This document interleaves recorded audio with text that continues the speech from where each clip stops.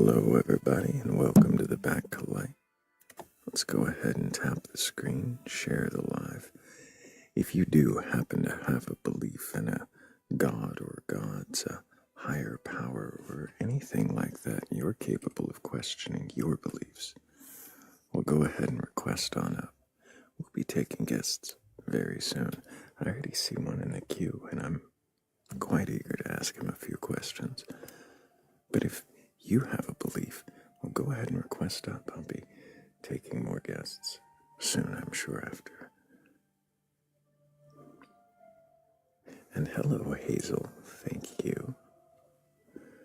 Also, hello to both sidesing. Delilah Scissors, Austin, and a Bible. Just what I heard. Good to see you. Here's a good to see you as well. Hello to Dimitri's Truth, Demon Harlot, and Sweet Tooth. Swish's Sweet Tooth. There we go. Also, Matrix Recoded Cat in a Bat. Good to see you. Soul Cooker. Good to see you. Jeff Boyce. Welcome in. Raldo, welcome. And also Brian's Big Boulders. Welcome in. I think, let's see, we're almost to 2,000 likes already. That's amazing, guys. I think we could go ahead and take a guest here soon. Let's swap out for our questions. Hello, Artificial Red. Good to see you. Welcome in.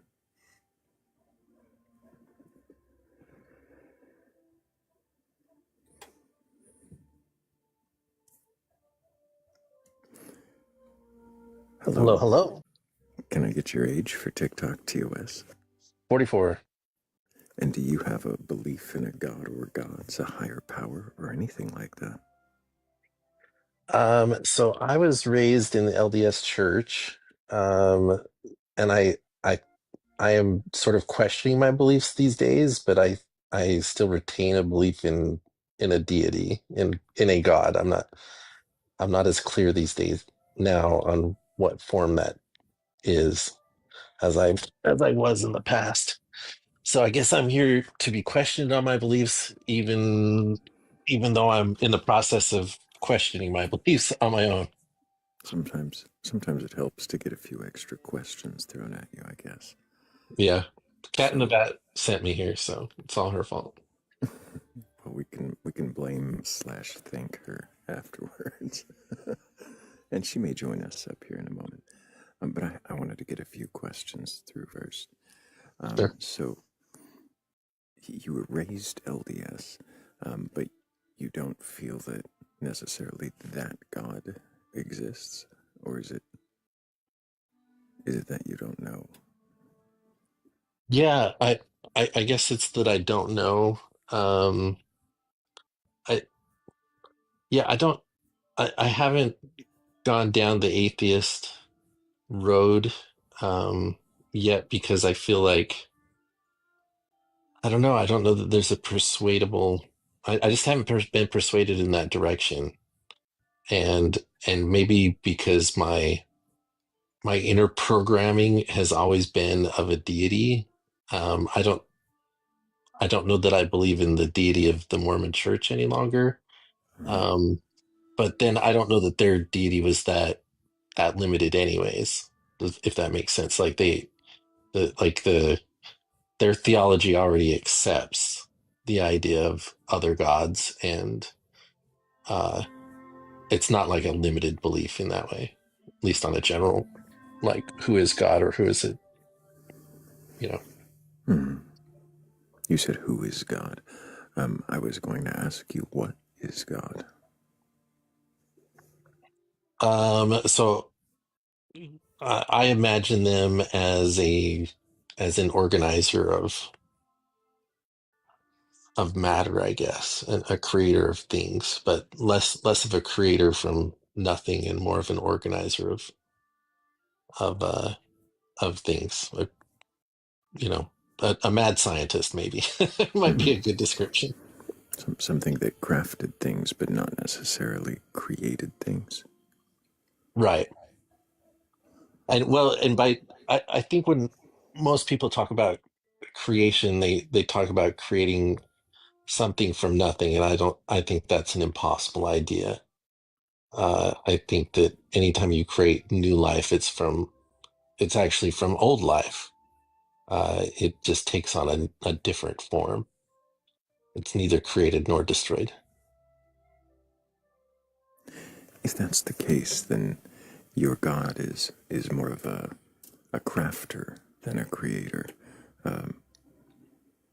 an artist that works with a medium rather than a maker of all things. Right. Yeah, I think that's a pretty good description of it. Did something create that medium? Yeah, so that's the question of, the infinite backwardness, right? So I don't know that, yeah, I don't know. Like when we look at the universe, they talk about the idea of a Big Bang theory as like the creation of things, but that's just because the universe seems to be expanding from a point, but our but we can't know that that's correct because our limited view is from our own existence. And so is it expanding from a point or is it moving towards another one that we just can't see on the horizon of the cosmos? So I guess I just have to say I don't know. I don't know. It's a good answer. So you're artist, God. What is it that makes you think that there is such a being? Um, yeah, so part of what makes me think of such a being, there was actually an atheist that gave a pretty good example of how I see this. He said if you were walking on a beach and you saw a sandcastle there, you wouldn't think, oh, that sandcastle just happened on its own. Like you can see the sand, but something created the castle. And and so like I can see all the elements existing as they are within our world, and I'm just talking about our world, the earth, right? And I see that they've been combined in a way that sustains our life, that if it deviates just a little from what it is, that substance ceases to exist. And so that makes me infer that there's some sort of intelligent design to it, not just happenstance. You say the sandcastle example. What is it in our reality that is the sandcastle? Um, the fact that we have an atmosphere around our world that protects us from the sun's rays just enough to not burn us up, but lets enough of it come through as so as to provide nourishment for all things that grow. If it didn't do that, would we be here to make that observation? We would not be, no, because we wouldn't life would not be able Hmm. to be sustained here if that was not a thing. So, because we find ourselves on this planet that accommodates our life, you assume that it was made for that accommodation? I do.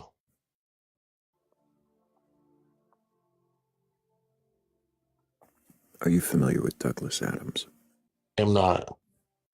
He wrote the Hitchhiker's Guide to the Galaxy. Oh, okay. He, Yeah, I haven't he ever won't, read that book, but I know of it. it's not from that book, but in another one of his works, he makes an analogy about a puddle. He talks about, I won't do it justice, but he says, imagine a puddle in its environment, in its hole in the ground.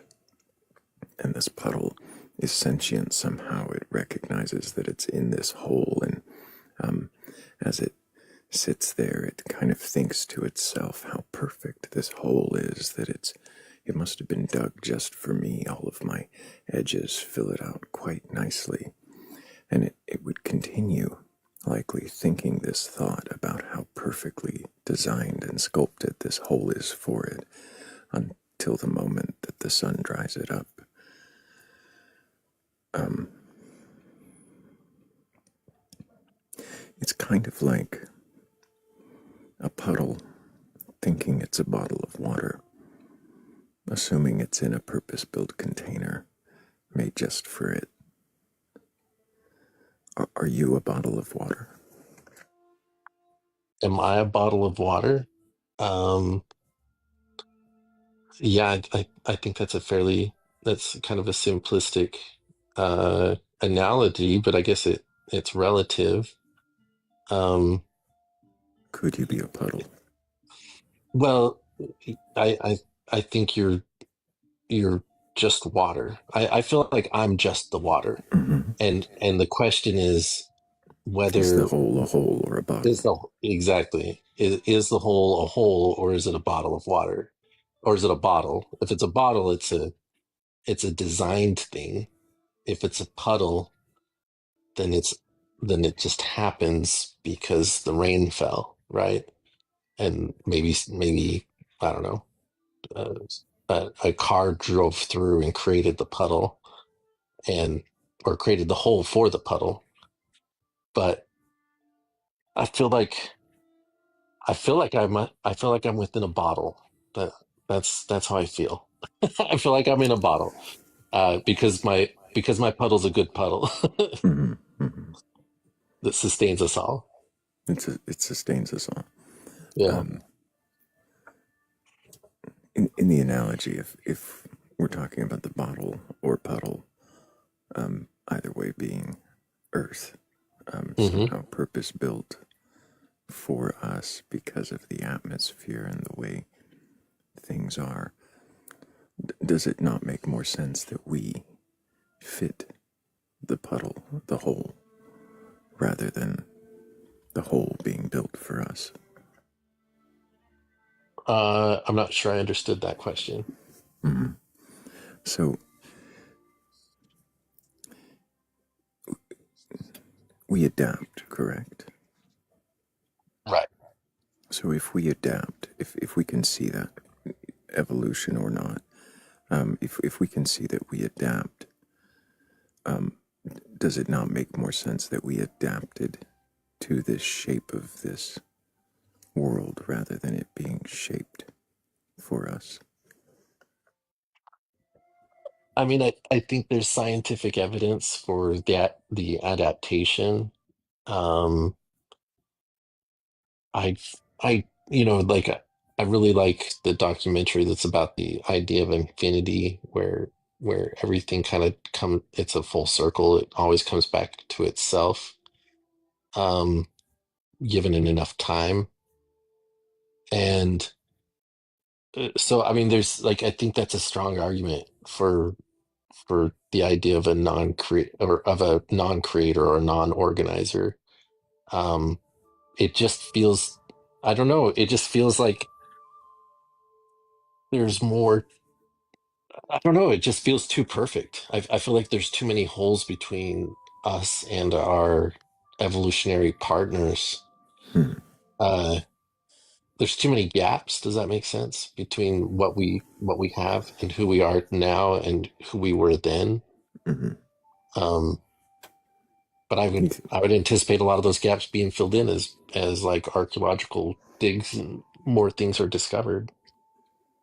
do you leave room for those gaps to be filled by something other than God? Yeah, so I guess my view of a creator, or a god, is that they use the tools of science and evolution or whatever, to accomplish their design. So what if they want to design something like Earth with the being like humans, um, that that the evolution or the science behind it is how they did it, Hmm. rather than and what they did was kind of the holistic creation. So I think it allows space for I think it allows space for science. Really quick, I'm going to talk past you, but Sure. I just need to make sure I thank Birdie's Delilah's Scissors me, Artificial Red, and Hazelnut for helping with our goal. Thank you guys so much. I appreciate you. I wonder, do you need for there to be a God? Do I need for there to be a God? Um,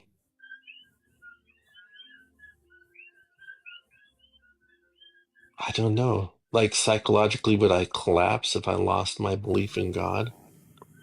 That's a good way to frame I don't think I would. Only because my collapse happened when I lost my faith in my faith. it. Hmm. Um, What so what caused yeah. that, if you don't mind me asking?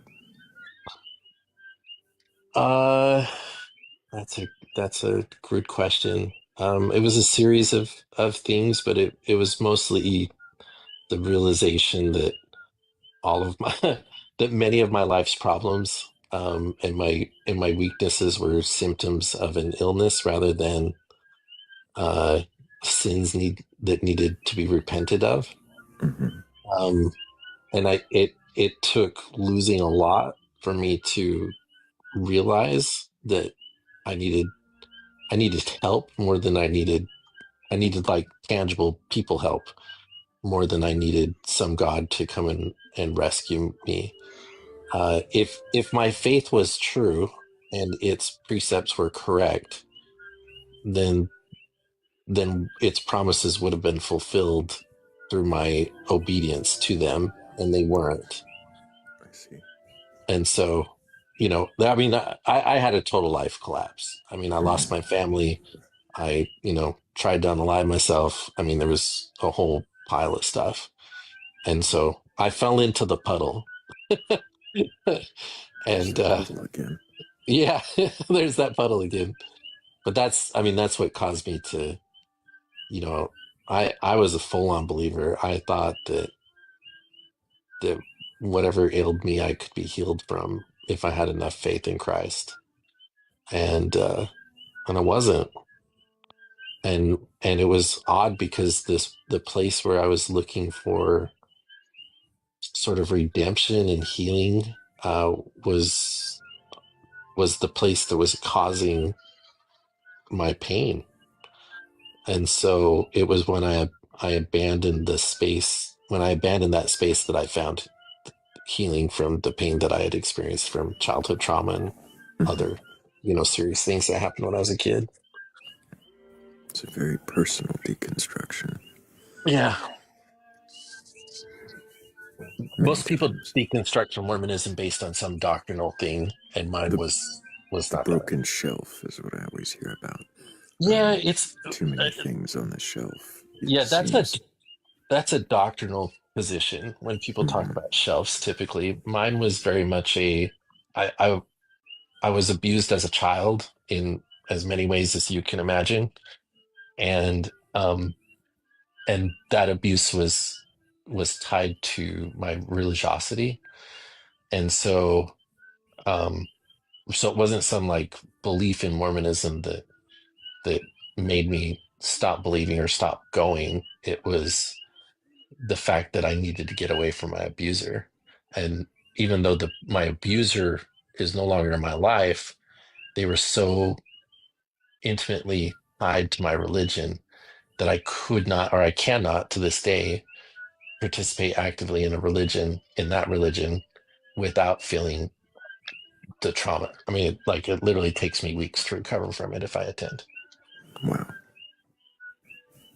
Yeah. Do you still believe in any of the tenets or the lore of Yeah, LDS? I think there's only two things that I've left some space for. Um, I've left space for the idea of a deity, and I've left space for the idea of a Christ figure, but that's it.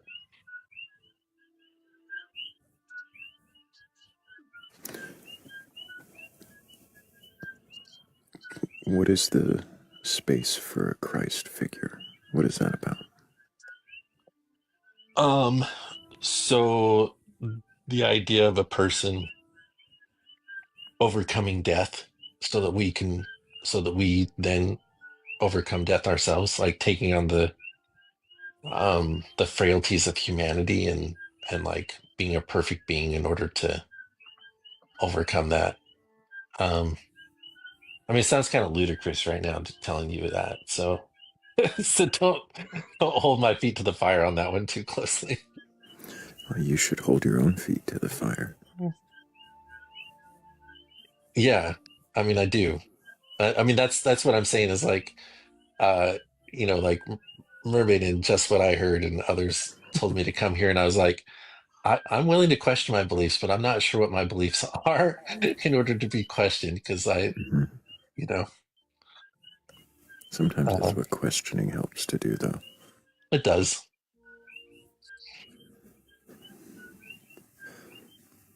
So you leave room for a perfect being, a perfect human, an example. An example, yeah.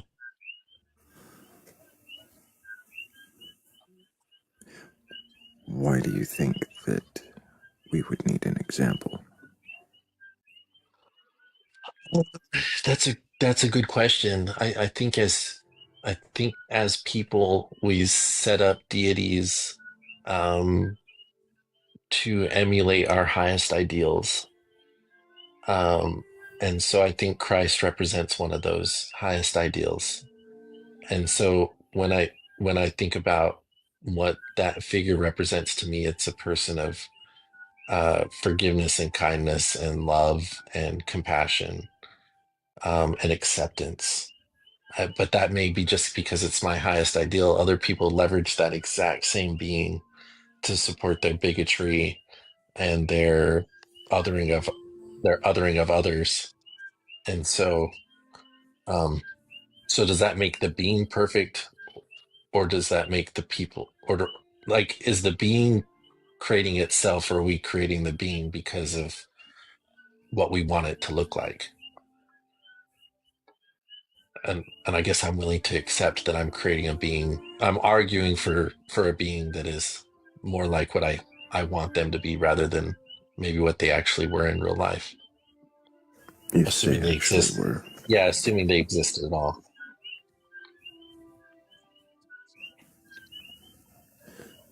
So a fantasized ideal that you recognize could be a fantasy.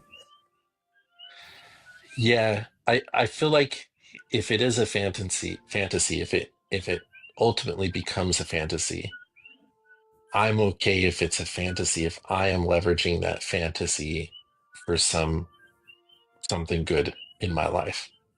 If I'm using it to, feed the poor and clothe clothe the naked and all those, like, the highest ideals of Christianity that I don't think we pull off very well, but they're still written.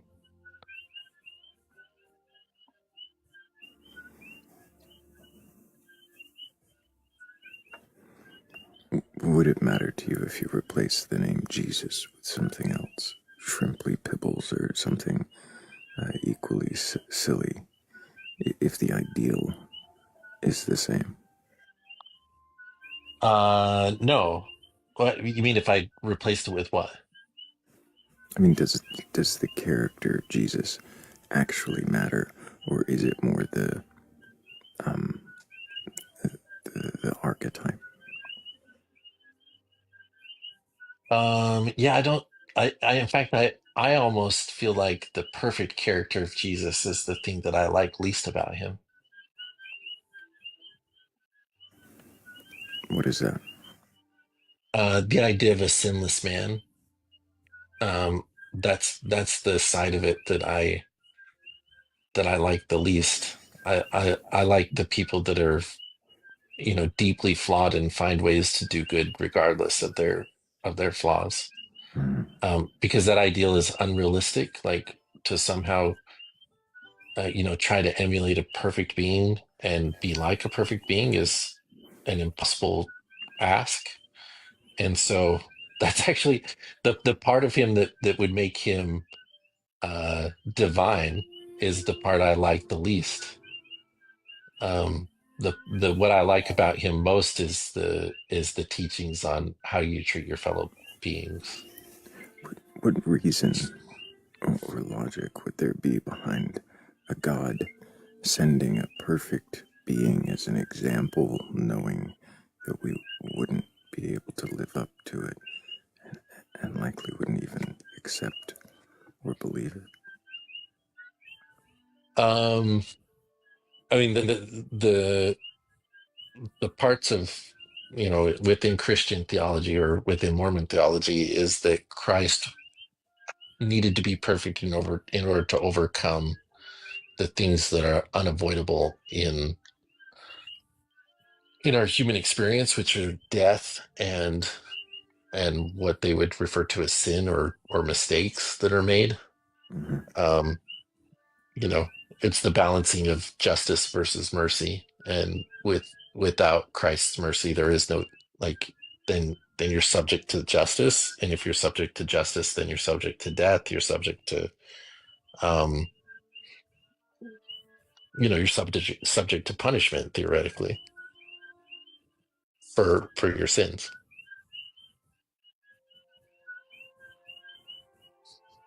So, I mean, that would be the reason. I mean, that's the reason why that character is created Mm-hmm. as a sacrifice. I mean, Jesus is not unique in, Does it uh, make sense in your mind? Does it all come together as logical and reasonable of a God, of a greater intelligence to do? um, yeah, I don't know. I don't know. When you think of a God, the artist that forms this supposed water bottle,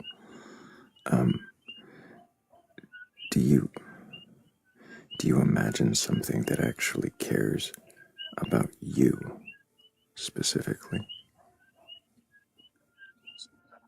Um, like as an individual, Mm-hmm.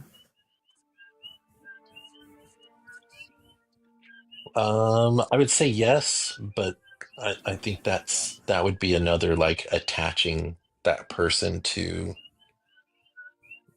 um to how I feel as a creator of beings, right? So like I created four beings Mm-hmm. with the help of my spouse, and I care deeply for them, and so I can't imagine a creator of people or worlds um that would just not care. But that begs the question of, well, then why is there suffering in a world where they care? Because that's clearly an uncaring being that would do that to their children. um and I think that's valid. So either my understanding of it is imperfect, or their way of doing things, or the way of doing things, there's no way of creating creations like humans and avoiding suffering. Like the suffering is inherent to the creation, and I and they must not be able to do anything about it.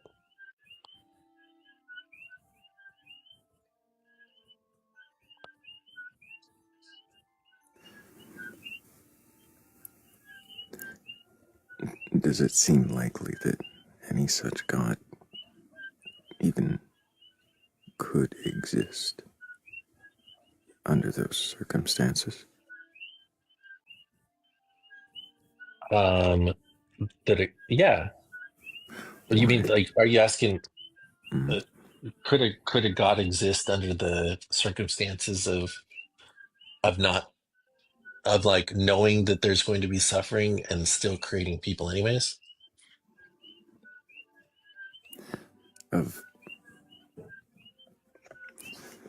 Of creating um, this biosphere, this bottle, putting us here, um, being in some way uh, caring for the individuals while unleashing or allowing mass suffering. Does that even seem, does it seem more likely than things just happening in a world absent that kind of control? Um, yeah, so that's, I mean, that's a good question. I think that, I mean, I always have to just assimilate it to, what I've done as a person. Like I brought beings into this world knowing my own suffering and knowing that inherently they would suffer as well. And so does that make me like unkind or evil? I don't know. Maybe partially because I'm allowing, I brought four people into this world that I love so deeply and yet passed on my genetic flaws to them. So, Are, so are that's a you a tough. creator of worlds, I of, am. of entire worlds? You put them in the whole world that they're in, knowing all the Yeah. I mean, if interactions they could face. yeah, I would assume that if if evolution is a thing that we all are, because we're all cogs in a wheel that is going to, if It's not quite the same, though, as you alone having control over the entire world, making the bottle before putting your children in it. yeah, I guess I don't see the creation in that way any longer, where it's just like, hey, I'm going to create the bottle and then I'm going to fill it with water. Um, I see it more as a progress sort of thing where it's like a little at a time.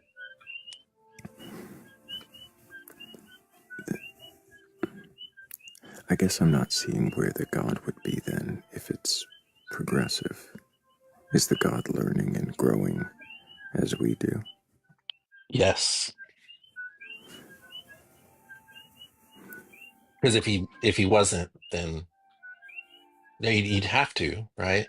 Like if we learn and grow, they learn and grow through our learning and growing. Like I've progressed as a man by having children. Hmm. I've learned and I've grown and I've felt things that I didn't feel before.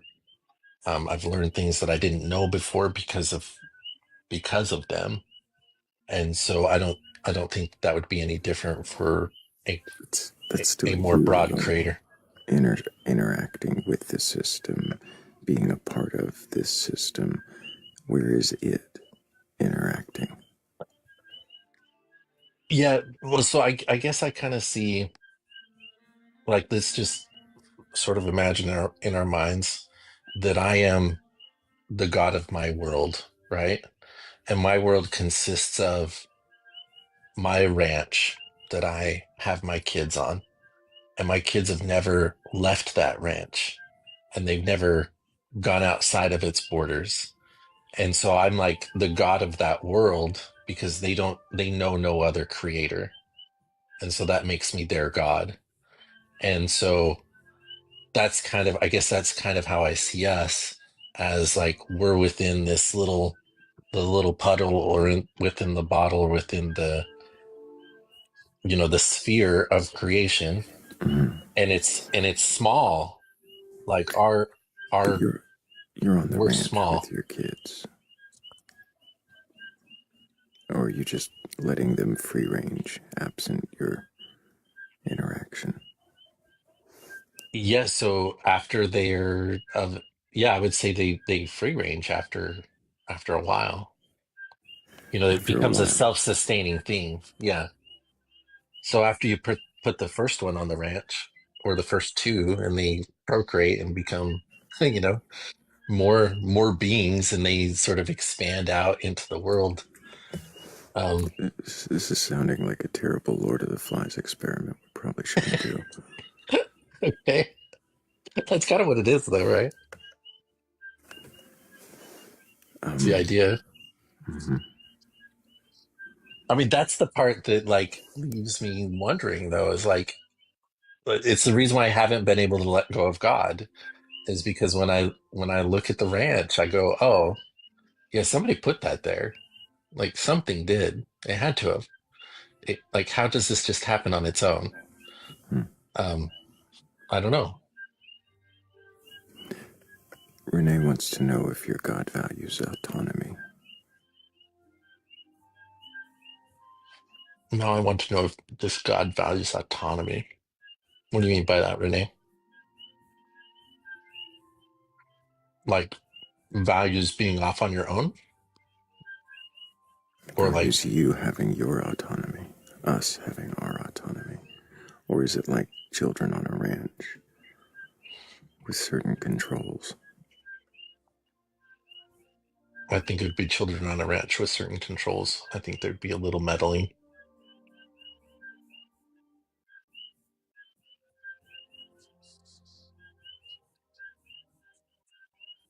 Exactly, Thrayle. So do you Well, think, look at you guys, all symbiotic. um, do,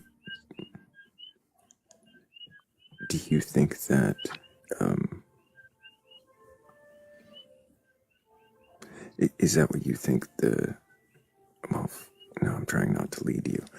Um, You're like a good therapist. You're like, I'm not going to do any leading questions. well, I do a lot of leading questions. I'm just careful about how I employ them. Um, do you, do you think it has given rules before? Do you think my God has given rules before? Mm-hmm. Yeah, so I think that some of the rules are inherent to nature Mm-hmm. and just are because of like if you combine two chemicals, this is what happens, sort of thing. Um, and then I guess others um would be limited, but probably exist. And now Is you would that ask me, well, what are those rules? I don't know what those rules would be right? because clearly we're just kind of out here freeballing it for sure. Kind of seems that way. Yeah. Doesn't that first set just seem like the environment? I mean, the state of things on the ranch. I like how our bottle of water turned into a ranch somehow. But Still a because bottle. it's still a bottom. I mean, it's a our. It's because we're more like we're on a ranch. You know, we have pieces of land, we have bodies of water, we have we got to grow our food and consume it, and we got to be good stewards of our property or our place Mm-hmm. if we want it to be sustainable for our the people that come after us. Um, that's why I like the ranch analogy more than the water one But because it's more dynamic. it's still a wild place, and we're taming it. Yeah, it's still a wild place and we're taming it or controlling it. Mm-hmm. Not even necessarily taming it, but just like If it's a wild place and we're taming it, or we're utilizing it in the ways we do, is is this really indicative that a god made it for us, or that we have adapted to it? well, okay, so let's continue on this ranch analogy, right? Um, if I go to plant a garden on my ranch, then in order for my crops to flourish, in order for them to be able to be sustained, before I put in the tomato seeds, I got to remove the weeds. And then I got to tend that garden and continually remove those weeds. And so if I think of like, what is it that needs to exist for life at all on this earth? That's the part that I think a creator would have done is removed the weeds of whatever the limitations were around our existence, life on Earth, and specifically human life on Earth, what weeds needed to be removed cosmically in order for our life to be sustained here. And I think that that's the act of the creator.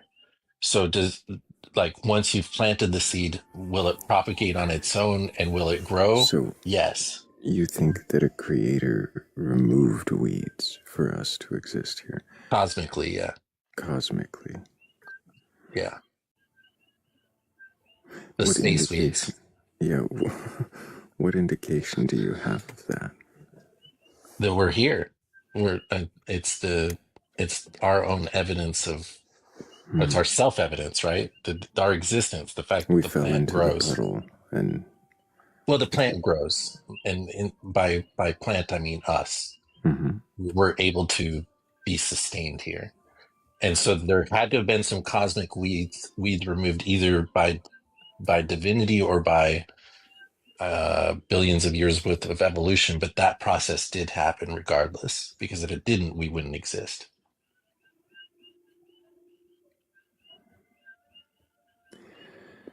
Hmm. Oh, You, hi. hi, Kat. Did you not know you were up here? I had no idea I was here. We've been You've listening been to here the this whole Koki this time. whole time. How long have I been here? A while. Like 10 minutes.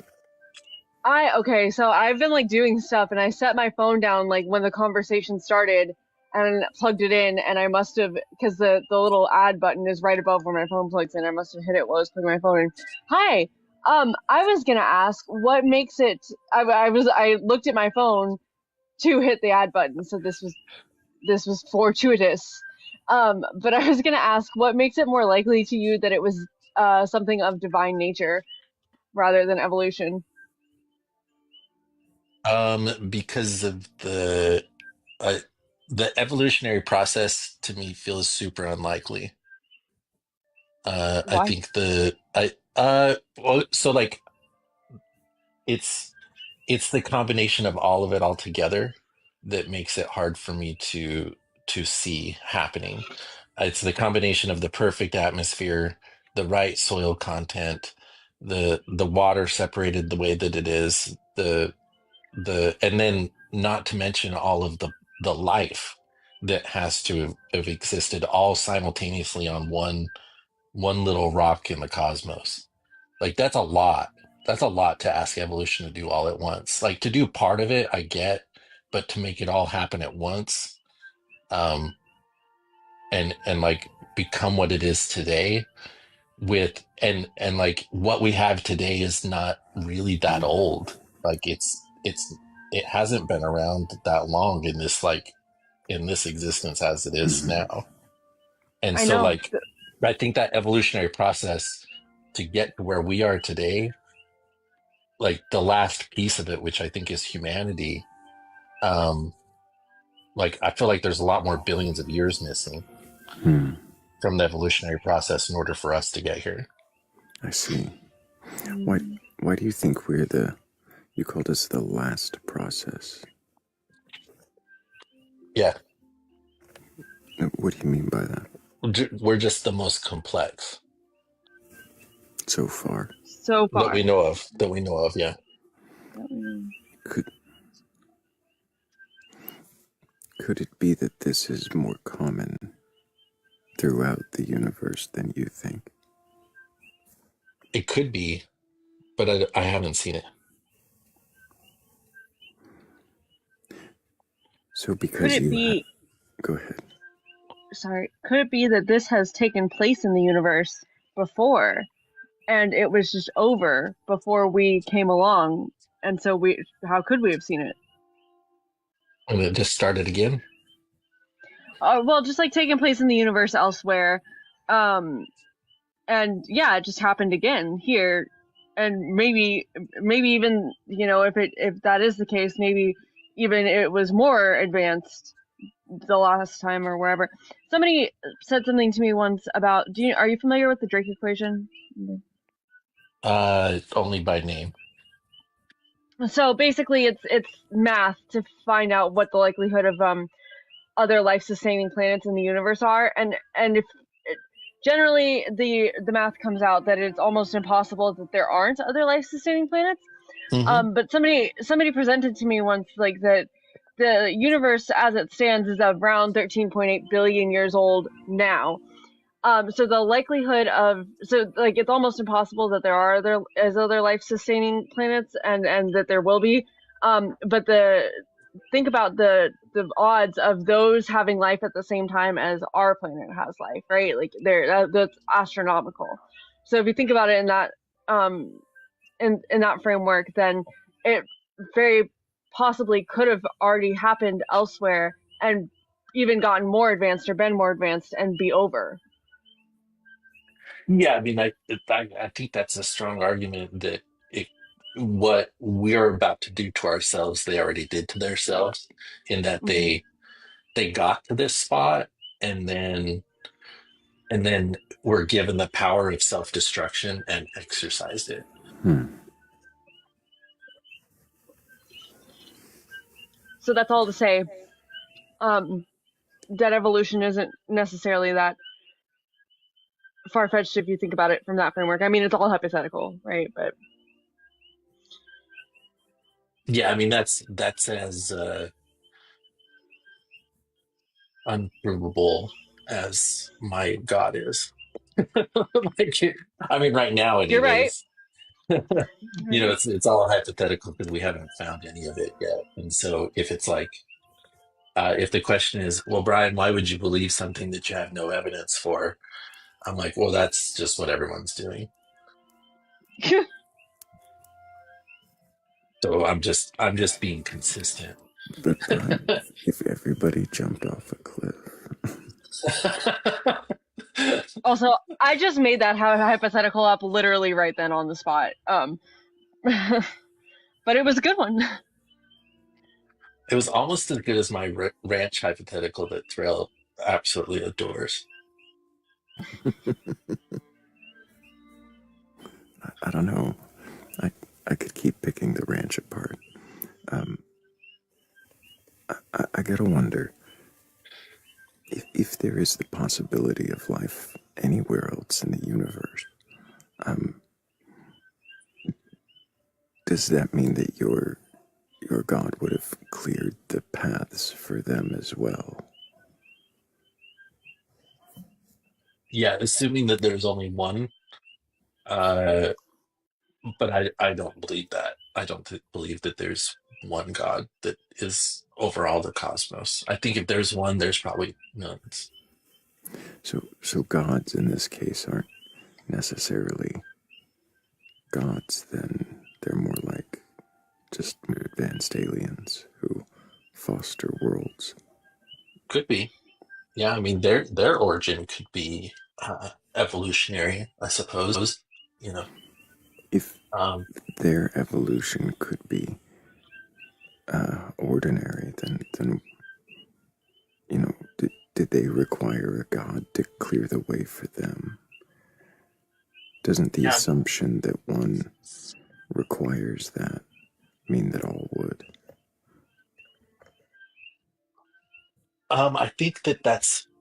I think that's a fair question. Uh, the reason why I'm okay with them having been created through the evolutionary process is as opposed to us, is because I have no the only thing I have evidence of as far as like how much time has passed during our evolutionary process is us. And I feel like the evidence, that's what I'm talking about, the gaps in our evolutionary process as Mm-hmm. humans. I think there's too many gaps to So, explain it can you give as me an pure, example of a gap? just like, just as you look at um the numbers of people that exist today and like our sort of our ancient, whether you're talking about Neanderthals or others, I think there's a lot of gaps between them and us today as far as, I mean, I don't know, go look at, their bone structure versus our bone structure, their intelligence versus our intelligence. I think that there's just a lot of gaps in there. And I would expect to see a more fluid like transition, the way we see in other mammals, um, that their evolutionary process is a little more obvious than the human evolutionary process. But I'm also not an evolutionary scientist, so I'm just completely full of shit. So, Could it be that once a human face, at least from your layman's perspective, um, gets past a certain point, you you you see it as unrecognizable as human, so therefore you see it as a leap, when in fact it may just be a subtle change from the next state. Could it also be that you don't have quite the full scope of the links in the chain, so to speak? Yeah, I think, yeah, I definitely do not have all the links. I definitely don't. I don't even have an understanding of our current links. I mean, I could chat GPT it right now and get a pretty good, Mm-hmm. like we've been blessed with this, like we can ask a machine that has gathered the learning of the world, and it'll just kind of spit out a little mini essay on any given subject at any given time that's super new, right? Um, and Sometimes it like makes shit up too. it Oh does, yeah, like it doesn't always ChatGPT. get it right. No, ChatGPT is wrong all the time, and also it cheats at chess. Oh yeah. Yeah, it's funny that it can like compile everything, but it still can't play chess. Um, but the idea still is true, right? So like if you put in a Google search or a chat GPT or whatever, you can, like, I could become pretty well educated on what evolutionary evidence we have today within like 1 month study. Now, if I wanted to go and try and discover new things, well, that's a lifetime worth of process. But if I want to gather and summarize our current knowledge on that subject, you can do that in 30 days probably, and get like 80% of the understanding without having to like jump clear into the science. So, um, but I think if I did that, I don't know that I would come out with more. I don't know that my position would change given that extra knowledge. I don't think that my gaps in knowledge are so significant that my premise is flawed. They could be though. Brian, Yeah. does God have to exist for it to be meaningful? For life to be meaningful, No, for God. Does God have to exist for God to be meaningful? does God have to exist for God to be meaningful? No. Why not? Um, because uh because we assign the meaning. And so the entity doesn't have to exist in order for us to assign that meaning to it.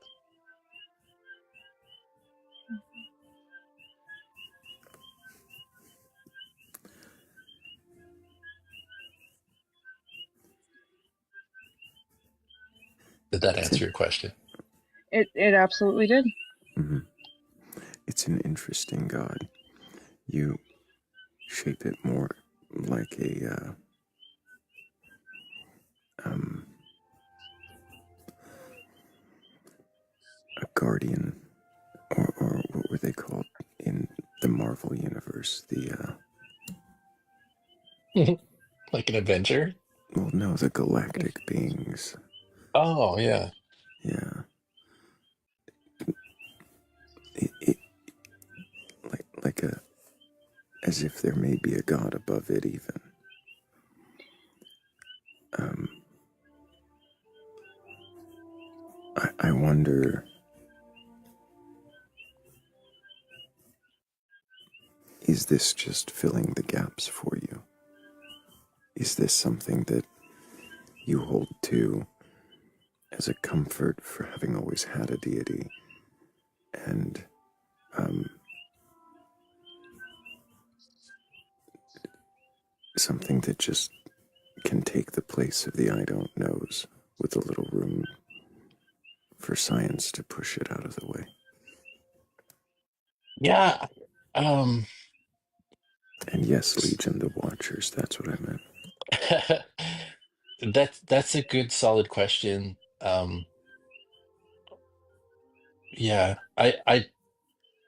So for me personally, it's like every time I enter, and I host a lot of religious conversations, and And a lot of times I go into like other religious lives and I ask them, so like one of the major differences between Mormonism and like mainline Christianity is this idea of the Trinity. The Trinity is like Jesus, the Father, and the Holy Ghost are one God. And in Mormonism, they're separate beings and they're separate gods.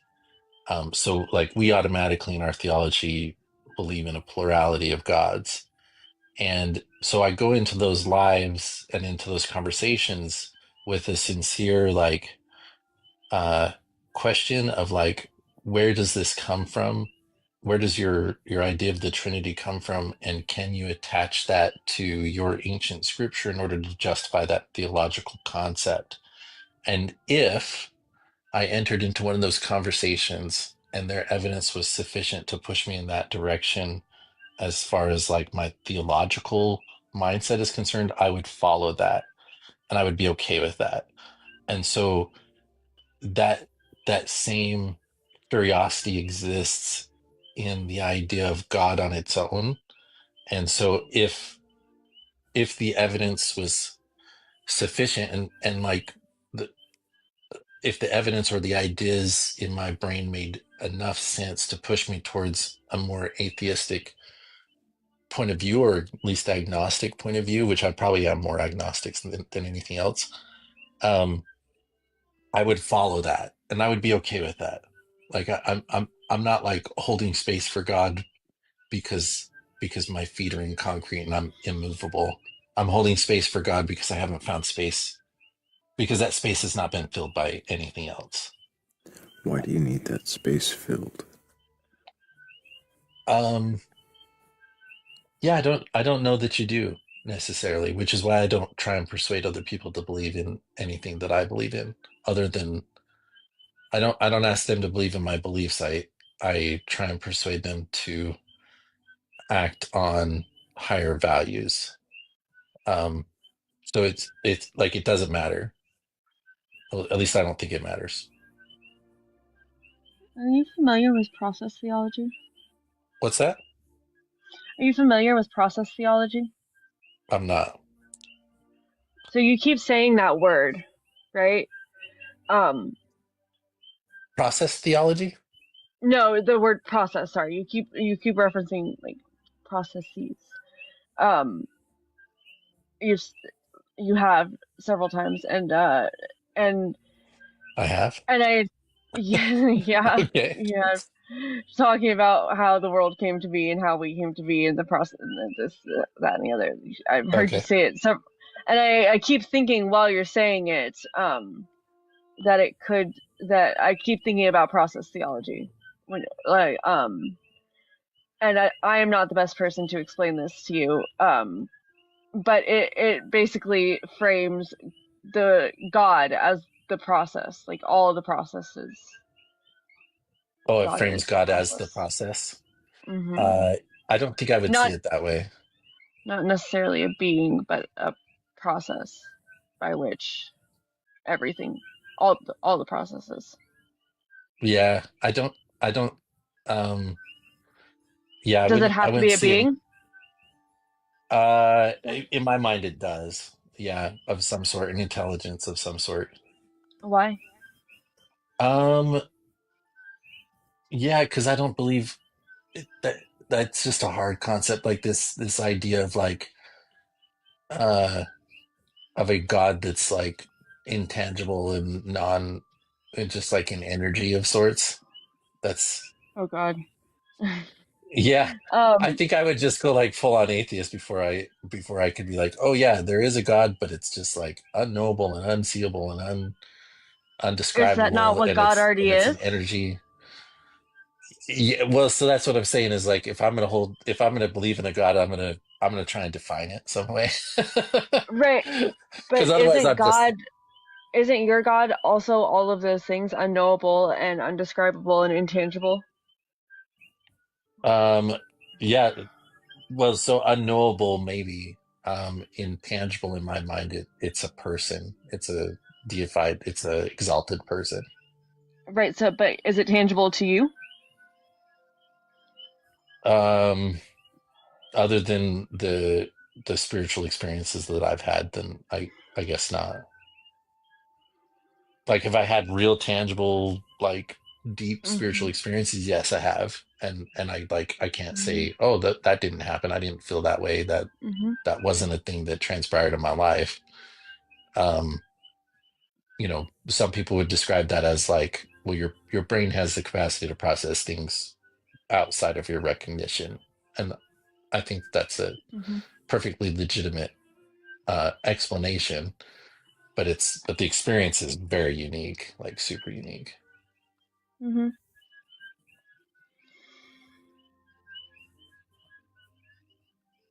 If that makes sense. I don't know if that makes sense. Mm-hmm. No, it makes it absolutely makes sense. I just normally would say, well, your brain has the ability to like allow you to perceive and feel and experience things that aren't there, but you just touched on that, so I don't need to say that. I do. Um, Yep.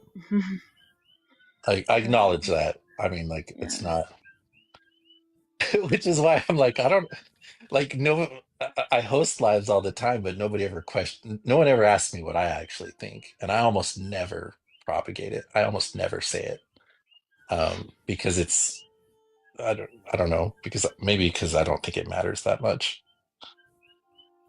I think it's less important. I think it's less important what I believe, and it's more important as what I do and how I treat people around me, and what sorts of positions I try and propagate in the world. Um, like I think it's a exercise in futility to try and lead someone away from their faith, or away from their belief, and so I try and persuade them to use their belief for good rather than say, you know, how you Mm-hmm. can't believe in that.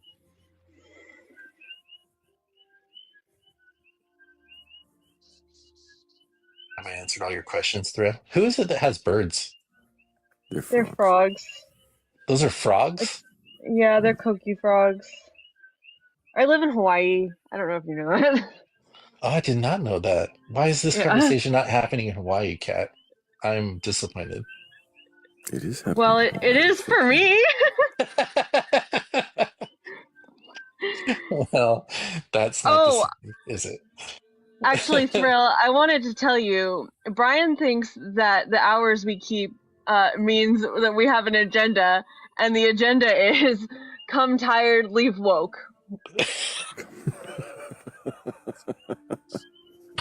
She told me you guys start at midnight. I was like, oh my gosh. What is going on? But my kids don't have school in the morning, so I was like, I'll stay up late and talk to these hooligans. I knew Thrill would get a chuckle out of that. I'm tiredly It's an woke. it's an interesting slogan. I might need it. You might what? I might need it. I might use that. I always thank the sleepers at the end of the live, because I know people come in here just to sleep. It's such a nice thing to sleep to. I did it last night and it was so nice. Did you really? Yeah, I fell asleep on the panel and then I sleep requested up onto the panel, and then I woke up and made some instant mashed potatoes and listened for a while, and and then I came up right at the end and you guys questioned why I don't unalive things. I remember that. I just remembered that. I wonder Renee's a why they sleeper. questioned that. But Brian, I do have, I guess, one more question. Sure. I think you've kind of already answered it, inadvertently. But if you did wake up tomorrow and find that there was no reason to believe that any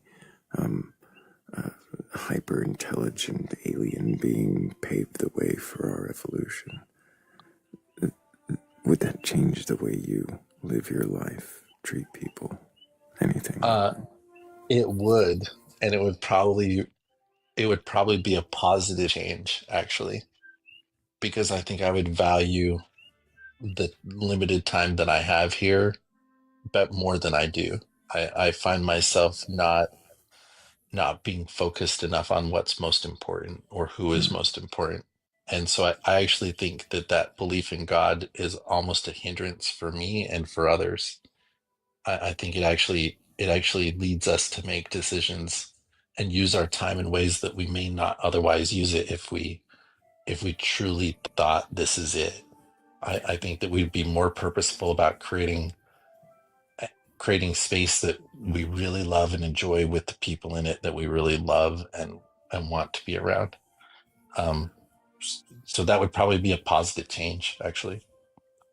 We didn't even touch on it, but do you have a notion of afterlife? Only that I hope there is one. Why? Because I just don't want this to be it. Like I just like this too much, and I like the people around me too much, and I'd like to have them for longer than this finite existence.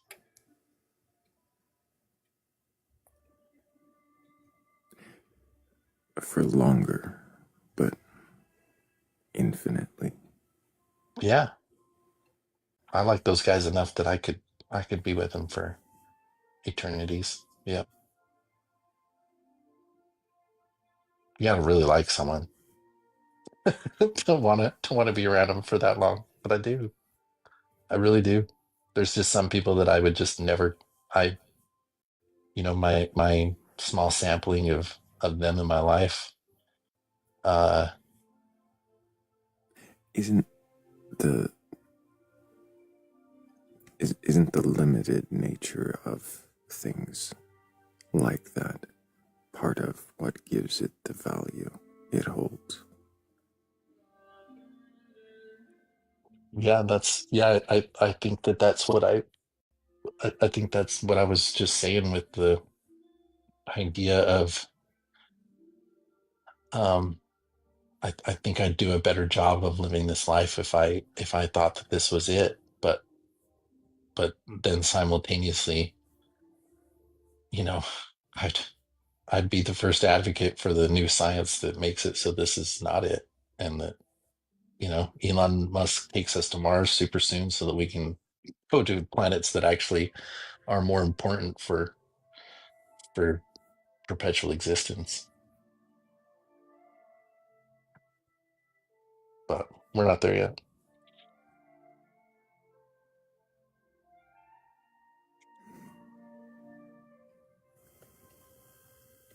Any other questions?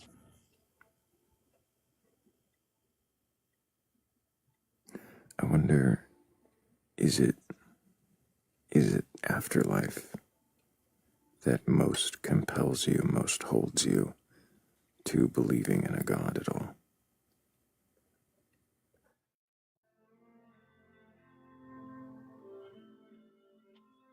I think that that would be what compels me to believe in a Christ. Creation is what would hold me to God. And I know that they're two different concepts. I mean, the idea is I know that in a lot of people's minds there's the same ideas, but in my mind, God is a creator and Christ is a savior. And so Christ is the one that allows for that perpetual existence, and God is the one that made existence possible in the first place. And afterlife is the strongest chain on that Christ belief. Yeah.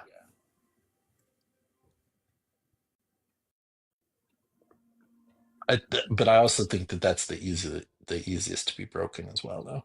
Mm. Like I think I'm more likely to lose my faith in Christ than I am my belief in God, because like I can't deny creation. I don't know about the afterlife. You say you can't deny creation. Well, Both I of mean, these are very juicy for questioning. squeeze that lemon. Well, I mean, you say you can't deny creation. You use the word creation as though to imply that things must be created. Yeah, But again, that still seems as though an assumption of a water bottle. You mean a ranch? I get what you're Um, saying though. a ranch. The ranch is a wild thing that you tamed. Um, Yeah, but I well, get so you. when I say I can't deny creation, it doesn't mean I can't deny a creator and just creation, Hmm. its existence. Just that Um, things exist. yeah, like that is like I am here. I But know that. doesn't that imply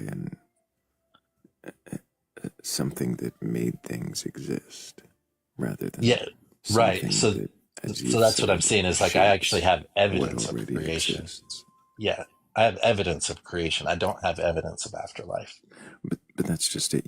You have evidence that things exist. How is that evidence that things shaped things to the way they are? Um, yeah, so that's the question, right? Is like um in order to in order to end up with a final product, it had to have gone through a process.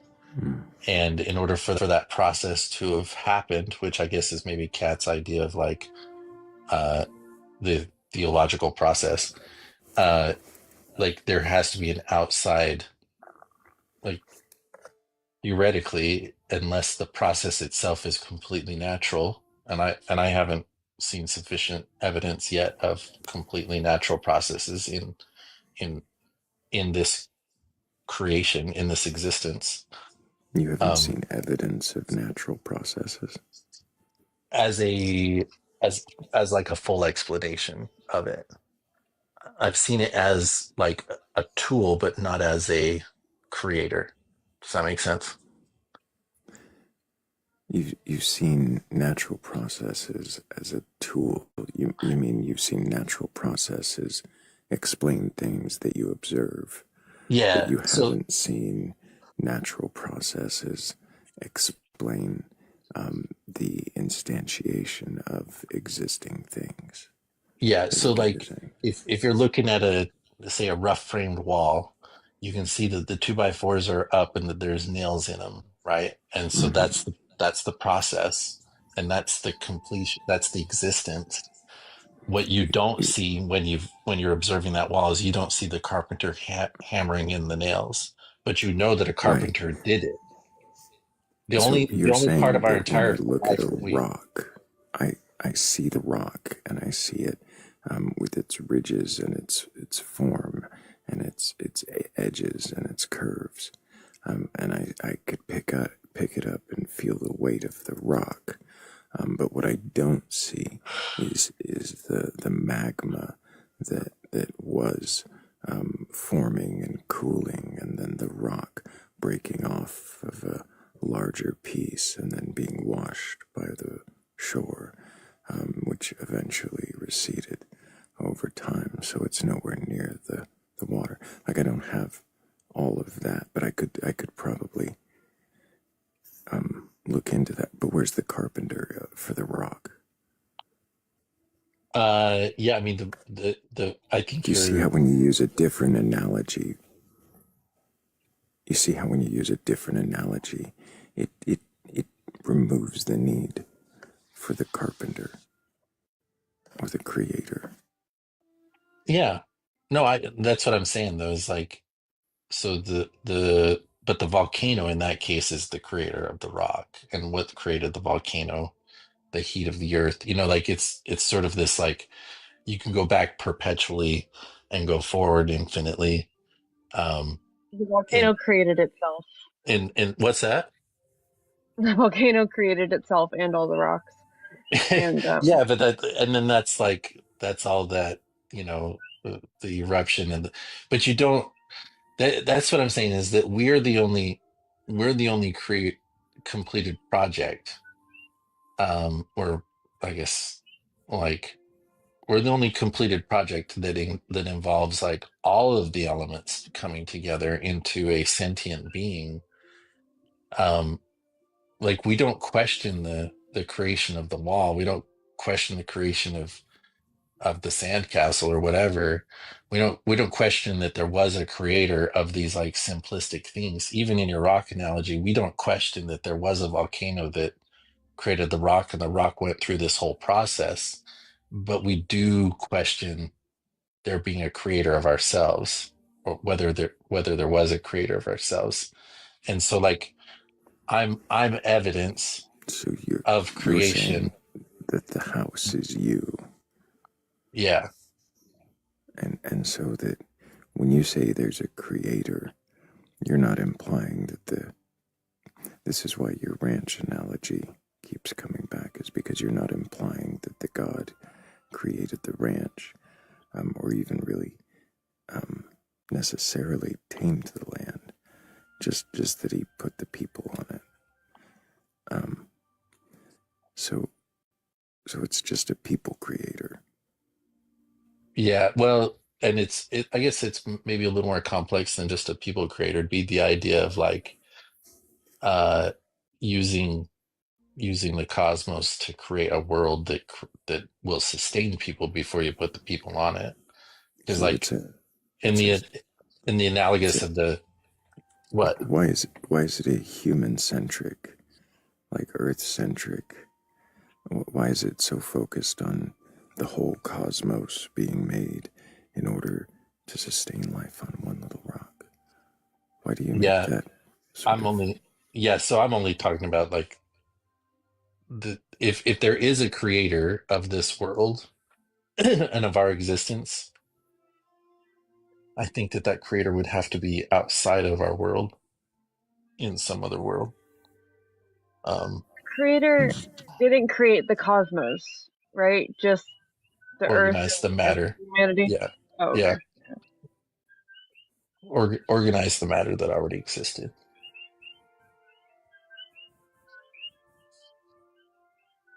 Sounding biblical. Yeah. I mean, that's not really a biblical. I mean, It's a Genesis biblical thing. scholars. It Yeah, depends on they your translation. that What is it it when is when God began to when God began to create? create. Yeah. Yeah, in that Mhm. translation, the earth You, being formless and void already existed. yeah, you literally can't get past Genesis 1:1 without getting into theological debate with people. But We can get to most Genesis 2 without getting into. not Yeah, very far into it. we can get to 2, and that's it. But Well, so like most Christian religions believe in creation ex nihilo, or however you say it, like from Ex nothing, nihilo. creation, Yeah. yeah, creation from nothing. And I don't think that makes any sense at all. Mm-hmm. Which is why um, which is why I think that the translation, or the allowance of translation, because the translation itself doesn't really lead you in any one definitive direction of organizing, makes more sense to me, rather than creating from nothing, because that doesn't make any sense. I mean, how do you explain dinosaurs if it was nothing and it was all done like 10,000 years ago? It just doesn't make any sense.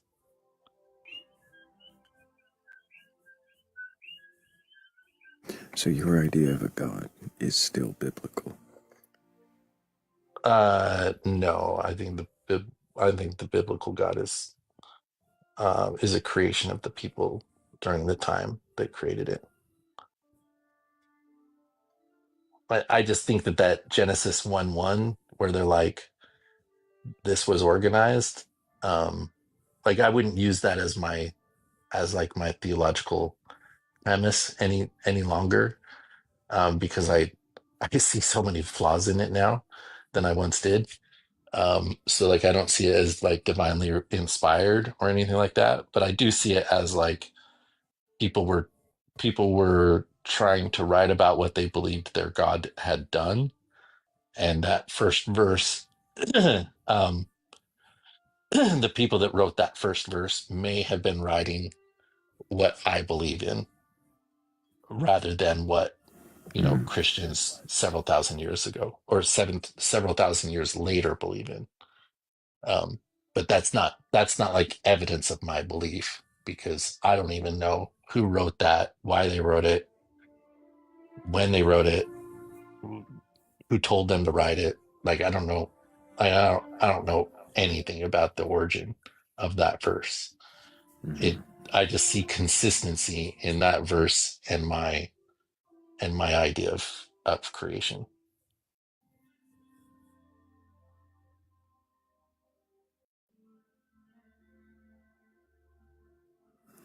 Um,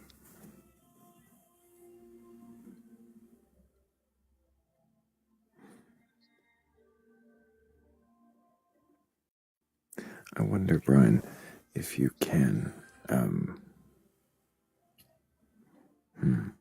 how you would question the belief that a God created us, well, formed us from what was there in these evolutionary leaps.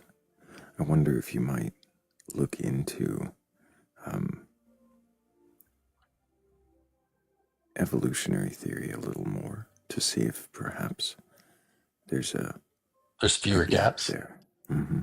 Yeah. Maybe there's fewer gaps than you Well, expected. now I will.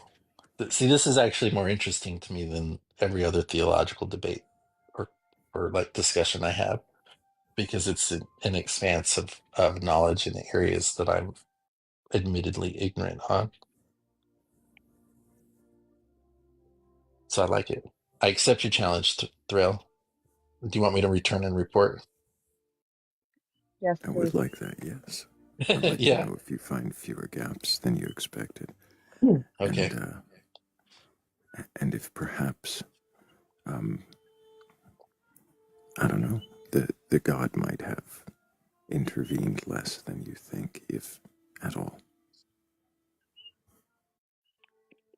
Yeah. I mean, I've listened to a lot of um, I, atheist content and atheists that were once Mormon, which is nice because it's easier for me to relate to and understand. But I have never gone into the science side of it, so I'm willing to do that. Absolutely.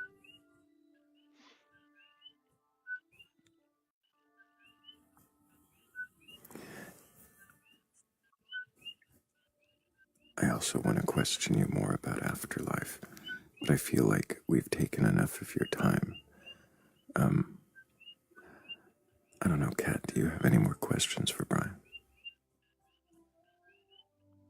Did it live up to the hype that it got earlier on your life? Did this experience live up to the hype? Yes. Yeah. Well, it was completely different than what I thought it would be, like 1,000,000% different. Um, but in like a pleasant way, if that makes sense. I'm so accustomed hmm to uh debates rather than like sincere questions, even though I think Thrayle does. I think he has an admitted, like, not necessarily agenda, but like purpose for his questions.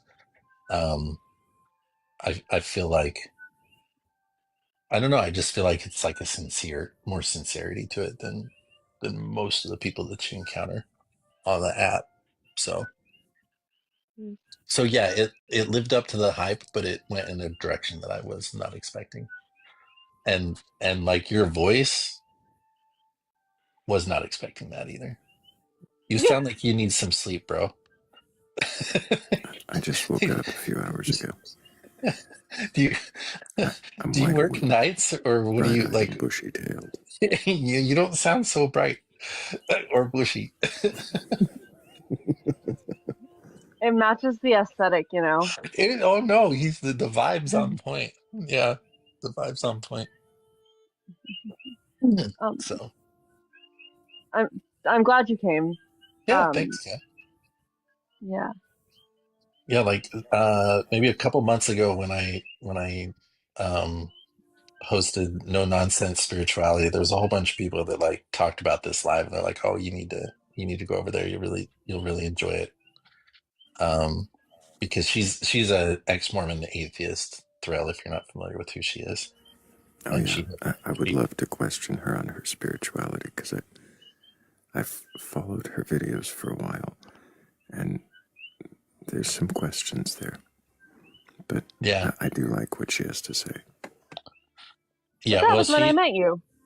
she stumbled into one of my lives one night, and I still owe her a sweatshirt that I told her I was going to make her, and I haven't printed it out and sent it to her yet. I do have the shirt though. I just haven't like made it. Uh, but yeah, we went on for hours, and she was very gracious with her time, and got into some debates with some of my friends that like wouldn't talk to me the next day because I kind of shut them down and didn't let them be assholes. So I had a little bit of like, repairing to do with some of my other relationships, but I don't know. Like if you can't offend your friends periodically, then are they friends at all? You know? So I don't Right. think so. I Who think if you can you can't, offend? yeah, like if is there an actual relationship there if you can't offend them and be able to make your way through it. So yeah.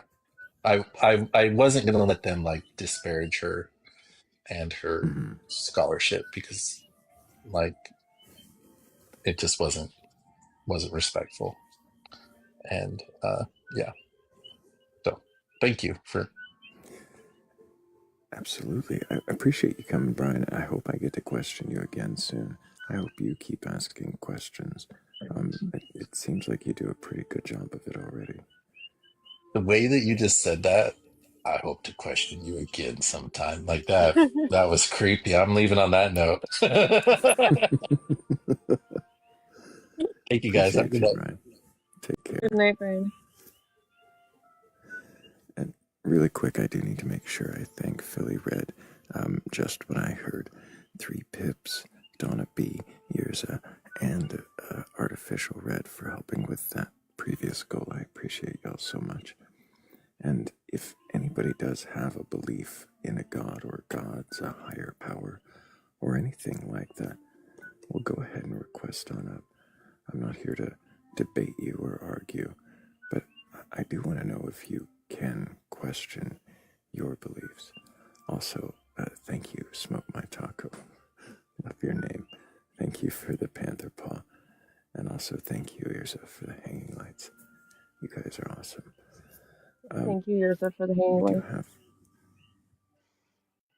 a couple of people in queue.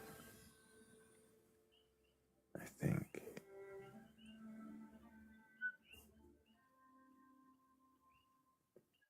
Not sure who was here first. There's a few of you been here for a while. So I'm gonna guess you That was might be so good. ghosts. That was good. I could see a few paths to question. Hmm. And he offered up an easy path, and I went the other way. You're welcome, Thrayle. Look at me out here. Mhm. Renee has should be thanked too. Renee Yes. definitely helped solidify this because I was there earlier today, and he's like, "Oh my gosh, I was there earlier today," and Renee was she was questioning, for lack of a better word, a Mormon, and thank you, Smoke My Taco. Oh my god, that's adorable. Um, he shook his little butt at us. Did you see that? Uh, uh, I did. and she like was such. She asked questions so beautifully and like it, so good. It was so good.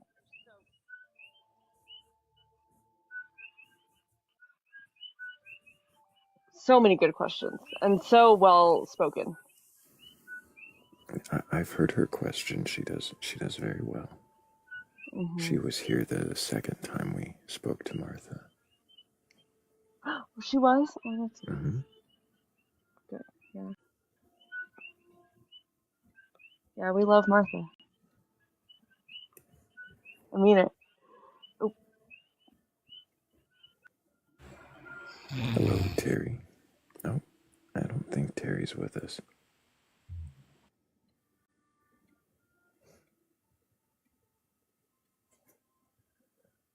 I didn't do that when I sleep requested yesterday, did I? No, no, we didn't know you weren't there. Uh, Oh, okay. we didn't know you weren't there for 2 minutes or about a minute.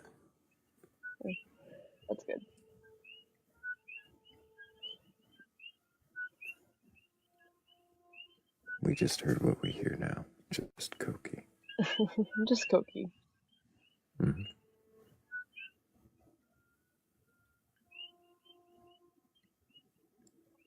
I have been going through the queue. Most of them are ghosts, as suspected. But if anybody watching does have a belief in a god or gods, a higher power, or anything like that, and you're capable of questioning your beliefs, we'll go ahead and request on up.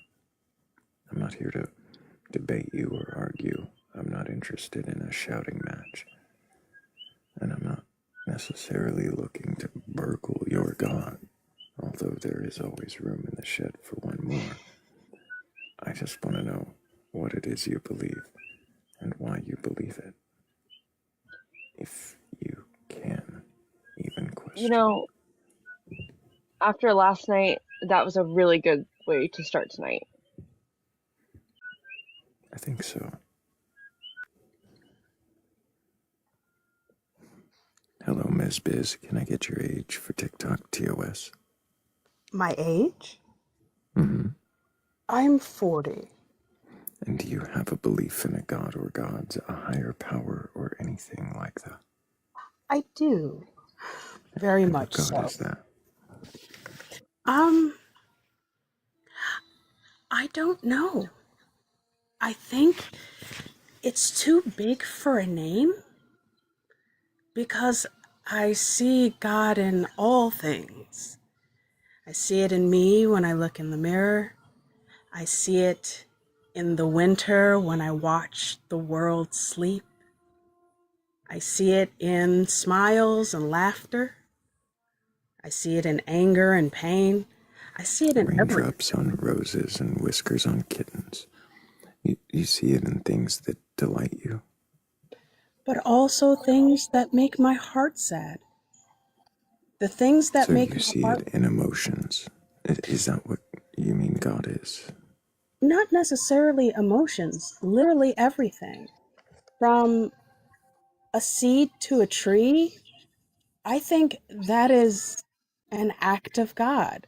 Creating a woman, literally becoming a bodybuilder and creating beings in their body, and then to feed the being that they pushed out with their body. Like, I think that Really quick, I'm it's a gonna God say thing. thank you to Hazelnuts, my taco, and Cat DeWitch. Thank you all for helping with that goal. I'm not hearing what you mean God is, other than emotions, awe. Is N- it? It's kind of like, it's very difficult for me to describe because I've been I've been deconstructing Mm-hmm. and decolonizing my faith, and I believe in science. I totally believe in science because science has a place, but it's God are the things that I don't have an explanation for. Mm-hmm. The encounters that I can't logically, reasonably, or scientifically disprove. I know it happened. And I mean, we all are the sum of our experiences, and there might be experiences that we've had that we can't explain away or anything like that. Sometimes I believe that too could be God. Like, there are stories of people. Why? Say again? Why use the word God? Why use the word God to explain the things that you can't explain or don't know? Because it's bigger than me. It's it's outside of my understanding. A lot of times when we know what we know, but we don't know what we don't know. And Mm-hmm. one thing that I was always raised to do was to question everything. So I do all the time. A lot of people get bothered by it, but I have questions. So I also Mm-hmm. question myself because it's important to challenge what you believe. So, if it's important to challenge what you believe, why have you not, or in, let me, that sounds loaded. Yeah. How have you challenged your assumption that a God is these things that you can't otherwise explain? Well, I do pray. I ask about things. I pray on behalf of others, and somehow, some way, it it it it happened. It worked out. It did like what I prayed. Uh, Sometimes Just very specifically, it happened exactly the way I prayed it, and that's not something I can necessarily understand. And some of those every things, time. every time, Every time you pray, your prayers come true 100%, yeah, like wishes granted. pretty much, yeah. But but I don't pray frivolously. Like if it's something major, if it's something, there are some things that I believe that there are a lot of people in the world who pray for things because it's a wish and they don't want to deal with the pain of it. But with me, I pray for the best outcome so they can become the greatest version of themselves and that they can live with So, joy, peace, and gratitude. so you say that your less specific prayers, your prayer for the best outcome, always is answered with the best outcome. Yeah. How do you know that the outcomes that occur are the best and affected by your prayer? Well, sometimes, okay. Um, how can I explain this? It's one of those things where if you like, if sometimes the things that look bad might actually be a blessing in disguise. So there So were, you're saying that even if the outcome appears bad, it will always be the best outcome. it can be, Is it always the best outcome because you prayed for it and so you assume it's the best? not necessarily Is because it? But it is sometimes. I want it to be the best outcome for them because Do you know? I don't Do you know know. what confirmation bias is? Yes, I do. How have you guarded your findings here against your own confirmation bias? Well, because basically what I do is say, I pray and I leave it be. Whatever happens, happens. If it doesn't happen, okay. If it does, okay. But it's not for me to decide. All I did was send good vibes and send a prayer up. That's all I can do in a lot of the situation. Send good vibes and send a prayer. So, in what way does any of this verify that your prayers are coming true and that your outcomes are the best? Well, I don't know. I know that when I I have the hardest time praying for myself, but when I do, everything worked out for my greatest good every single time. Even when I Have you didn't ever like it. thought to pray for, I don't know, world peace, and end to hunger, and to wars, and to suffering? Oh, all the If your time. prayer, well, All then the time. how? I'm sorry, I thought you said all your prayers came true, though. They did, but there are some things that I know it has to be a it's more for those things, it's more than prayer. It's a I see. collective action. There So are, you're, when I pray, I'm realistic and it's rooted in reality in my prayer versus like trying to say, oh, end wars and things like that. I would love that to happen. I would love every hungry belly to be filled, every unhoused so person to then, have so a then shelter. just to clarify, you don't, you're saying that the prayers that you say come true or are granted 100%, are the kinds of prayers where you only ask for realistic outcomes, Yes. that are vague enough that really no matter what happens, you could say it came true. Not necessarily. Oh, I There are see. certain things that I am very specific about. And I don't know when it's going to happen. I just a lot of times believe that it will. There are times that it doesn't work out the way I thought it should, but it still worked out in the way it needed to in order for my greatest good. How do you know? How do you know that it needed to? Because a lot of people, me included, a lot of people that I've talked to, a lot of my friends, because we have these kind of discussions a lot. But when it comes to what we want versus what we need versus what we think it should be, it makes a world of difference. Because a lot of things, the things that we want, we don't actually need.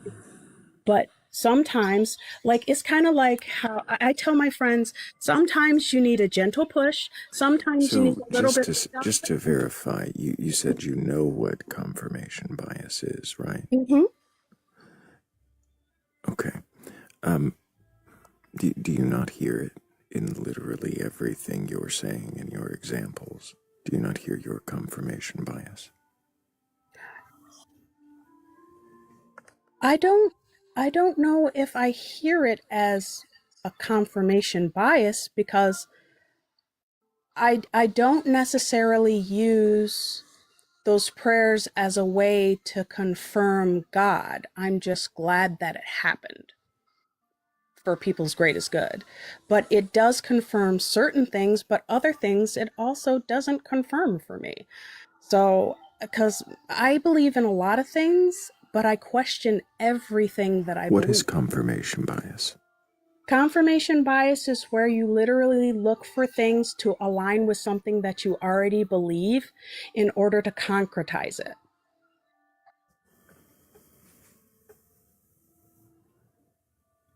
Am I wrong?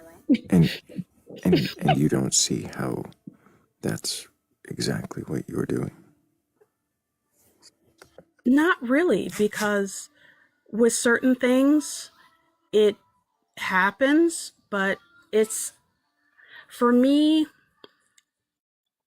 a lot of things have to come a certain way. And when I realized that that's the confirmation bias for me, and like I'm still unlearning a lot of things. I'm still in the process, so please bear with me. But one thing for me is I don't look for things necessarily to confirm I'm right, because I also look for things to confirm that I'm wrong. Because there are sometimes I do want to be wrong, because I know that I don't know. Praying for things that you think are unlikely is you looking for things that will prove you wrong. Well, I I'm really big. I'm more of a realist than anything else. I know that there are things that I cannot explain that I have experienced throughout my life, my 40 years. And there are things that I can absolutely explain in reasonable, logical, but I'm skeptic about a lot of things, but there are just some things I like they were literally acts of God for me. Like I don't know. Literally acts of God. How can you I can't question that? explain it. How Huh? can you question that absolute dogmatic certainty? Well, it's for me, it's not as much.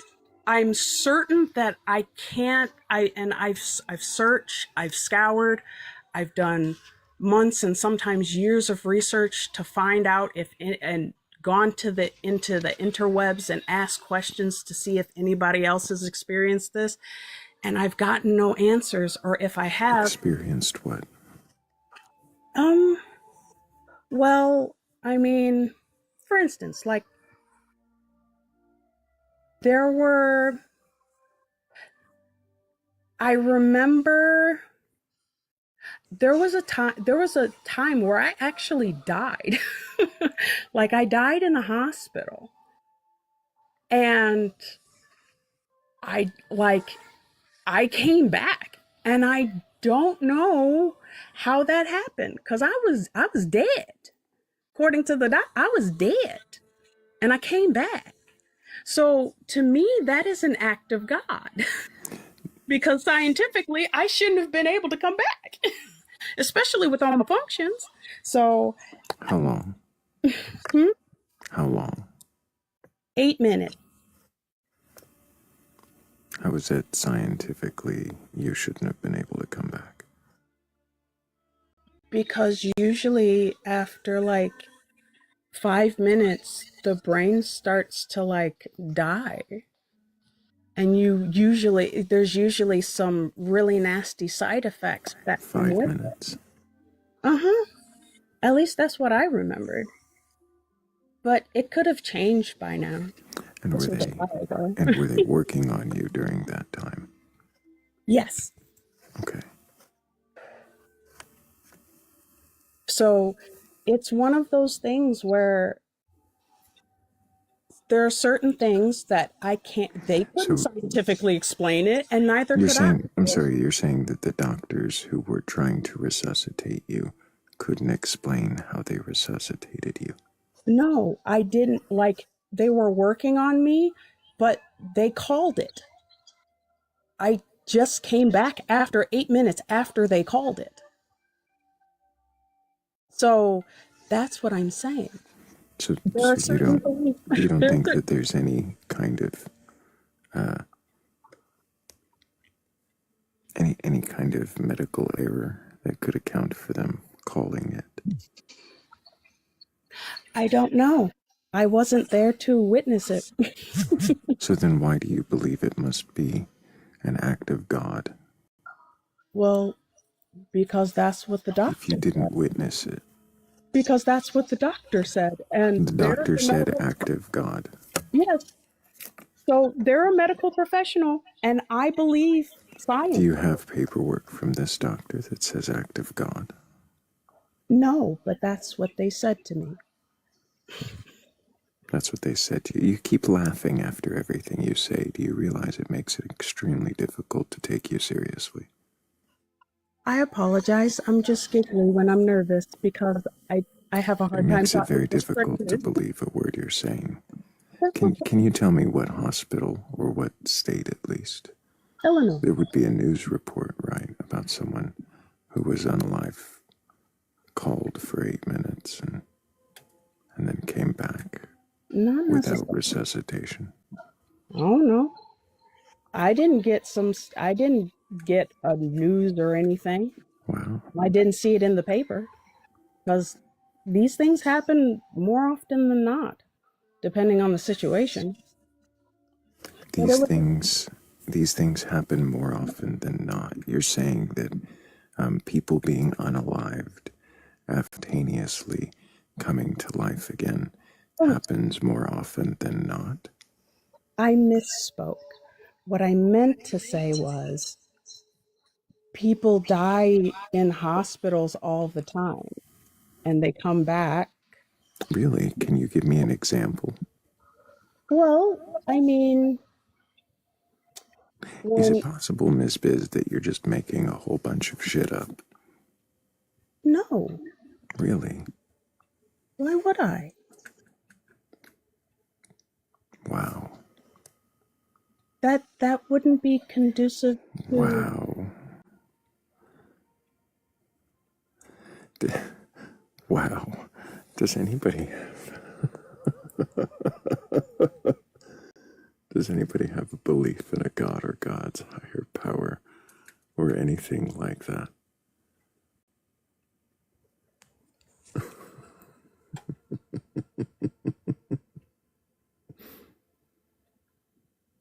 People are weird.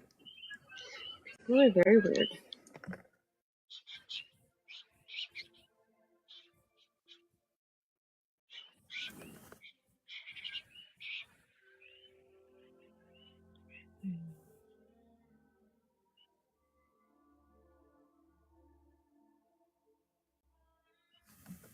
Maybe some people didn't hear what I heard, but I heard it. If anybody has a belief in a god or gods, a higher power, or anything like that, you are capable of questioning your beliefs, well, go ahead and request on up. I'm not here to debate you or argue with you or make you look like a fool, so you may do that on your own. I am just here to see if you can question your beliefs. Well then, what is it that you believe? And why do you believe it? And we are at 19,000 likes, and that's pretty amazing. But there's 66 of us in here, and if we tapped a little bit more, I bet we could double that number, probably in the next half hour. Who knows? We might double both those numbers.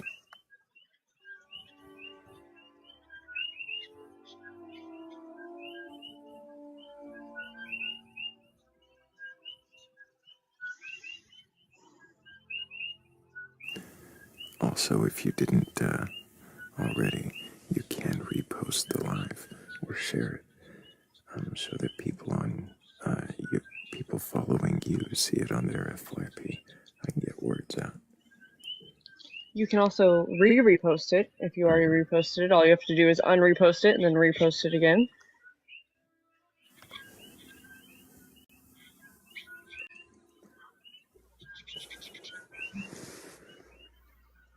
Hello? Hello, Bobby. Can I get your age for TikTok TOS? 28. Do you have a belief in a god or god's higher power or anything like that? I just have a belief that this must be botted views because there's no way there's 70 people watching right now. There are 70 people watching right now. You think people would bot 70 views? That's pretty lame and boring, isn't it? I don't know. Yeah. So since you're drunk right now, why don't you go get some water? No. Maybe when you find this live again, you can come back, but you'll have to.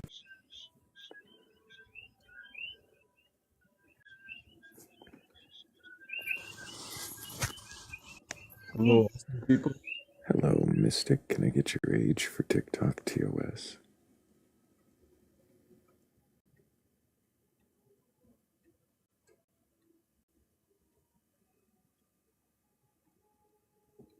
Are you there, Mystic?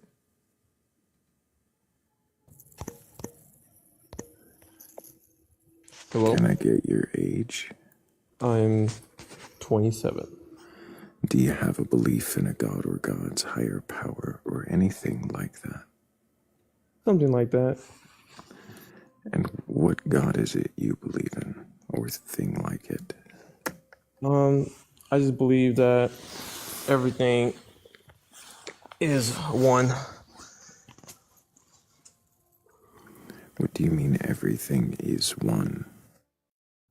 Everything is observation. Everything is consciousness. That seems a little bit more than everything is one. What do you mean consciousness? Just consciousness exploring every possible way that it can take form. And we humans happen to be one of the forms that If everything is universe has taken. consciousness, are you saying that all matter is consciousness, or just humans? Everything. Like, I don't think that unconscious things can bring about a conscious being such as myself or you. Why? Just doesn't make any sense because, if you think about it, it's like not only I, human, just then has consciousness. Dogs have it too, trees, Remind me, what is animals. consciousness? Like I said, observation. Observation.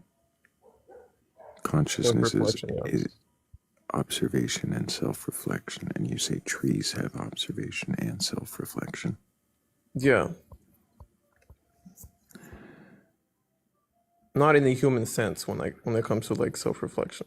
It's not like a tree is like thinking, oh, like, what did I do today? So then is that really consciousness as you mean it? or are you talking about something else? What do you mean as I mean it? And then something. Yeah, so the tree observes its environment, like How is it what's the temperature, self-reflecting? what's the temperature around it, How because is it it's like, self-reflecting? because everything is connected. So it's all one, like You're not explaining how it's self-reflecting. like I said, it's all one body. It's like, How is that self-reflection? because the tree is a part of everything around it, so everything around, like thing around it is itself. You're saying, how is that self-reflecting, though? You're not telling me how it's reflecting anything, how it's doing it self-wordly. You're just saying it's part of everything. When the Can you tell tree me how it's interacts, self-reflecting? when the tree is a part of the earth, right? The tree is the part of the earth. Why are you saying that it's part of? A part. Right? Why are you saying that it's a part of the earth? It's a part. It's something that makes up the earth. Why would you say that it's something that makes up the earth? Because it's. What do you mean? Okay, so like, if you remove everything from the earth, right? What would be left? If you remove everything from the earth, what would be left? Depends on what you mean by everything, doesn't it? Like everything. Like if you remove every single thing, like all the rocks, all the rivers, like the animals, the trees, like all those things. Like if you're rocks, like if you remove all the rocks, all the soil, all the insult, I see. So you're saying that trees are a part of the earth because they're on the earth. They come from the earth. The earth is what you're saying. They grow in the earth. It's a form that has taken place in this environment. Yes. Okay. So that's what you mean by because. So can you answer that question now? Finally. Like I said, since it's a whole body, right? It's communicating. What's a whole body? The earth, it's an entire ecosystem. It's a body. The earth is a living. Why did you decide it's a body? Why did you decide it's a living being? Because it's like you have a body, right? I have a body, yes. Yeah, right? So inside your body, there's a bunch of organisms that live within your body, right? There's a bunch of organisms that live within your body, right? Why? It's a body with many different organisms that live within it. Why have you determined that the earth is a body and not some other kind of system? What would you say it is then? A planet. Okay, and the planet is what? It's not a body? It's not a body? A planet. Of some form? Do they not call the form things? Why are you anthropomorphizing like planets? I kind of just explained that with all that I have said. Yes, I said that everything is observation. Everything is consciousness. Everything is consciousness. What does that mean? What is consciousness? You know how something exists in a certain form based on the environment that it's within? Earlier he said consciousness was awareness. Or no, it wasn't awareness. What was it again? It was observation and self-reflection. Doesn't that get circular if observation is everything and everything is consciousness and consciousness is observation? Aren't we going in a circle? That's why the universe is infinite. That doesn't make sense. How does that mean that's why the universe is infinite? Do you think that logically follows? It's a loop. From your loop? Do you think your loop leads somewhere? Or are you just sniffing your own? How could it be a loop if the universe is infinitely expanding? Well, because there's nowhere to go but the universe.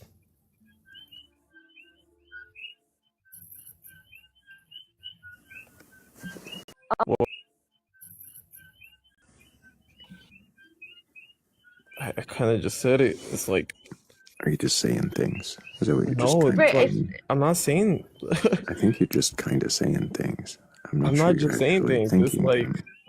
I kind of just told you. It's like you either like understand it or not. Like the thing is, Right. So if you actually understand something, then when somebody asks you to break it down like they're a 5-year-old, you can do that. If okay, you don't actually understand something and you're just saying things, then when somebody asks you to break it down for them, you can't. Usually ends up with you getting frustrated. Um, are, are you sure that you're capable of questioning your beliefs, Mystic? Because I don't think you are. what beliefs do you think? Are you sure? Like, I'm not a religious person. Why did you request up on my panel? Up on my panel. I never said I would. It Where the didn't. fuck is the critical thinking? Good God. Belief in a god or gods, a higher power, or anything like that, and you're capable of questioning your beliefs, go ahead and request on up. If you like sniffing your own butt and getting dizzy on the God, Thrayle. fumes, then keep on doing whatever that last guest is doing.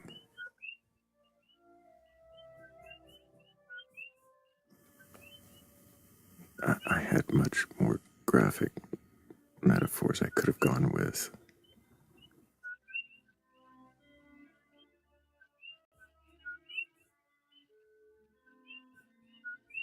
I kept it PG-13.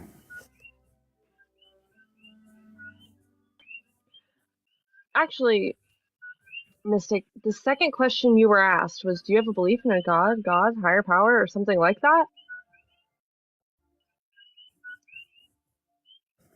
And you said, God, and you said, something Something like like that. that. I believe everything Well, online. yeah, but in the comments you said, I never said that I was religious, and the panel just asked that of me.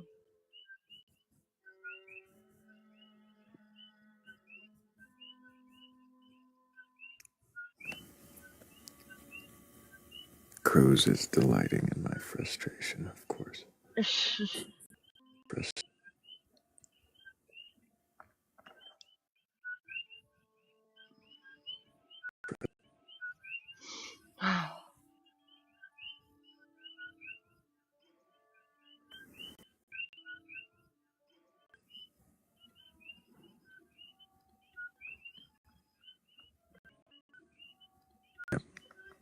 I was just about to read that one.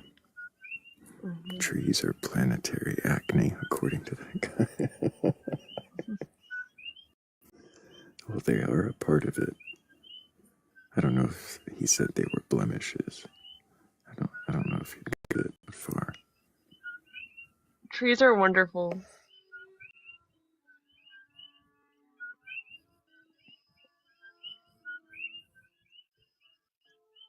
Except for when people say, just look at the trees. I don't like that at all. I don't like that at all. Depth over delusions as they believe what they know to be true. What do you know to Right, be that's true? really descriptive. I would have questions. If you or anybody else has a belief in a god or god's higher power or anything like that, you're capable of questioning your beliefs. Well, go ahead and request on it. I'm not here to debate or argue. I'm not here for a shouting match.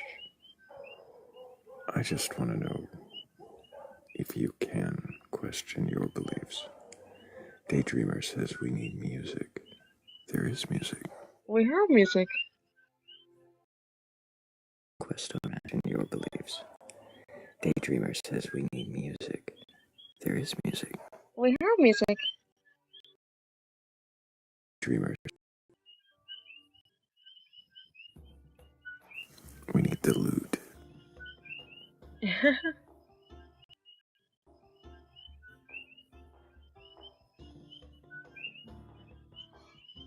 Could you hear that dog? That's not even my dog.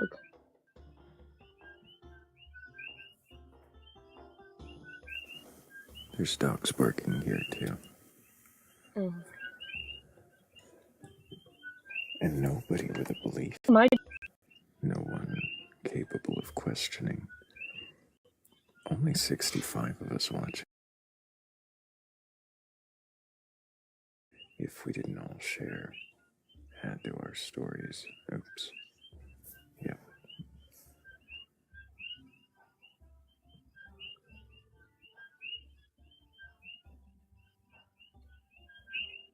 It's not even my dog. I don't think it was Thrayle's dogs because I didn't hear any dogs in Thrayle's background. I don't know if you heard the dog in the background. Frog. It's not a whistle. They're saying their name. My dog. Koki, Koki, Koki. Does that mean they're self-aware? I don't know. Maybe. Are they self-reflecting?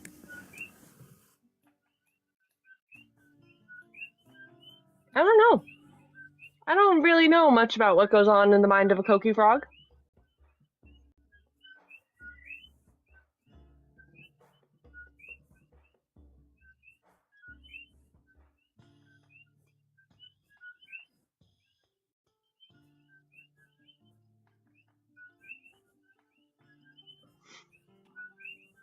Yes, they are the Puerto Rican frogs.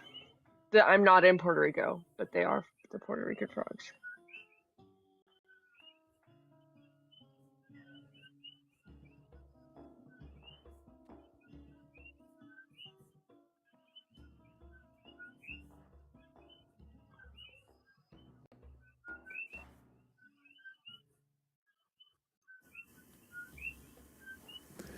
Maybe the frog has all the answers. Maybe frog. I see what you did there.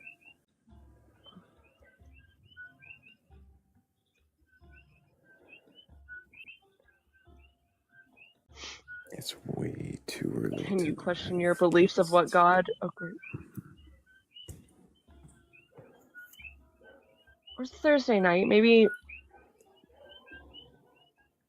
Is it Thursday night? Mm-hmm. Yes. Okay.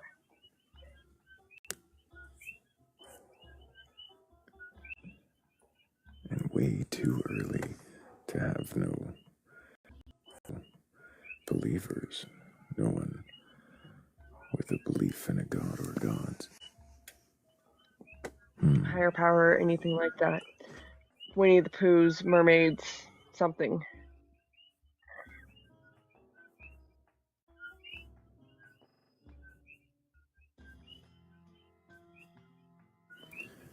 So let's prove that Maybe.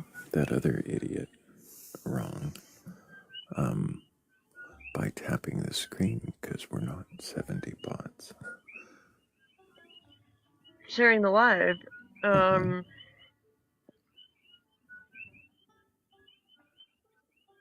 would do that? What else? 70. Seems like I would go for a much higher number.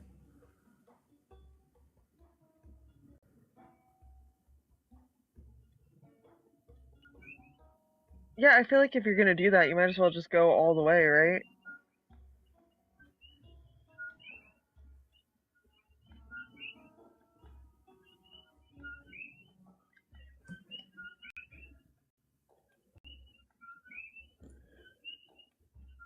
But we've got 60 of us. See, we scared 10 of them alive. We're at 28,000 likes. That's pretty amazing. You guys are awesome. And if anybody watching does have a belief in a god or gods, a higher power, or anything like that, and you're capable of questioning your beliefs, well then go ahead and request up. I'm not here for debates or arguments. I'm not here for elocutional gymnastics. I really just want to know if you can question, well then, what is it you believe? And why do you believe it?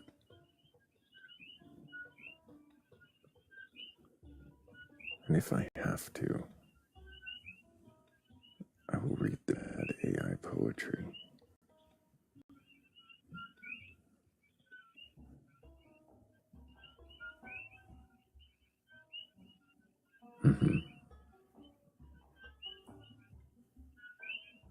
It's way too early.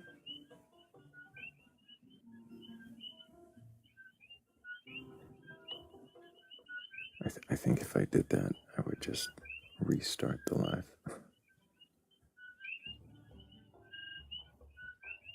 Which might.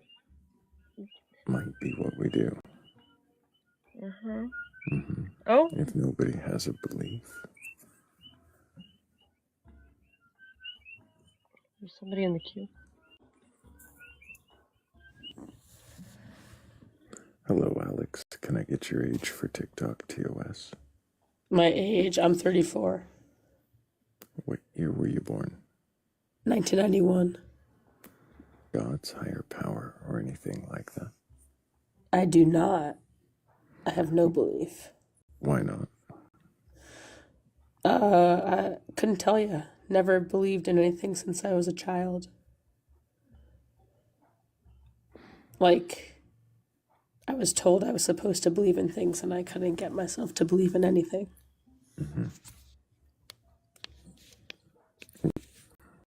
Were you raised in a religious household? I was not really. I was baptized, and my parents brought me to church when I was young. But we probably stopped going to church after I was like 5 years old. And then, yeah, I don't know. My parents vaguely believed in something, but not really. So you've never believed in a god or anything like? I don't know, like a real young kid. Do you remember believing? No, can't say I do.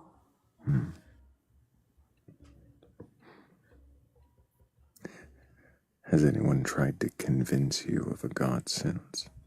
Mm-hmm. And why don't All you my accept life. that?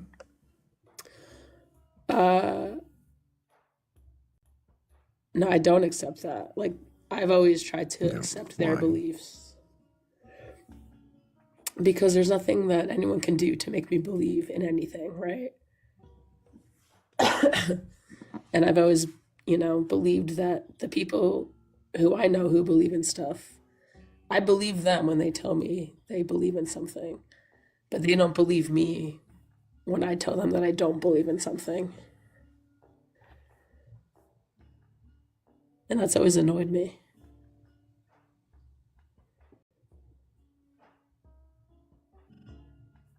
But why don't you believe? I don't know. Just how I am. Can you imagine what might convince you of the existence of a god? No, like I literally can't imagine anybody convincing me otherwise. Not just a person. Yeah, go ahead, Kat.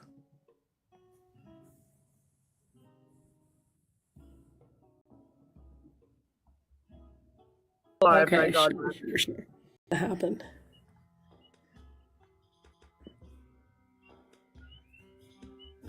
So if God himself came down from the sky, would you worship him just for existing, or would you need more? I wouldn't worship him. I would be like, what the heck? Like, I would just be like, this is crazy. But I wouldn't worship him. What kind of God would you want to worship if you had to? Would I have to worship something? I don't think I would worship anything. Respect. I'm not like a worshiper. Venerate. Venerate's still a little worshipy. Respect is fine. I would respect who is like me, somebody who gives to charity, somebody who accepts everyone for who they are, meets everyone where they're at. I don't know. I don't know. It would take a lot. I don't know.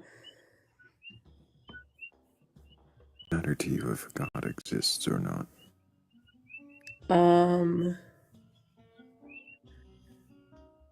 No, maybe not, because either way, I'm not going to acknowledge. Like, I don't know. Either way, it doesn't affect me.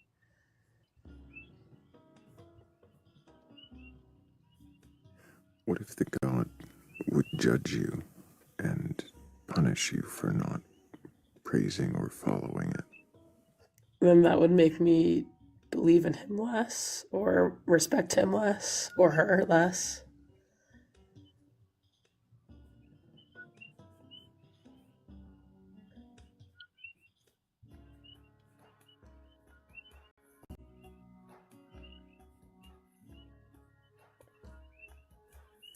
Can you imagine any scenario in which you might want to know if there's a God? Maybe on my deathbed, but even then, I'm not quite sure about that.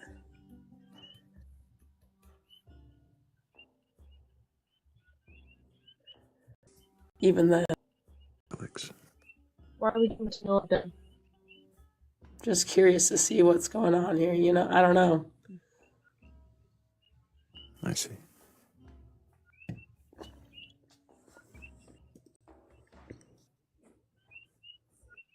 Well, I appreciate you answering the questions as best you could. Oh, The questions as best. Appreciate you, Alex.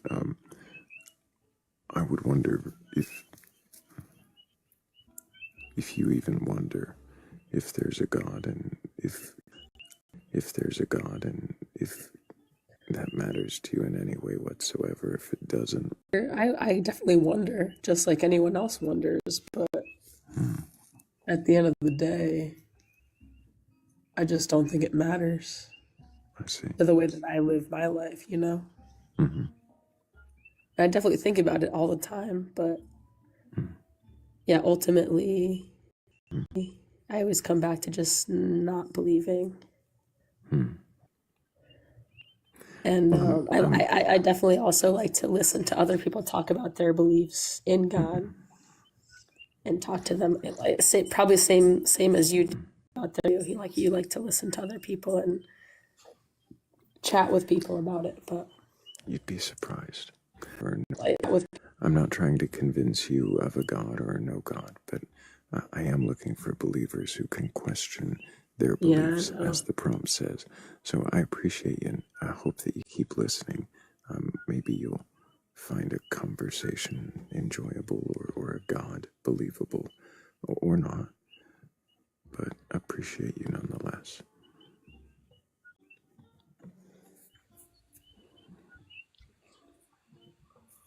What's going on? Hello, I am talking. Can I get your age for TikTok TOS? My age? Your age. I'm 47. Do you have a belief in a God or gods, a higher power, or anything like that? Yeah, I do. I believe in the God of creation.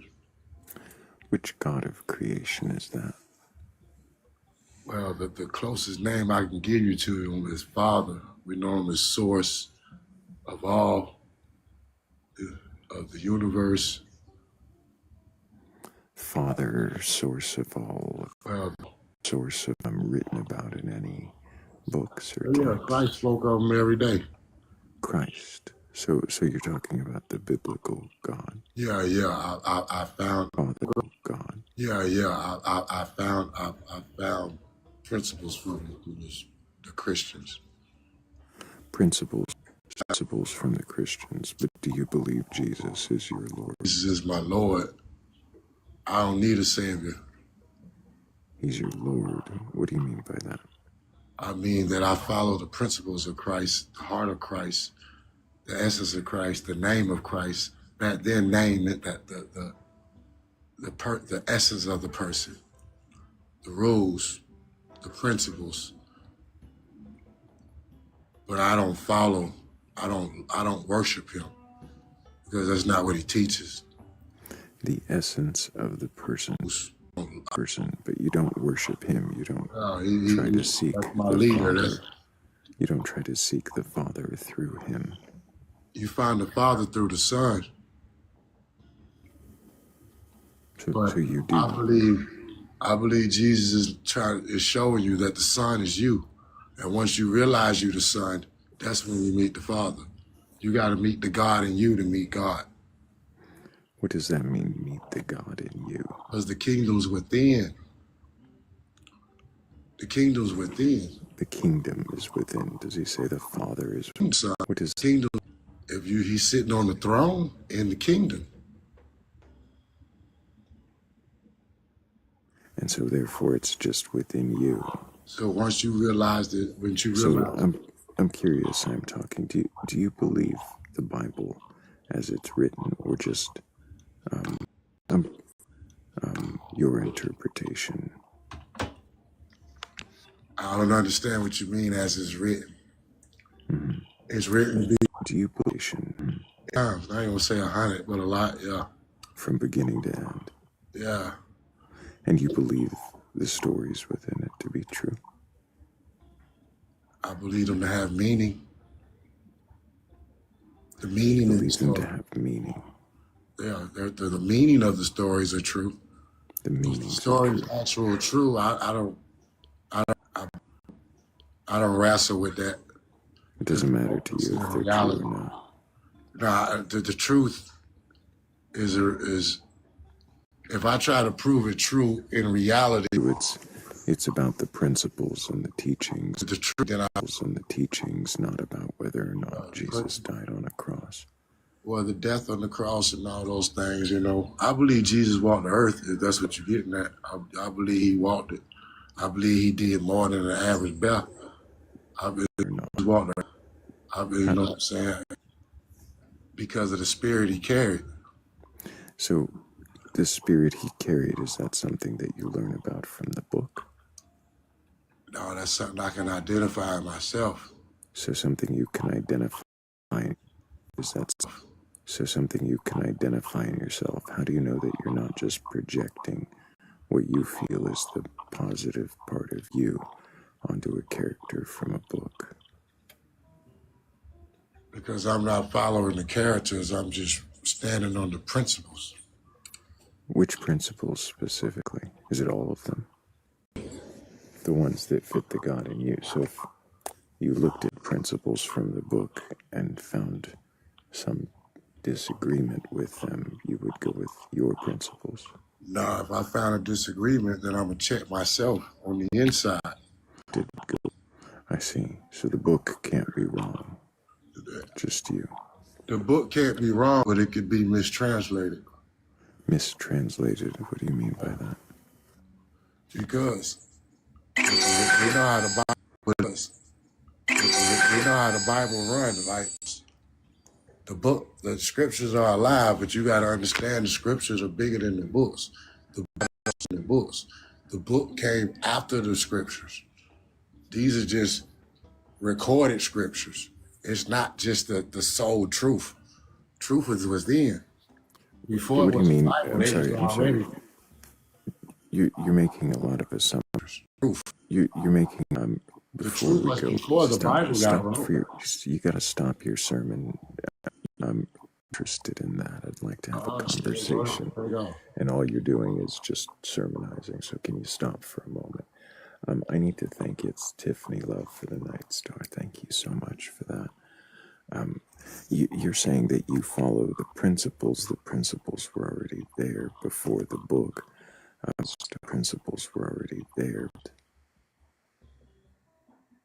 Because the kingdom's within. The kingdom's within. You're saying things from the book. It's just like you're going to show. So you're saying you're going to show. So you're saying things from the book, but you're not actually. So is there a reason why you say that the book doesn't matter? And when I ask you about that, you quote the book. I mean, that's the only way I can translate it. So I mean, that's the only way I. is to quote the book. Yes, sir.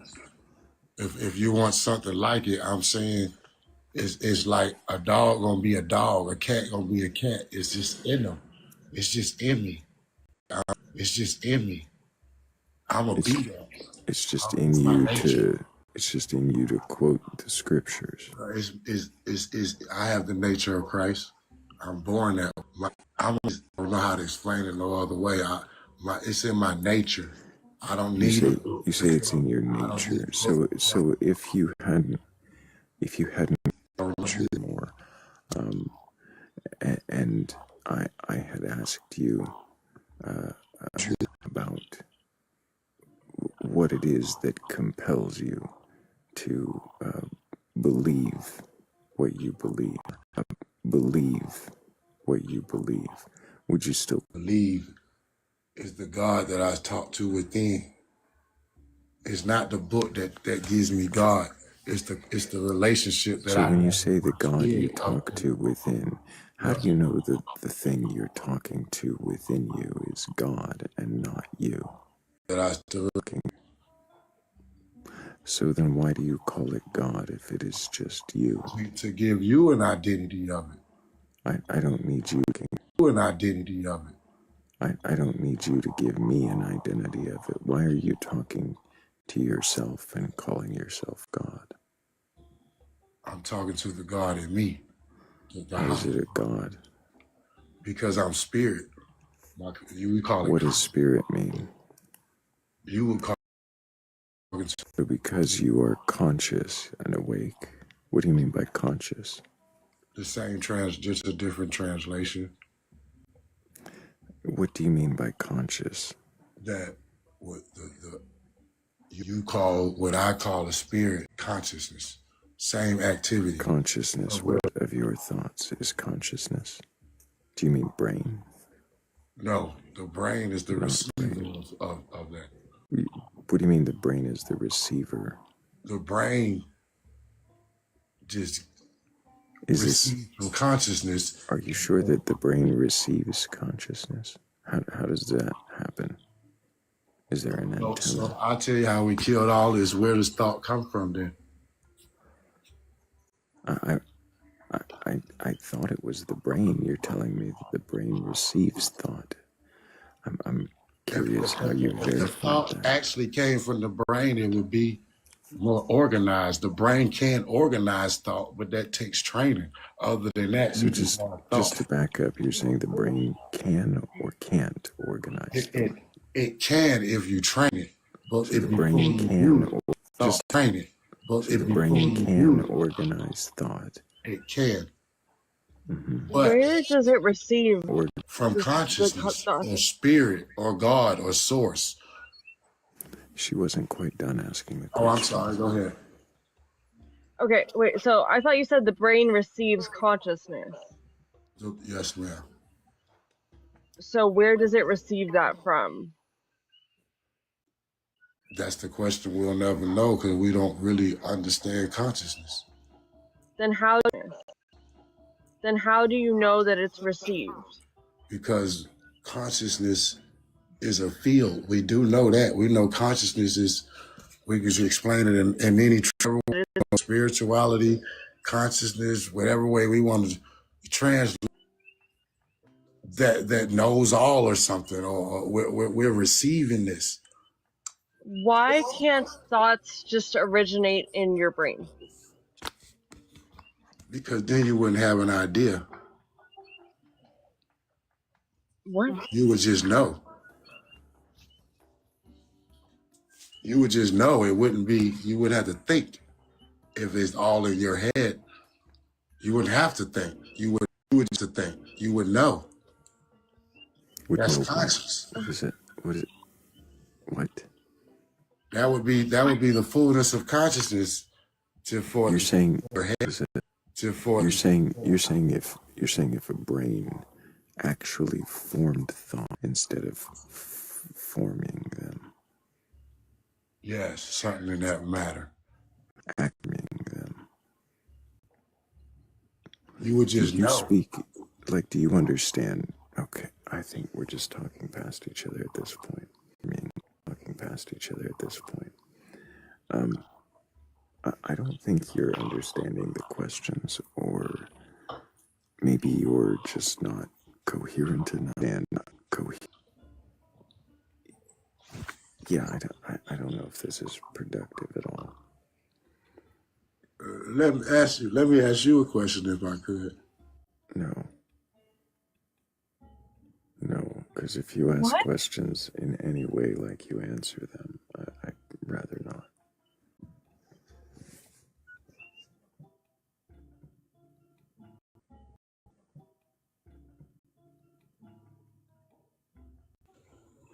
Hello, Hocus Crocus. Can I get your age? Hocus Crocus. Can I get your age for TikTok TOS? Apparently not. Oh, okay.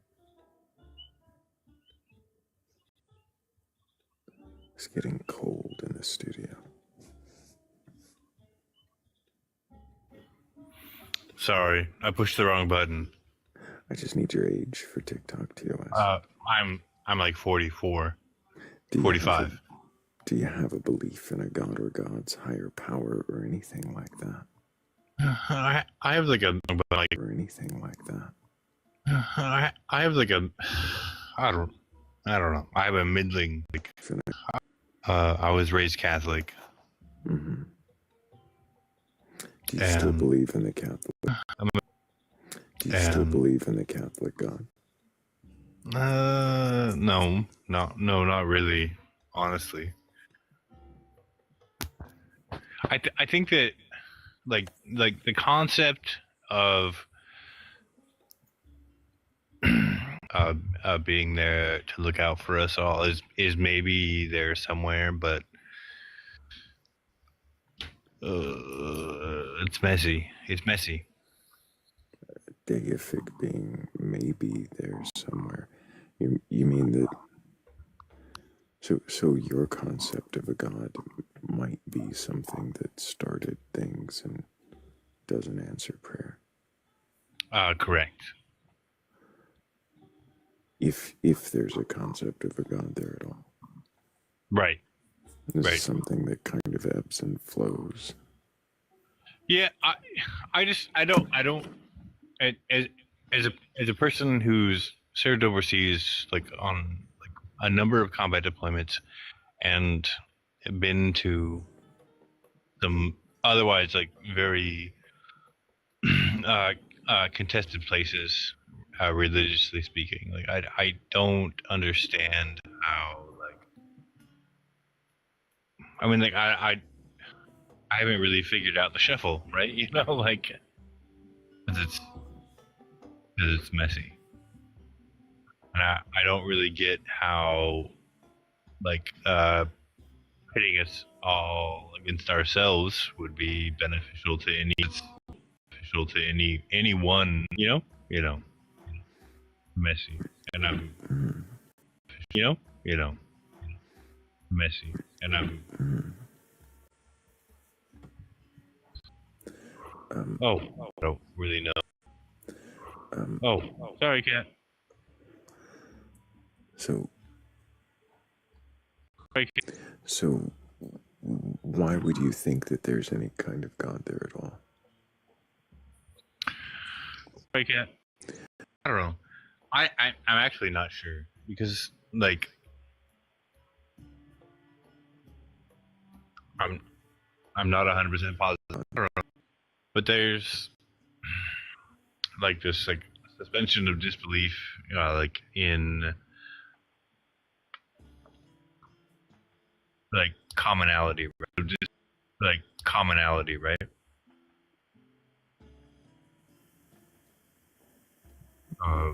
You a large number of people that believed a certain thing, so there's this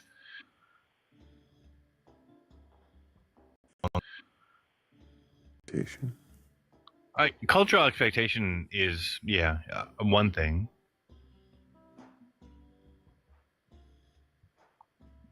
And what else compels you to believe that there is any kind of God there at all? Well, I mean, I don't think that anybody that ever lived in the Middle East ever believed, they believe in something, because they have to believe in anything that would, for themselves. I think that maybe eventually, after how many ever thousands of years, deliver them from like literal despair. But I mean, I don't know, man. I want to believe. I want to believe in like of things that.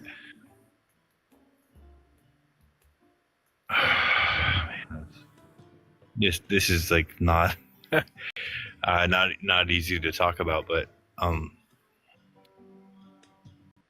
not. I'm trying to read comments at the same time. I'm sorry. At the same time, I'm sorry. Yeah, no, it's not. It's not. It's not making it easier. You know, I want to believe in. I want to believe. I don't. I'm not saying that I do believe, but I want to believe in a planet and an ethos that wholeheartedly supports the well-being of all of its denizens and all of the people that experience life underneath it. I know that that is not true. I don't know, man. No, I can't form a sentence. Don't let crows get under your skin. Why? I'm not worried about it, man. It's good. Why do you want to believe this? Why do I want to believe that? Because it's not. Why do you want to believe that? Because what I think that, I think that other people need to believe, But you don't. What? But you don't. Why would you want to believe it? Why would you want to believe it?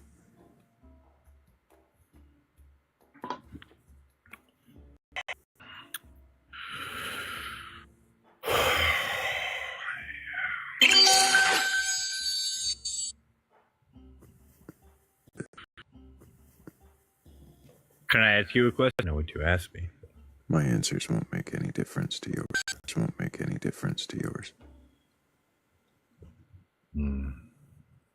Heavy. Can you imagine why they might? No, not really. Won't make any. Why I want to believe is because people want to believe, right? And I'm just people, right? Same as anybody else. Same as anybody else, but not everybody else wants to believe. No, sure. No, because despair sucks pretty bad. That's why. Because despair sucks. Yeah. What does belief have to do with that? Well, I mean, despair is the absence of belief, right? Is it? I think it is. Are you sure that the absence of belief is despair? It is. I think in a lot of cases it is. Do you think everyone absent a belief is in despair? No. So then how? No. I mean, that requires like a mindset thing, right? I don't know. Does it? I think it does. Why? Why does require some other like qualifying factor? No, why does the absence of belief? No, why does the absence of belief require a particular mindset in order for it not to be despair? Well, the absence of belief requires you to feel confidence, right? requires you to feel confident enough in your ability to carve out, whatever you need to feel where you are, without the idea that what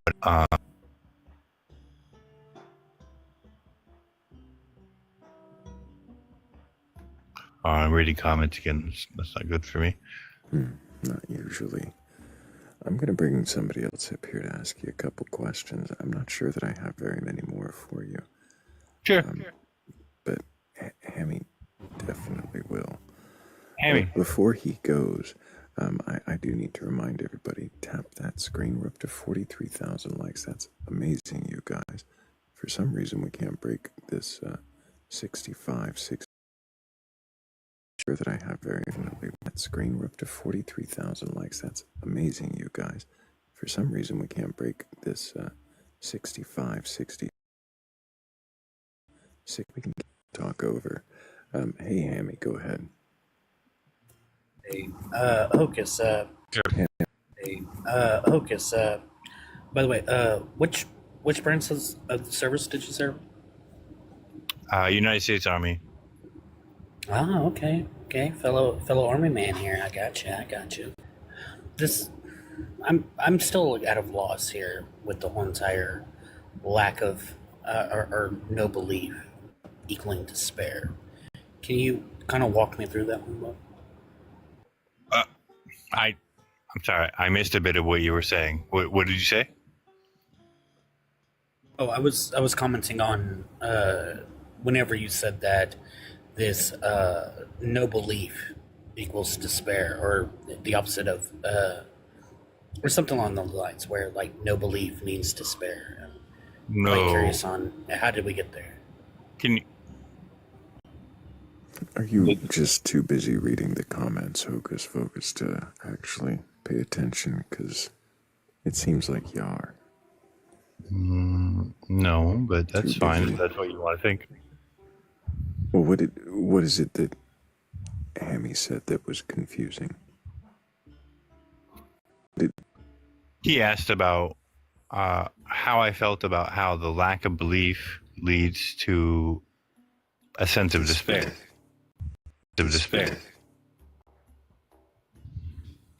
And I asked him specifically, like, what was confusing about that statement. I'm trying to understand what you mean by it. What do you think I mean by it?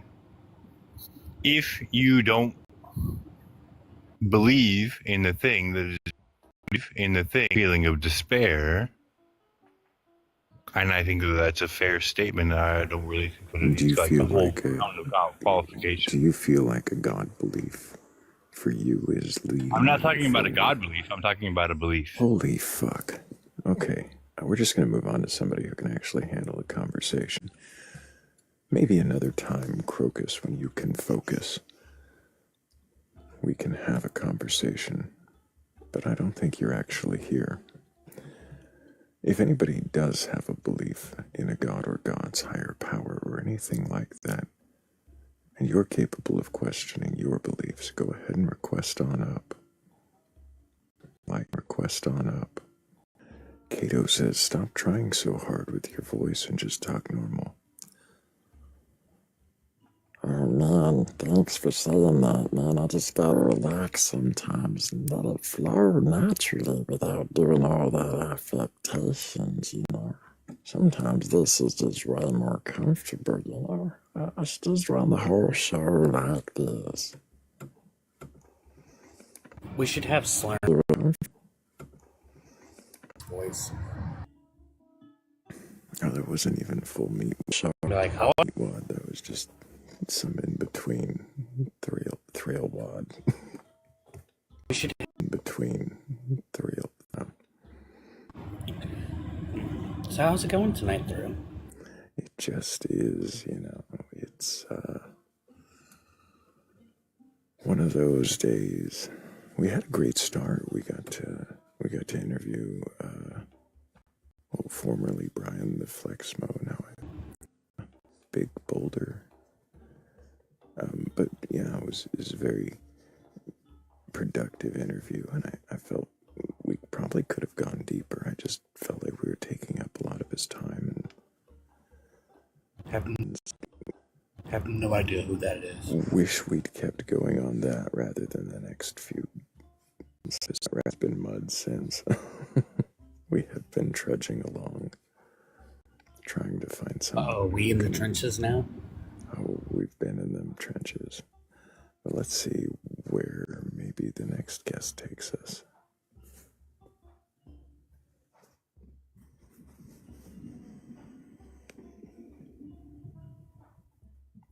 Hello, Gilbert. Can I get your age for TikTok TOS?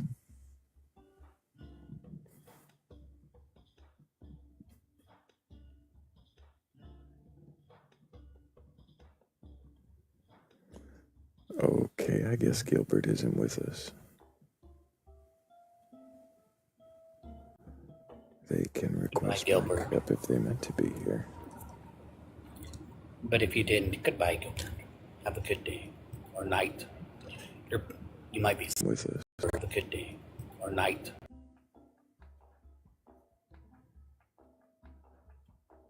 I was over on Reverend Joshua's live just a little bit ago, and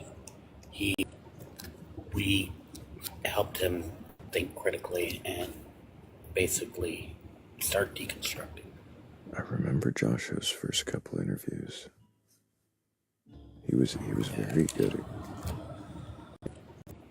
very good at introspection, very good at questioning. I'm not surprised that he's doing lives himself now.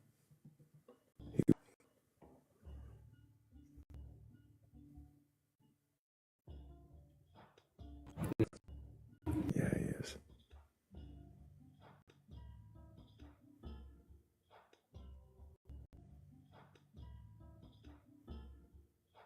And maybe there's more good eggs out there. If you have a belief in a God or God's higher power or anything like that, and you're capable of questioning that belief, well, go ahead and request on. Maybe go ahead and request on up. I just want to see if you can question. Well, we all know this guest can question, but will they?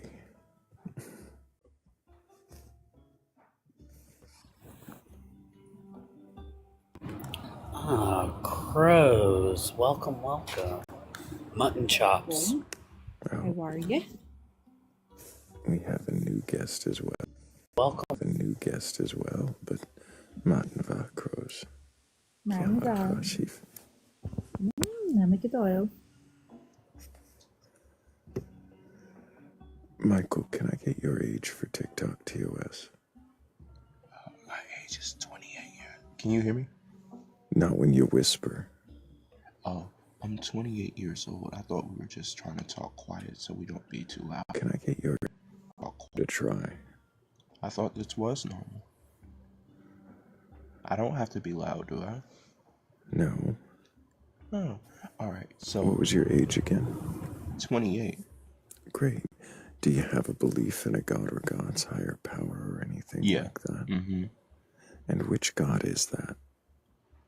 Oh, this one called Yahweh. And the Satan one too. So have you that read Satan the thing Bible? is real. So, Michael, yeah. Have you read your Bible from beginning to end? Yeah, I have. And do you believe all the stories in it to be true and literal? I see. Do you believe the stories like the 6-day creation or Adam and Eve in a garden to be true? Yeah, but here's my question. All right, so here's my question.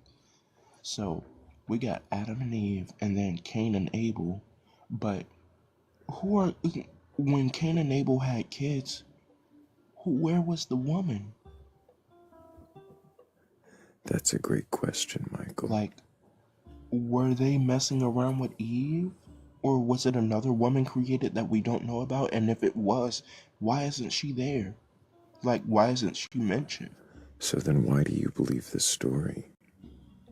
I don't know. I really, I don't know why I believe. I guess it's just, I don't know. You just have a point to believe, and I guess it's just embedded in my mind that I believe. I don't So, know. Michael, did you It's a actually little- come up here to question your beliefs, or are you up here to play a character? I It didn't seems feel like. a little bit You know what? pretendy to me. I Willow think I'd asked much a rather good speak to question. somebody who's capable of questioning their beliefs. There's a song for Mama Sue. Right? It's like, dun, dun, dun. Another one bites the dust. I mean, he How was do you think we're questioning gonna get something, along? but he didn't seem to have the ability to converse with others, so... Purple Rains, can I get your age for TikTok TOS? Yeah, I'm 23. And do you have a age or gods, a higher power, or anything like that? I don't necessarily have a belief in a god, but this is what I believe in. I believe in that Anakin Skywalker was justified in his betrayal of the Jedi. Oh, he's a Jedi. I know, He's but a Sith apologist, and I'm not interested in the conversation that's not on topic.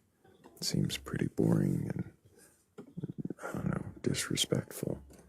you never even gave me a chance, Thrayle. I know. You're just stealing them from He could have actually believed in the midichlorians, Thrayle. You don't know.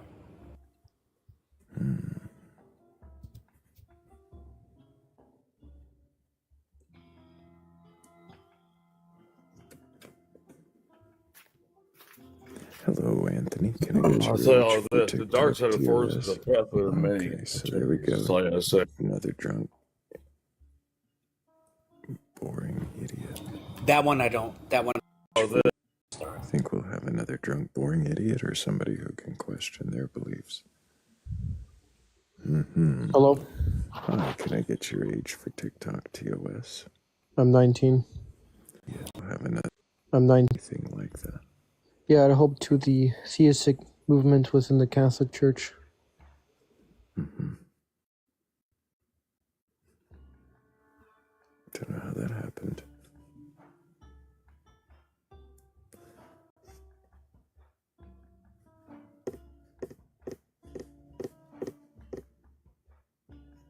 He was.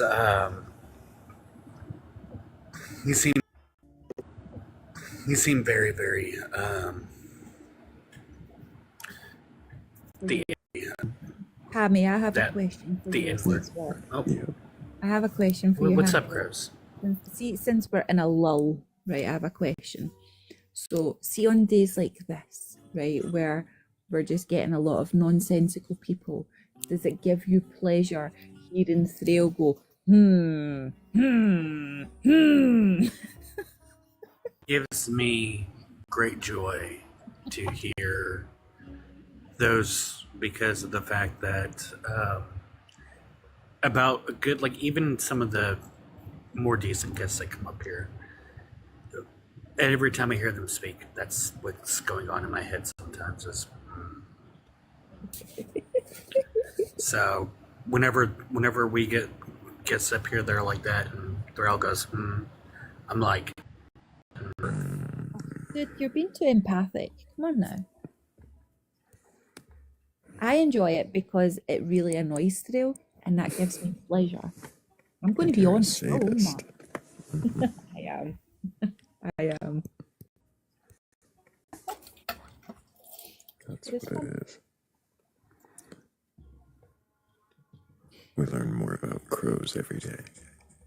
Well, to be fair, but going by the way that your comments have been, people agree with me. I'm frustrated at the lack of critical thinking. It gives us joy. Drop hearts in the chat if you agree.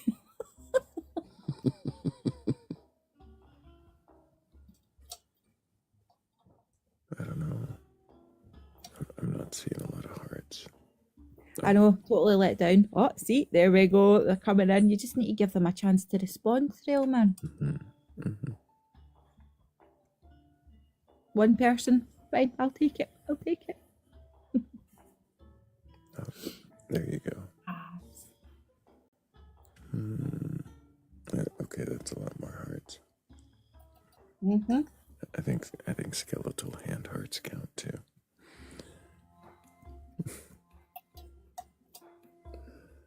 Well, maybe there's somebody who has a belief in a god or God's higher power or something like that, who's capable of questioning their beliefs. Somebody like Crows, who has a belief in, well, I mean, I don't know. Your beliefs are hard to paraphrase. Yeah, I mean, she already thinks of us as gods too, Thrayle. Well, not Well, really. I am polytheistic. Do you know what I'm saying? So that tracks. Yeah, but are they really gods? You trying to tell me you're not a god? Excuse me? What, did they got an altar for you?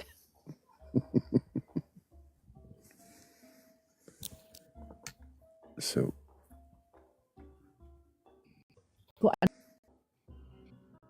is that the requirement for a god? Is that there be someone declaring it be that and an altar?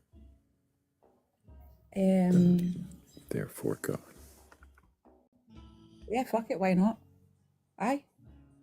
Do you know the biggest... Oh, holy God of Oink, I have. And I am pleased. See?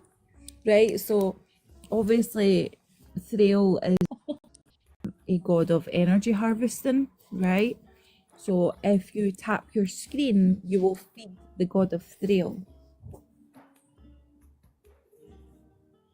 Right, so, right? Pay your dues, folks. Keep the god of energy harvesting happy.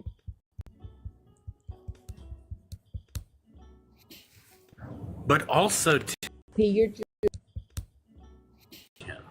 if you don't like Thrayle, tapping the screen will sit there really make him angry, because tapping the screen, the god of energy harvesting, and he doesn't like that, right? So tap it if you do believe that he is, and tap it if you don't, because it'll make him go, Does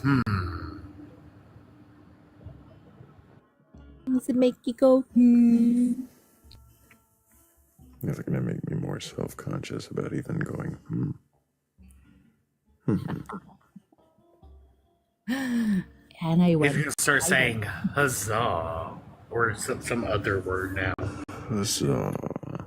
No, I don't think that gives the same thoughtful consideration. How about Eeyore's oh bother? That's Pooh. Pooh says oh bother. What is it that Eeyore says? A lot of depressing shit. Boy, Eeyore goes, oh no. Oh, why even bother, maybe? He might... But yeah, he goes, Why bother? Yeah.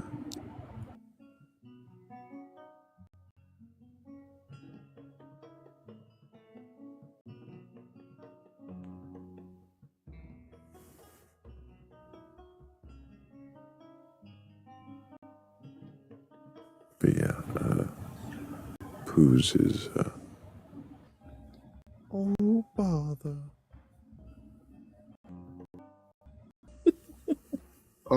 I apologize. I did not mean to join. I was kind of just watching.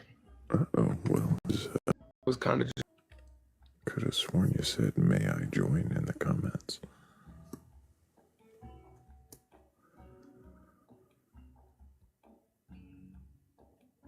so for, ooh. Hey, can y'all hear me? Yes, we can. Can I get your... Where were you born? 2007. August 4th. Do you have a belief in a god or gods, higher power, or anything like that? I do. And what god is it you believe in? Christianity. Have you read your Bible from beginning to end? For the most part. For the most part. Do you believe the stories within it to be true and literal? Not in all senses. I can take that some verses can be hyperbolic. Do you believe the 6-day creation, Adam and Eve in a garden, global flood? I'm not a young earth creationist. You're not a young earth creationist. Do you believe in Adam and Eve? Yes. But you don't believe in a 6-day creation, so... Yeah, because the 24-hour period of time, an indefinite period of time. So 6 indefinite periods of time? Not necessarily. What do you mean? We know that there's going to be 2 days prior to the... Given the context, since the word yom can either mean a 24-hour period or an indefinite period of time, slow down, you could just be positive at the fact that 2 days prior towards creation where it was given a positive. Can you slow down for just a second? What do you mean we know there's 2 days prior to the creation of Adam and Eve? What does that have? What do you I'm just going to be talking as in like Eastern Orthodoxy, as in the people who believe in it. Okay, do you believe in Eastern Orthodoxy? Yes, because I'm speaking for the majority of it, given its dogmatic consensus. Eastern Orthodoxy, which follows dogmatic consensus. Okay, so why not speak? Why not speak for your own beliefs? Well, my belief is going to be a part of Eastern Orthodoxy since I hold. You hold to everything within Eastern Orthodoxy dogmatically. In terms of its paradigm, questioningly. You said what? Unquestioningly. Was it close? Said what? Unquestioningly. Question your beliefs. Yes. That's going to be an inquiring. Yeah, I'm inquiring. Just cool. From an Eastern Orthodox perspective. Thank you for answering my questions. I'm not interested in an argument. You clearly haven't read the room. Yeah. Argument. You clearly started fast talking. Yeah, it's not a debate, so you can grow up. It's not a debate, so you like an adult, or you can move on.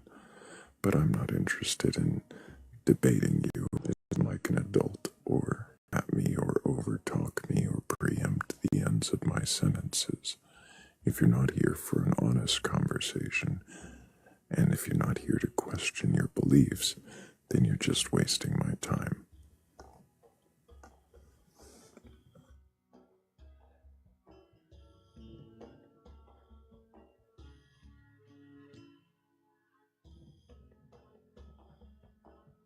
Hello, Joseph. Can I get your age for TikTok TOS?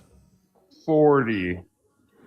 And do you have a belief in a god or gods, higher power, or anything like that? No, I believe most of those things are pretty embarrassing. You believe gods are embarrassing? Analysis, but yeah, no. Politely, I would not say they're embarrassing, but you know, in my head, when I'm thinking about people who believe in God or gods, yeah, I think it's embarrassing. So is that why you don't believe, or is there some other reason? I don't think the onus need to explain why to believe in God. I think it's on someone else to explain it to me. Yeah, I didn't say that you should explain why to believe in a God. I asked you why you don't believe. But that's fine, Joseph. I'm not sure why you'd bother requesting up here, since I just said, if anybody watching has a belief in a God or God's higher power or anything like that, and you're capable of questioning that belief, then go ahead and request on up. But Joseph didn't hear that part. He jumped in and hit request because he wanted to tear up some theists, I'm sure. But that's not what this live is.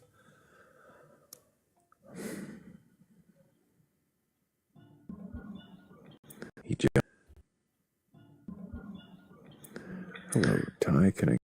Hi. Do you have a belief in a God or God's higher power or anything like that?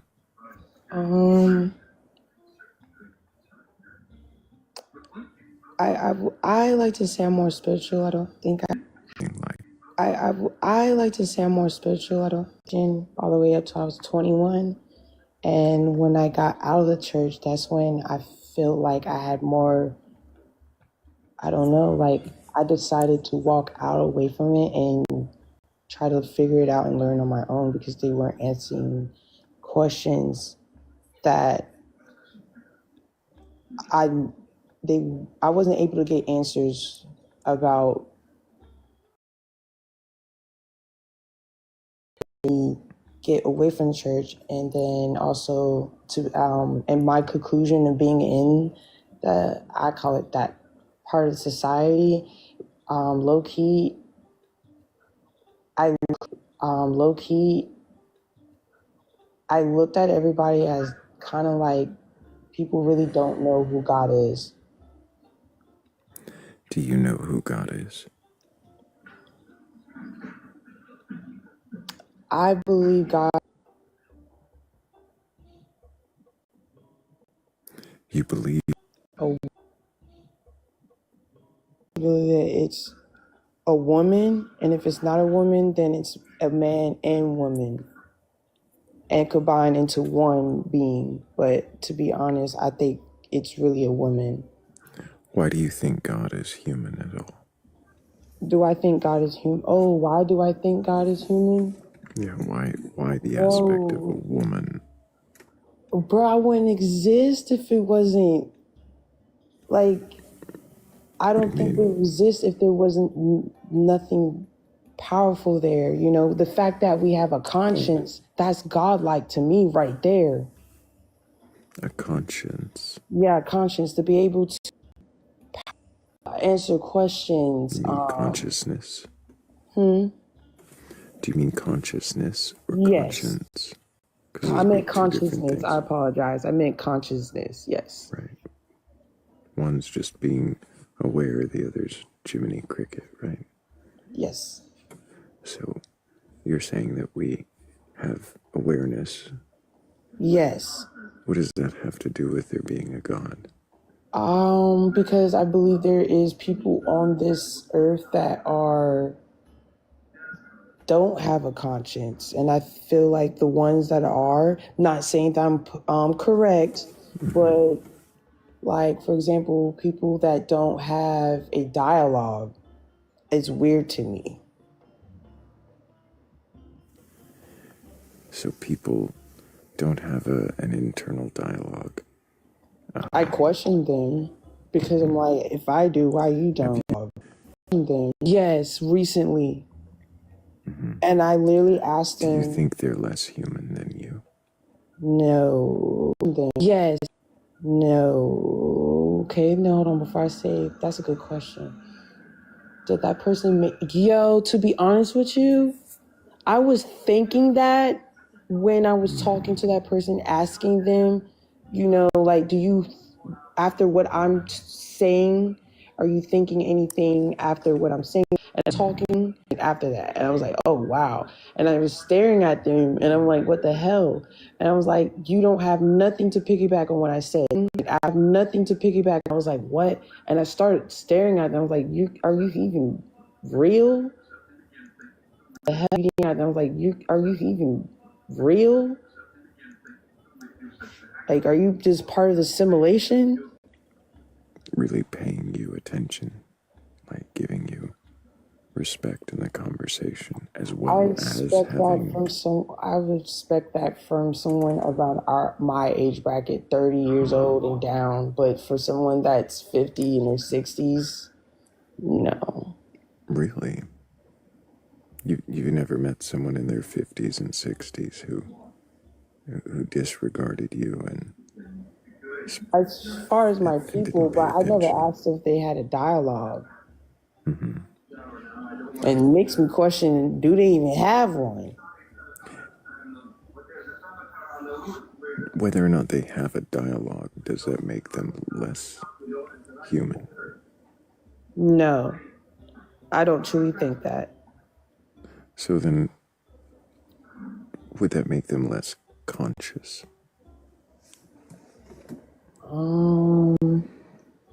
I would say less conscious, less conscious, because How do you know that they don't process things in a way you wouldn't understand?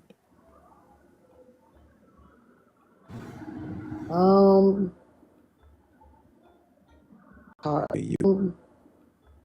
looking at it as if you can't.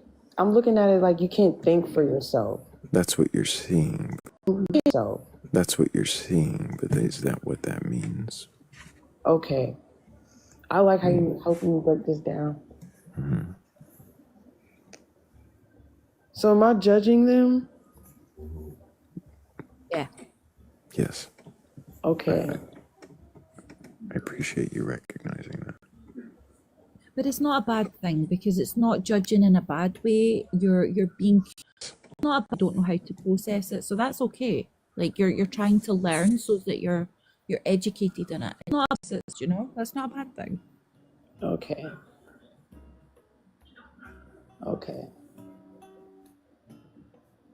But if they're not having a dialogue, if you're not are you even thinking? Are you just like I'm thinking like you're a robot and you just follow rules? Thinking like you're. I have an answer to that, but I could be wrong. Okay, what you think? What's your perspective or whatever? Well, again, I could be wrong about this, but I think that a lot of people, and I said this from experience because I was one of those type of believers, but I don't think there's a lot of believers who actually do think about this. Like they don't think too seriously about it. They just accept it. Yeah, like on surface level. She's talking about people who don't have internal monologues, but also, Tyson, we're hearing your background noise. Like I'm trying to. It's very loud. Thank you for that. Oh, people who don't have internal monologues. Yeah. She was wondering if they're even conscious, and yeah, conscious. I don't know if I can speak for those people because I personally do have an internal monologue. Yeah, I have a few friends that don't, and they seem to be thinking quite fine. Some of them are very fast thinkers. I'm very curious on how that works, though. Like, is it just like blink? I don't think so. Whenever, no, I think it's more conceptual. It's just not linguistic. Well, I mean, I don't know. I see both pictures and word. Like I hear the words. Mm-hmm. I can choose different modes. Choose different modes. But I'll tap the screen. I think we could probably break 60,000 in just the next couple minutes.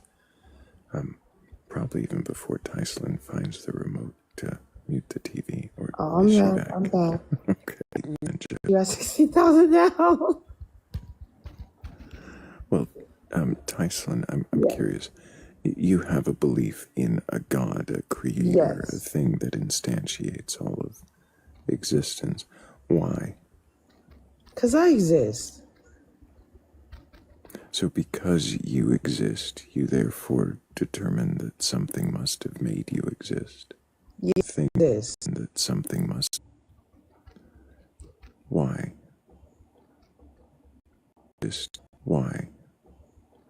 Why do I believe that God exists, Tyson? Why do you believe cold-heartedly that God exists?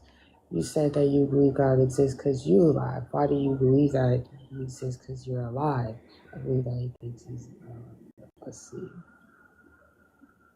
Alive.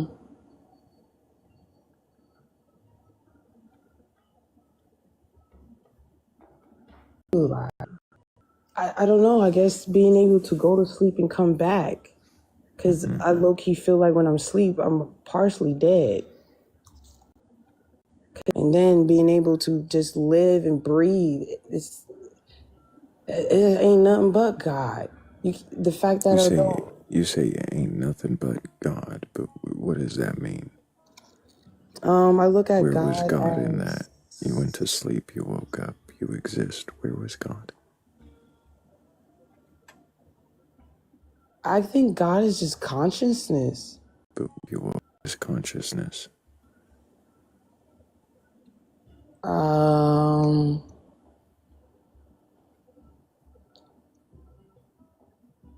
Because of the not being able to gain knowledge, I guess. What does that mean?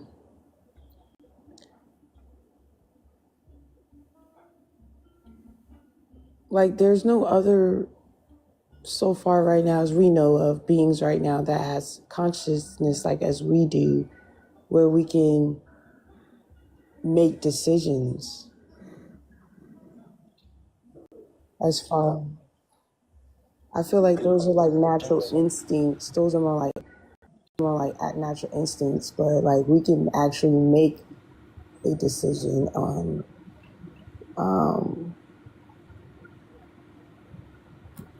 dang man, because I don't want to believe God's not real, because that just seems like not to believe it, and I don't think it has anything to do with religion either. Or are you trying to get, is religion the reason why we have a belief in a God? What do you think the reason is that you have a belief in a God, Tyson? Is it because of religion? It's because of women. Because of women. I mean, Because I women feel like bear we're the children. closest thing to God. We're the only thing that in this world that can create life. Mm-hmm.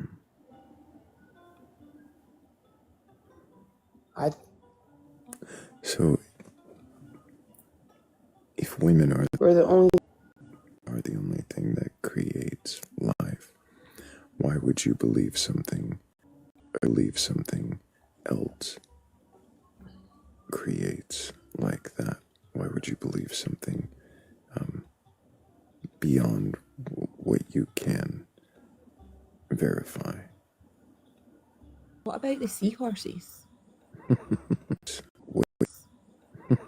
Crows. Yeah, crows will do it. So you're saying that women are the only thing that can create life when we have loads of lizards and stuff like that are male and female or not at all and still produce life. But then we have seahorses where the female impregnates the male, he carries the children and I'm confused. There's plenty of examples in nature in itself. Yeah, but those are animals, not human beings. Right, okay. And then you were talking about how consciousness is connected. So then you've got orcas, which are very well known for making decisions, plotting, planning, carrying out, and methods and stuff like that. They are like they are the apex predator of the ocean because of how they I get what you're saying. So what if I broke it down to collective consciousness? Like it's consciousness experiencing itself in our flesh right now.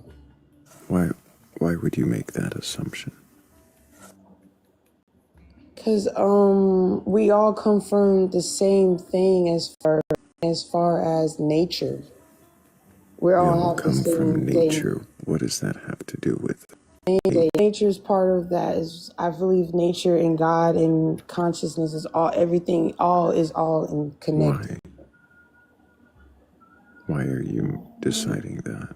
Why am I deciding that? How can I? Tyson, can I say that it sounds a lot like no matter what questions we're asking, you want to answer. Yes. I'm sorry, you gotta let me finish. It sounds like no matter what questions we ask, you want to answer towards some kind of human-like, not just human, but woman-like deity. that must have created things, or is conscious, or is consciousness. Why is it that you can't question that belief? Personally, I don't think. I think I have a problem. I have a hard time answering it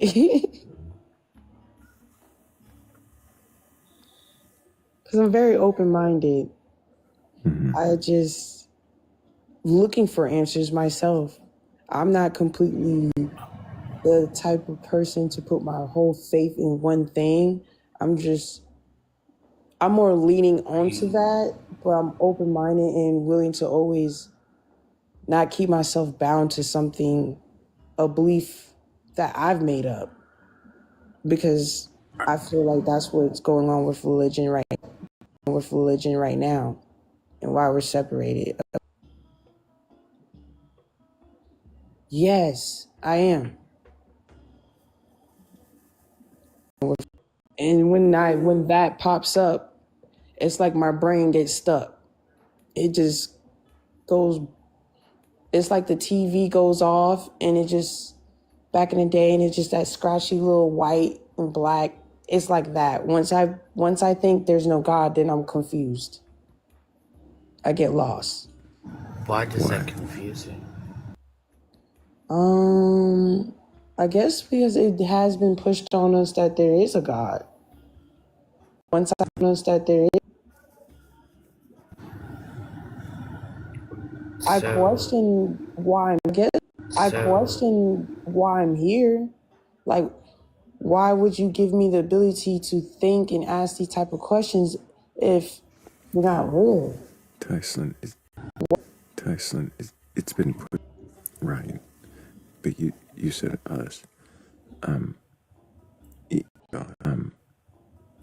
If it's just been pushed on you and some people, that there's a on you, some people, why else do you still need there to just still need Boy, that's deep. you?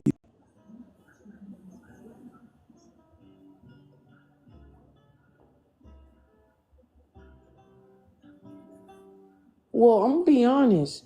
I don't want to take a chance on, because if I think personally God's not real, it would lead me personally, when I went down that path, genuinely, God wasn't real.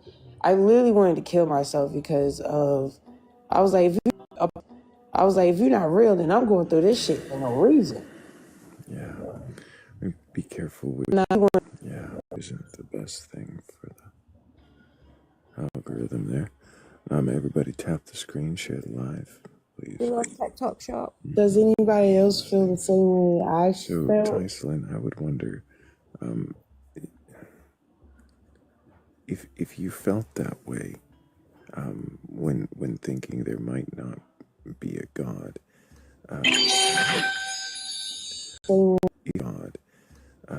wonder why, and don't answer me yet, because there's more I want to add to that. I would wonder why you would think of, in the face of recognizing there's more, in the face of recognizing that there's nothing after this, in the face of recognizing that this is the only one you get, it's nothing ended at all. Doesn't that seem kind of contradictory? You say, are you asking me why do I want to rush death if I know this is possibly it? If you think of there being no God, Mm-hmm. and nothing after, then why would you rush the end? Because I don't think there's worlds that I feel it won't allow me to explore. But the city, so it's like I personally feel like I'm a slave. So why not go? If I can't find who God is, and I don't I'm literally I just want to be like, well, fuck it. I'm a someone. But how can it improve if you end it? How can I prove that I ended? No, how would it improve if it's over? I don't know that. And that's what makes me think, okay, there got to be a God or something. So then a thought like that, an end thought like that, doesn't sound like it's born from no God. It sounds like it's born from trying to prove. It sounds like I would wonder if questioning whether or not a God is real or not, exists or not, is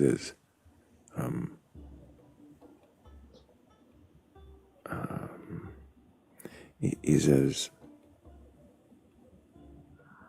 treacherous as you made it sound. Oh. Or is it really that thinking there might not be one caused you want to prove that there was one?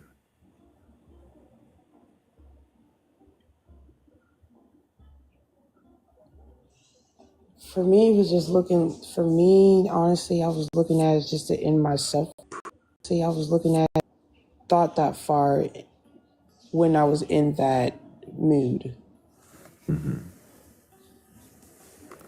So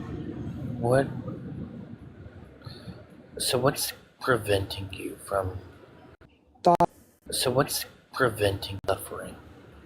What's Improve preventing me upon from? this.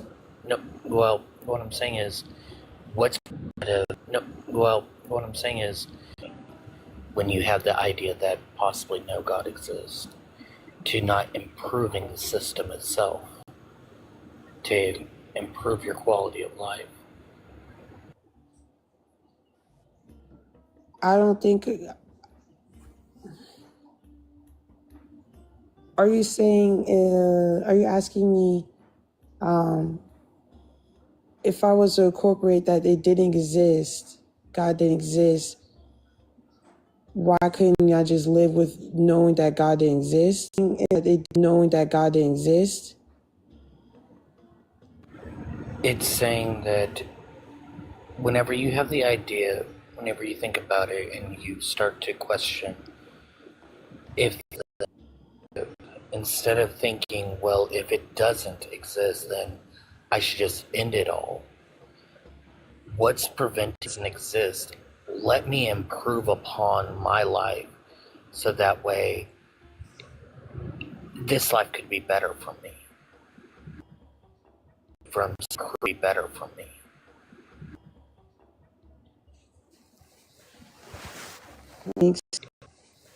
Makes me, and oh man, I hope I don't have a mental crash out. You're doing all right. Yeah, hi, Tyler. Right, my eyes are small. Hello, Valkyrie. It's been a long time. I know it has I been. almost didn't recognize your new profile picture. I know. Mass blackout, baby. Eyes are heavy. Yeah. I wanted to do a check-in with you and make sure you're doing okay. Because it sounds like you have wrestled with some deep concerns and deep dark thoughts before. So I just wanted to check in and see if you're okay.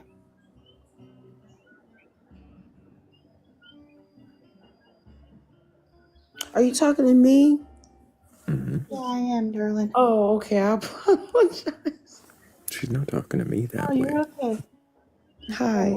Thrayle, I want to make sure you're okay too. But as I'm listening to okay. you, Like I really want to just answer check that in with your question. body I'm for a second, lost. And it makes me want to Yeah, sit down yeah. by myself all day and think There's about some that heavy answer. thoughts there. Yeah, the idea that I think they're trying to like help you to see is that there's like this belief that comes with this idea of an afterlife, that the suffering that I'm going through now And the things that I'm dealing with now, they'll all be worth it because someday I will have my eternal reward. I will have rest. And sometimes that makes it so that we kind of miss the little moments that are sweet today and here because we kind of look for some imaginary future. So one thing like that really kind of hit home for me was when you think about how we experience life, there's always going to be a moment where you do something for the last time ever. And you don't know what that's like. And you don't know when that moment is. And you don't know when it's going to come. And you don't know how to mourn it. So, for instance, do you have children? No, ma'am. I don't believe in But you were once a bringing them. child. Huh? And Huh? yeah, but you were once a child. Yes. Somebody when you were a child. It was my mother. Your mother. So there was a time when your mom picked you up for the last time and held you for the last time. And you didn't know when that was, and she didn't know when that was. And when she put you down, that was the last time she ever put you down. So if we could live life where we realize that every single moment we have could be the first time or the last time. And we don't know when that's going to be. So we should savor every moment that we have in this world just for the beauty of Even being the bad in this stuff? world. Even the bad stuff. Even the bad stuff, because it could be the first time and it could be the last time. And you'll never have to do that again. And we don't know what it is. We Well, don't who know when wants that to keep last living time their shitty is. ass life if it's shitty So, to them? okay, think about it like this. If this, let's just suppose that it is possible that this afterlife doesn't exist, right? Yeah. And if it is possible that this afterlife does not exist, then this would be the only life we have. And if this is the only life we have, what is, like, think about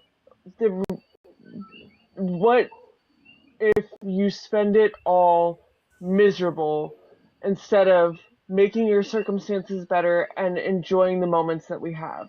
If God wasn't, if I didn't believe in God, and that was I took that out the picture, and then I thought about making my life doing what I want to make it better.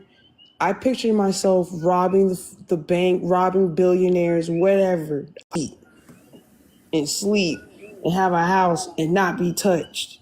But you'd have consequences in this life, right? Exactly. So for us to So know in this that, life, there'd how be do we naturally know? consequences. There got to be some power there for you to know Well, hang that on, right and wrong. hang on. You would know in this life that there'd be consequences, right? How do you know that if there's no God? How do you In know this right life, and wrong? stop, Tyson. You're going back to God. Okay. That's exterior to this life, isn't it? So if in this life there'd be consequences for robbing, as you said, robbing, as you said, you'd get caught, you could go to prison, all those things, right? Mm-hmm. So you'd have consequences in this life to face. You'd know that because you live in this world where you see people face consequences. There's a justice system. You know what the police are. Like things like that exist. And you're aware of that. So you're aware of consequences. So you try to live your life in this contest, your life in this, the good things that you can and embracing them. And things that you can and embracing, really savoring them. Okay. Well, if God, And then how do you okay, know? I keep bringing it back to God. I'm sorry. Now This you is can confusing. now. That's fine. But the question was pointed more towards, in this life, if you know there are consequences, wouldn't that be what stops you from acting out, as you said? So you'd still have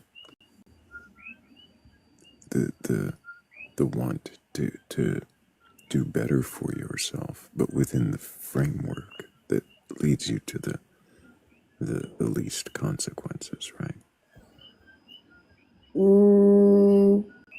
I feel like some laws of the land, yes, but then I go think about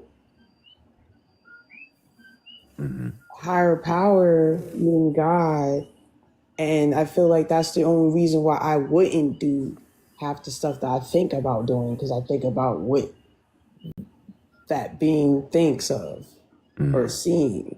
What about what you think of, what you see? I think that's me. I think that's me. Like I don't want to sound blasphemy or however It's fine. it's saying, but I feel like I am God. Like I'm living. I'm the living God. I don't know how to explain that. You're the Because one seeing, you're the one I'm living. I don't know how to experiencing. explain it. And when you do something that you don't like, you feel guilty for it, you see Yes. that. You are the one experiencing that, making those decisions. Yes. So what do you need God for? Sounds like you're doing it all just fine on your own, Tyson. So are you kind of agreeing that I am my own God? If you expert in your own experience. Well, what am I doing wrong in this lifetime, bro? Because I'm tired. We're all tired, I don't. sweetheart. Yeah, It's not. I wouldn't say that you're doing anything wrong. I think that this is just life. The same, like I go through a lot myself.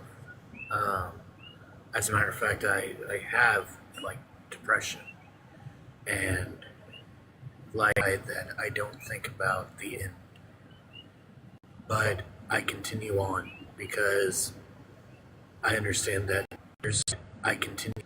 We can go through it and we can persevere and we can make this life better, not only for us but for the people around us that we care about, the people we love and hold dear to us. It's a lot better that we're here for them than it is to be out of it because of our suffering.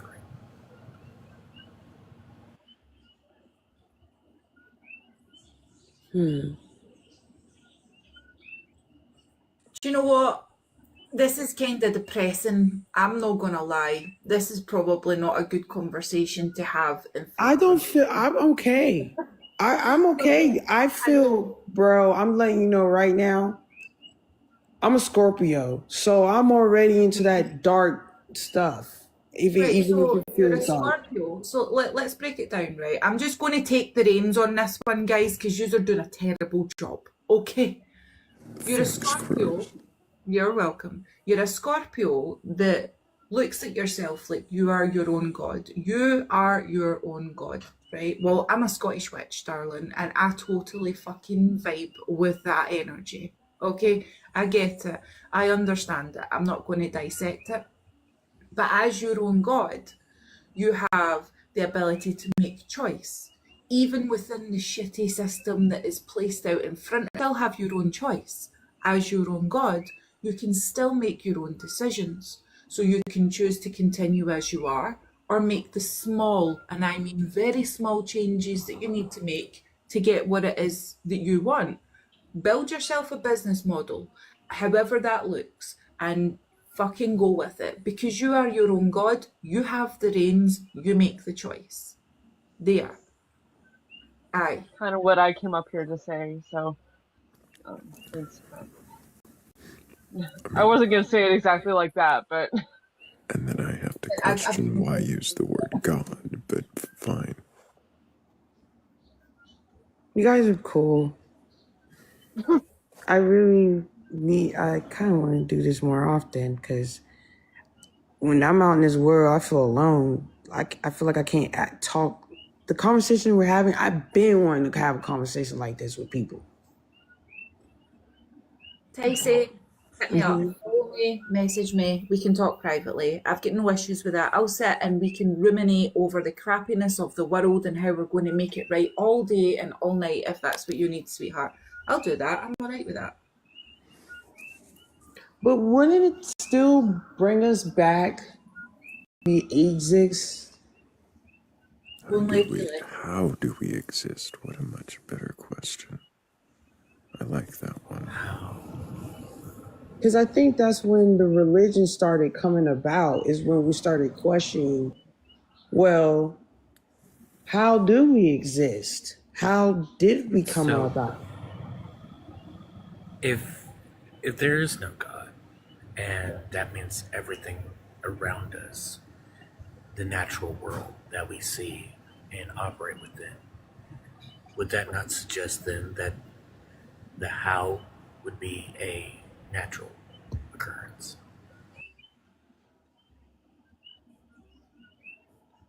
Run that back.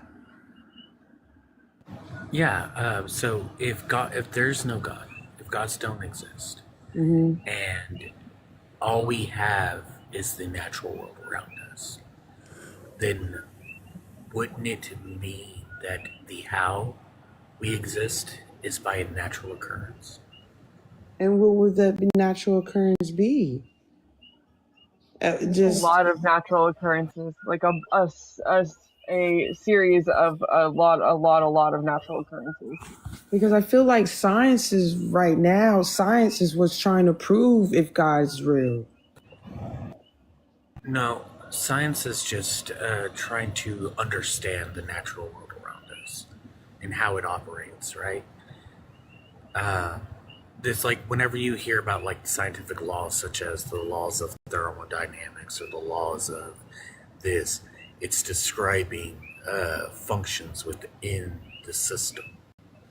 It's never to try to explain or explain that there is no God. It's just understanding the natural world around us. So who are these MFers right now today using God against us? Because they literally use God against us. In line. And when I mean they, I'm speaking about governments. Our own and outside our own. Tice, have you heard of conflict theory? No, actually, I haven't. Right, so conflict theory has a few fundamental points, right? The underpinning principles are control, constraint, coercion, and competition over sparse resources, right? Now, that's a sociological theory. Now, you see it everywhere, and the governments use that against you. Competition over sparse resources. You're constantly looking for food, so they're constantly supplying it. They decide what it is that you buy and when you buy it. Control comes in, and coercion comes in many formats. It comes in your government system, your laws, it comes in your education, it comes in the delegated religions that they use, is based kind of loosely on that in order to subordinate, subjugate, and control the masses. Look into it. Okay, I definitely will. Most definitely. So I have a question for you guys. Are you guys don't believe in God? Or are you guys also figuring this out for yourselves as well? Or you guys already made a decision on your own how you feel? Everybody's got a different belief. Mm-hmm. Everybody's asking different questions. Oh, okay.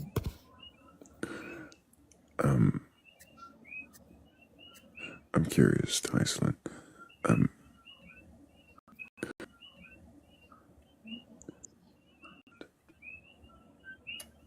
For some reason, it really does. Mm-hmm.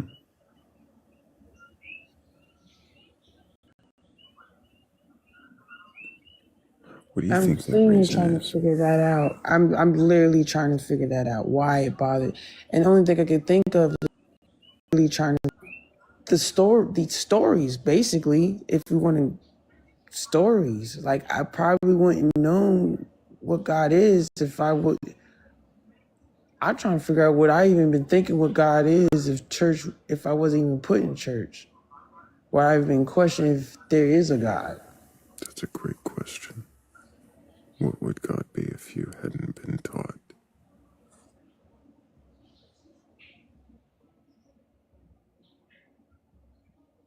Would you even have a notion of a God? Would you care?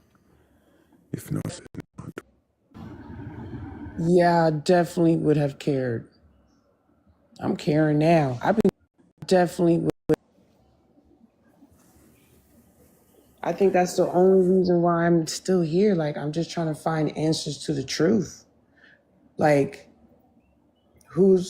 for me, it was like, who's our real God? That's what at one point, but when y'all came up with that, talking about, does this God exist? Bro, you blew me, because I went down that path and I lost it, but I think I'm okay now.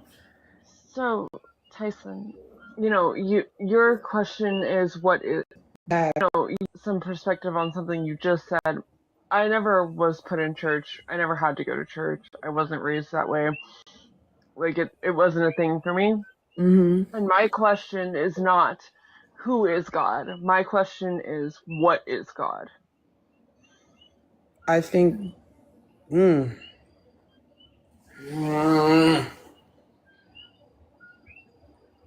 Lord, this ain't helping. This is just crazy. This is crazy. I'm really flabbergasted because it's like I have no answer. And like and every Neither do time you I. ask me a question, I literally go back to asking God. Every freaking time. Has he given you any answers? Has it given you any answers? No, but I got a download last night Well, there's a song about that. Kind of. by what's her name? Ariana Grande? No, it's an old song. Oh, okay. Old song. Why does God have to be a being? Old song.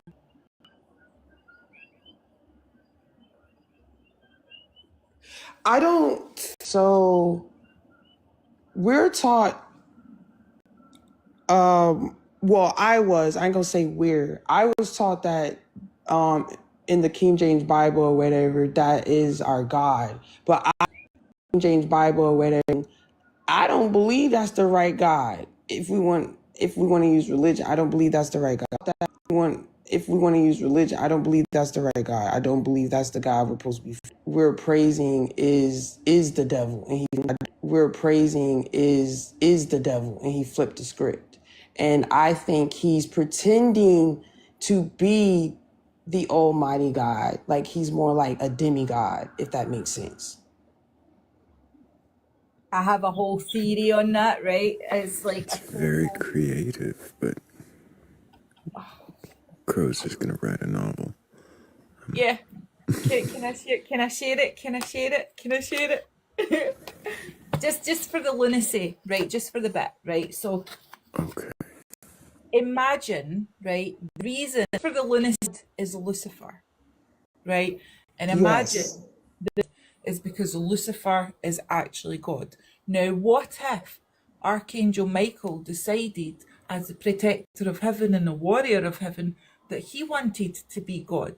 So he overthrew Lucifer under the seals and sigils in the Vatican City. I mean, it's a theory. Anyway, carry on. Yeah, I like that. I like how open-minded everybody is. Mm-hmm. Not saying that I really believe that, but me reading that book is leading me to that. I like to that. That person that I've been taught to be God, I don't think that's the real God. I think that is a person pretending to be to be the God. And then on top of that, I have questions about aliens. Like, do they really exist? And I actually believe they exist. So I think Sounds like, Tyson, you've got a lot more questions. I got a lot, and I'm just trying to figure out this world trying to confuse me. Like, what is? There's so much history, and I just want to learn it, and I can't learn it being stuck here. Situation then. It's the fact the government got all these secrets and information, and we can't have no access to it, or we have access to it, but we gotta sit here. And play with the puzzle. Okay. I mean, it's like they don't want us. It's like the system is. It's like the system is made like this on purpose. If I think God's not, if I think God is real, so I'm gonna stay here to work in this system. But Hold on. Why does it matter if there are secrets that we will never know? Why not just do the best you can for yourself and make your life the best you can for yourself? Because I'm not. I don't know. I'm not. That's because I'm black. I'm being dead ass, and not because I'm just black. I believe because black is the closest thing to God. Nigga, you white. I'm weak, child. Don't listen to him. I'm not white. I'm black. Black. I believe you, Tyson. Okay.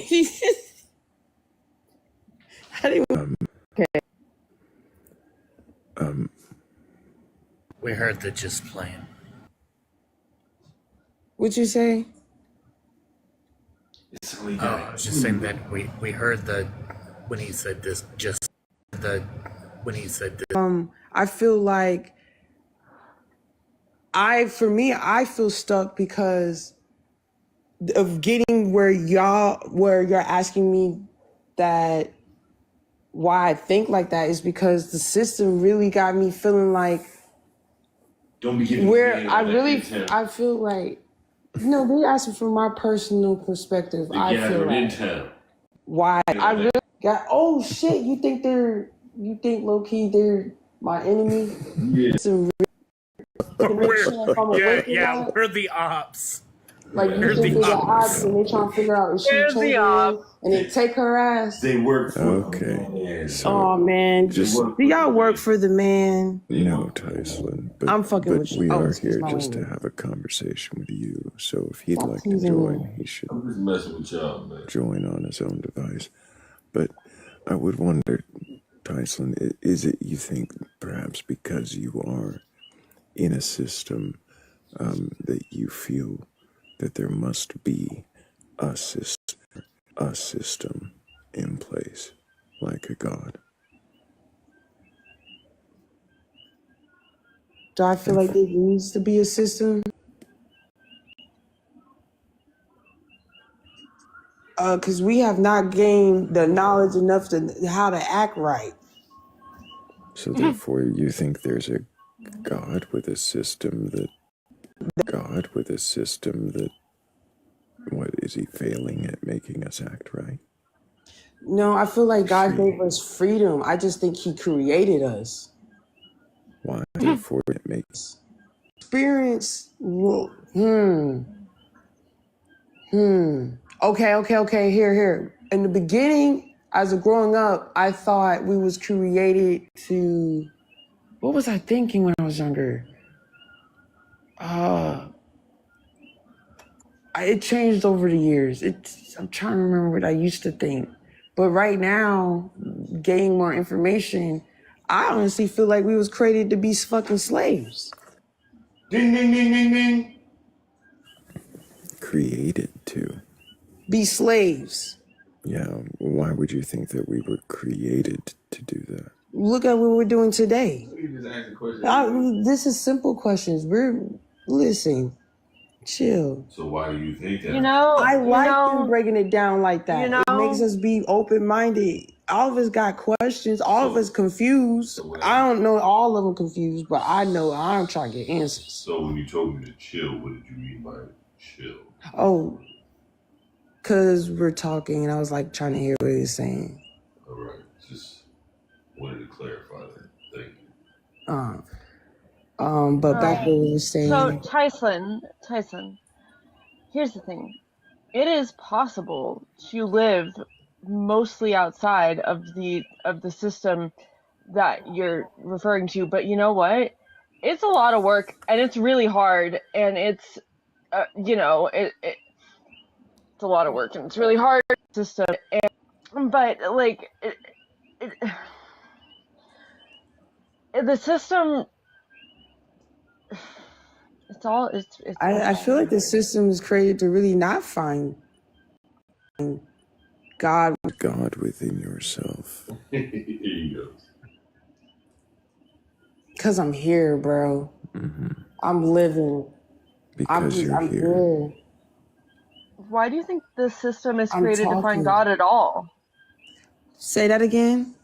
Why do you think the system's created to find God at all? You said like, Why was the system created to find God? I don't think the system for us was created to find God. I think the system was for us not to find God. You a damn lie, bullshit. Bullshit. What you think? What you think? This is God's plan, baby girl. Okay, well. Go ahead.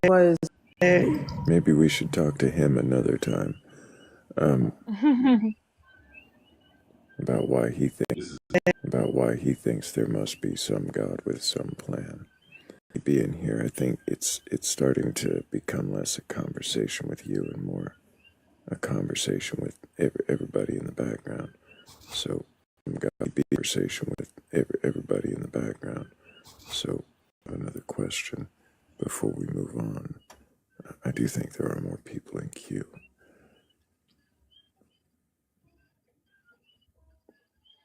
Does anybody else have a question for Tyson before we move? oh, I'm okay. Sorry. Okay. Appreciate you, Tyson. Thank you for being here, and I hope that you keep asking questions.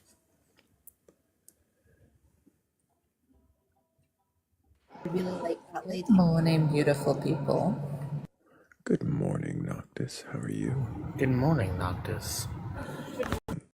Good morning, Noctis. What was that, Cat? So I just agreed with Crowns. Like Crow's. I can't talk. I also liked her. I did too. She seems to be questioning a lot and doing so honestly, or at least trying to, and I can appreciate. She asked good questions too. Absolutely. One of the best guests of the night. I know, good guest tonight, Brian and guests. That's you missed everything in between, didn't you? Oh. Not everything, but everything from why was there good guests or was there not good guests? No, we were going through the trenches. Apparently my phone decided to stop working just right at the right time and then start working again right at the right time, so I got to miss all the trenches. Well, I'm not hoping that we get any more than trenches, but I mean, start working. We're gonna.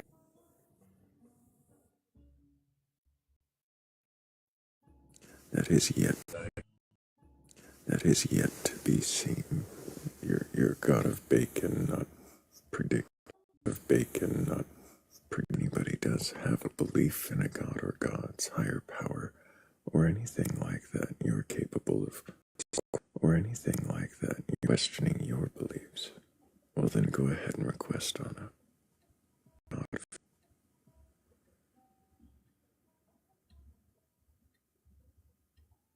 Hammy's trying to rub tooths.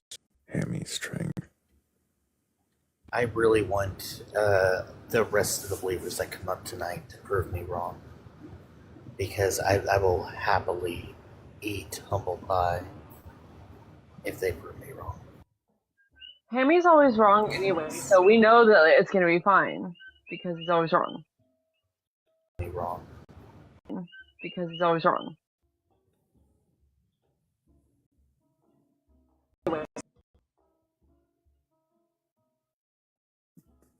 The prediction is that we will go through the trenches again tonight. Fat, I think time might be on your side. Hello, Lord. It is. I'm 65. And do you have a book? It is. I'm 65. I do indeed. Yes. And what God is? I do indeed. I don't know how to tell you that. You know, there's the God that's up there. I do follow Jesus. Have you read your Bible from beginning to end? No, I have not. Have you? Yeah. That's Why amazing. haven't you? Why haven't I? Because I think a lot of it is not helpful. So, does it matter if it's true or not? Well, I think a lot of it is also not literally true, serious, you know, at least.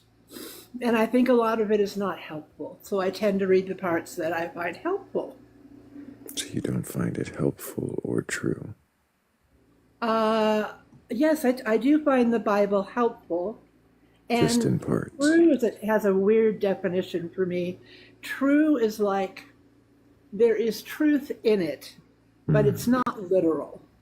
So there's not literal truth, but well, there is in some places. There's historical books. You know, it's a library. It's not just a book. It's a library. You know, so some of them are history, and some of them are poetry, and some of them are story of worship or psalms to God, or you know. And I'll give you an example. I do find the book of Genesis, the beginning of the book of Genesis, helpful, but I don't believe I do not believe in 6 days of creation.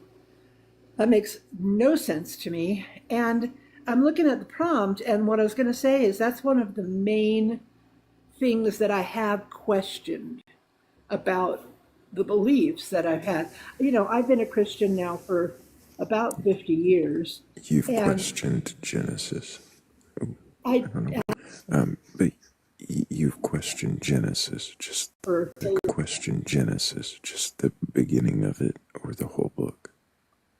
I'm sure parts of the whole book, maybe all of it, yeah. Because it's one of those things that it's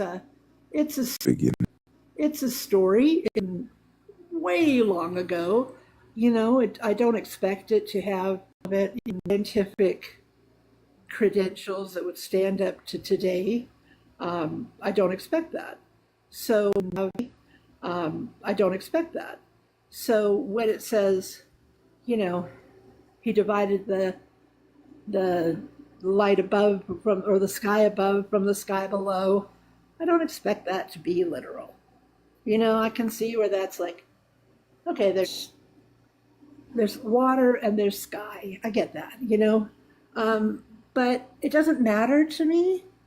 You know, it's one of those things that if I see God after this life and he says, you know, you really did do it in 6 days, that's amazing. And I'll go on, I'll move on, you know, because nothing says anywhere that I have to believe in 6 days of creation, that I have to believe anywhere. Adam and Eve. Adam and Eve? Probably not. Nothing says anywhere. Adam and Eve. Not one man, one woman. Most likely,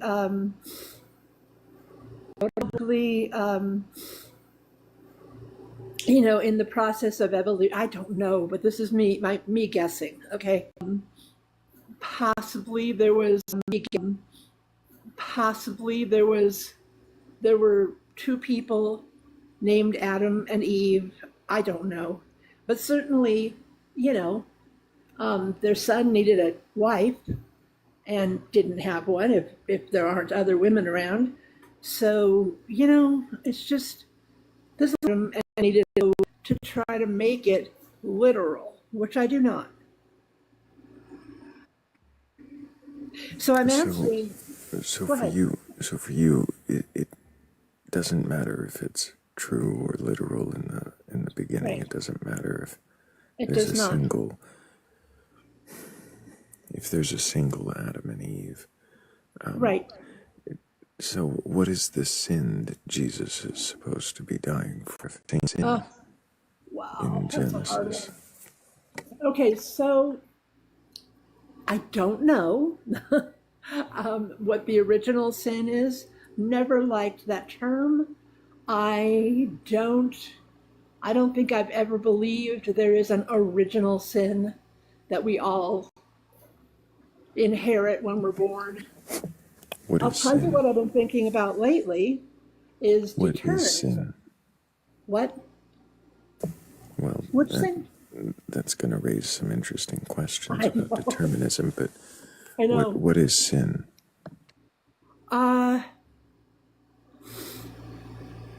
Well, things that go against the will of God, just like evil. The evil.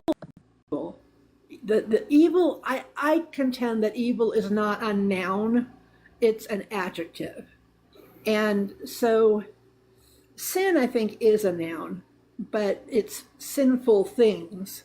And I think that through our lives with this determinist shadow over us, and we are not able to ever escape. Can you tell me? And through our able to ever escape. Can you tell me what you mean by determinism? Yeah. Okay. I'm trying to understand it. I believe that what it means, so far as I can figure it out, is that we don't have a choice about how we behave because our nature and our upbringing and our environment makes it too hard to decide to do anything other than what we do. And I've just been reading Lincoln in the Bardo by George Saunders. And in that book, there's a group of people that are apparently in hell, and they are talking to these other ghosts that are just kind of stuck in the graveyard and aren't going anywhere yet. Long story, people. And they say, it's not fair because one of them's a kitty diddler, and he says, how was I supposed to not do that? I didn't ask to be born this way. Another one committed some boom crimes. Again, he said, my brother's beating me up my whole young life, and how was I supposed to do anything else? And how good this pew pew feels in my hand, and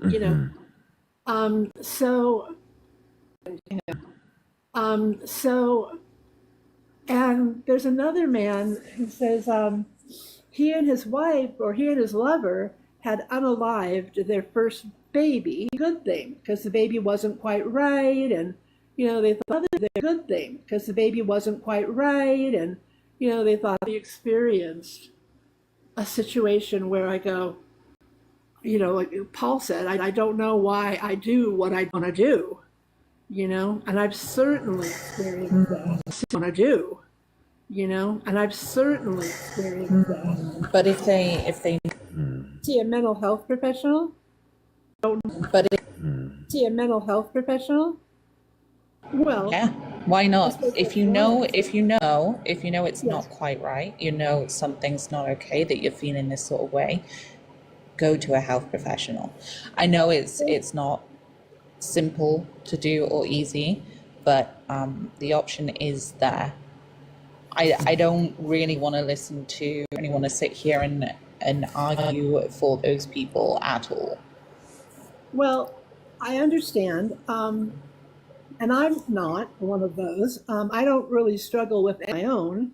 And I think that there's something to this, that we do what we don't want to do.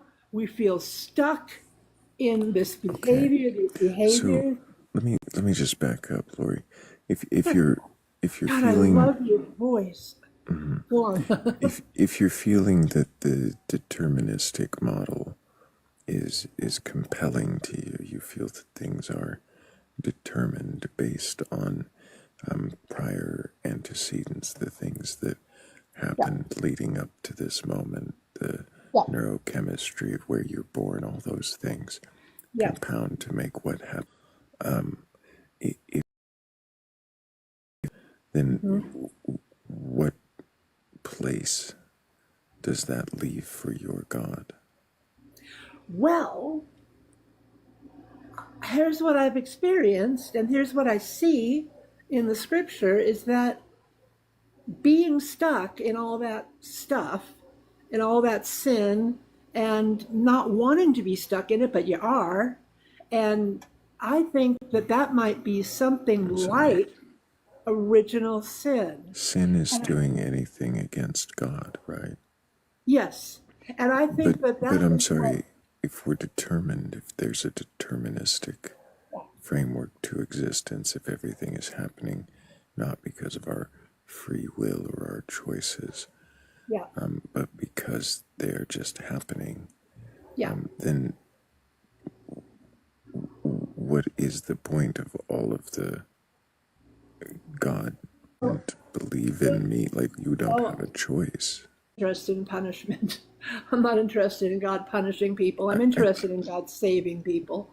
I hear you, but how is he saving people? Like, what is any of that? What is faith for? What is belief if not a choice? So that's the next step, is that I have also experienced the thing where I feel stuck. I do what I don't want to do. I don't do what I do want to do. And then with the help of Jesus and the Holy Spirit, I am set free. And there's a lot of language I'm sorry, in the New Testament about that. free. What do you mean set free? Set free from determinism. I'm sorry, Lori. Yeah. You're saying that with the help of Jesus, you are somehow, you've got to let me finish, you are somehow able to free yourself from a deterministic framework that you think is compelling every action. Yes. Wouldn't the deterministic framework have been what gave you the notion, the thoughts, the actions of Jesus, of taking him in or doing whatever it is that sets you free? Ooh, interesting. I don't think so. I think So how is it possible? Well, I don't think we have to get real strict about it. You know, Well, then, I think I'm sorry, what do you mean even to call it a deterministic model if things are cause and effect happening because of the moment prior and the things leading up to it, that it sounds very strict. And then to just say, well, we don't get strict about it because that one choice, that one thing I did, that had nothing to do with that deterministic model. I just did that on my own, free of that. None of my thoughts, none of my priors, none of my raising, none of that had anything to do with the choice. It's my turn to talk, Lori. I'm so sorry. I don't know if you noticed that. But yeah, so none of your thoughts, none of your raising, none of the priors leading up to the moment where you decided to accept Jesus had anything to do with it. You're taking the determinism out of that part of the causal chain. Yes. That seems absolutely illogical, but why would Yeah, you do that? I understand that it seems illogical to you. I just think that it's possible that this is how it works, that he somehow breaks through that deterministic model and gives us the opportunity to operate with a clear mind and with free will and to choose him. And that's So my you experience. like buzzwords that you just have fun with buzzwords. Okay, go ahead.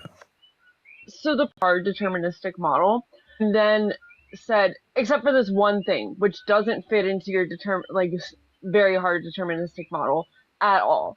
So if you are holding to this idea, then it cannot work that way. Of course it can. It can be if God is the one who breaks through that. God is the one. Sorry. No, go. So God is the one that breaks through. God is the one who changes the rules of the deterministic model where you have no choices whatsoever. Yes.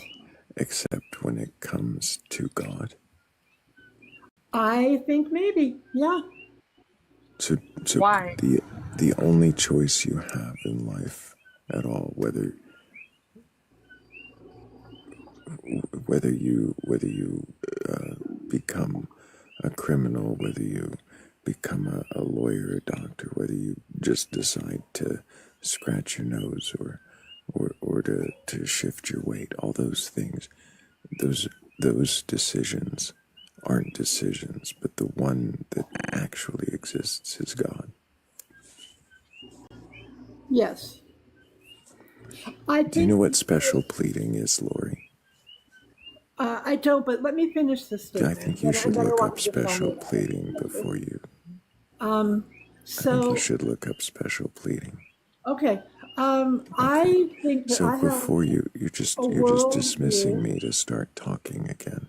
You're not interested in what I have to say. No, I You don't care am. about. So then, what is special pleading? Did you I look it don't up? know. No, I haven't yet. But you just jumped right into monologue. Hey, Hammy, what is special pleading? Oh, special pleading is whenever you say that this here is, there's no exception to this particular rule, except for this one particular thing that I personally like. You are making an exception for something whenever that's always the case in every other situation.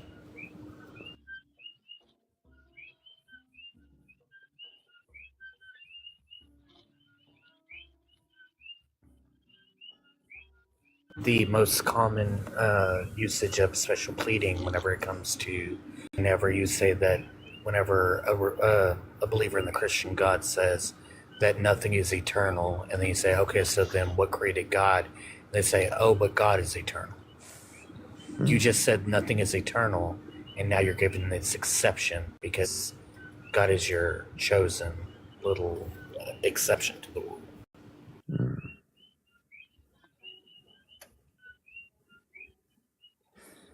So, Lori, why do you decide that God is special to the deterministic model that you seem to follow?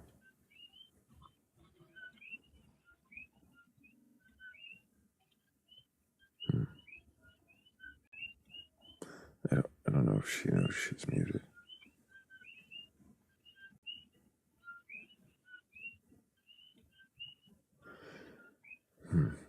Maybe she's done. You may have to send her the invite. I could.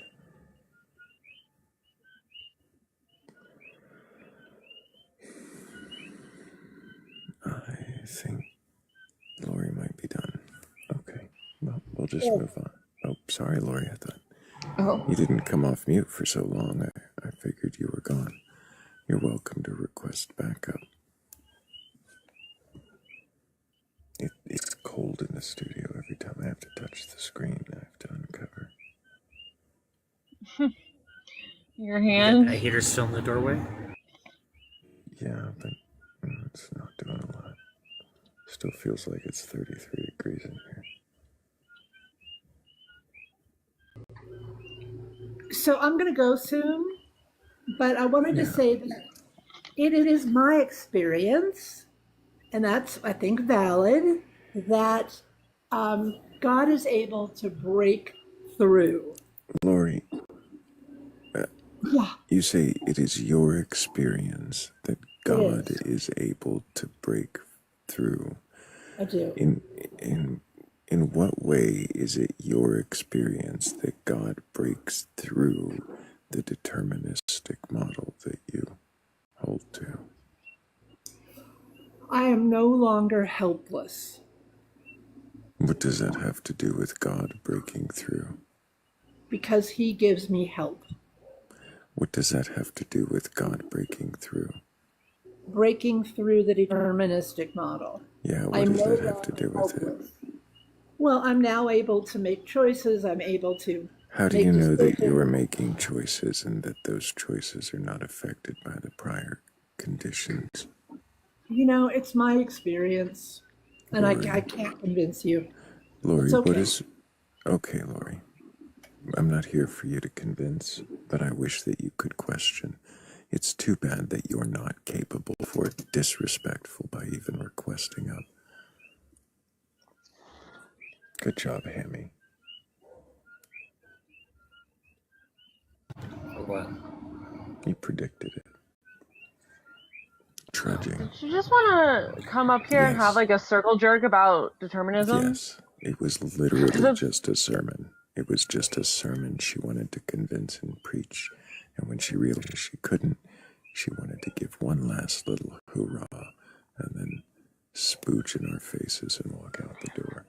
It was really kind of, I know I should probably not be so graphic sometimes. Yeah, it was really rude. But really quick, I'm going to thank There's Descent, Susie Blue. Also going to thank Shell, Enki Bubs. Sorry, Tiffany. It's Tiffany Love. Just What I Heard.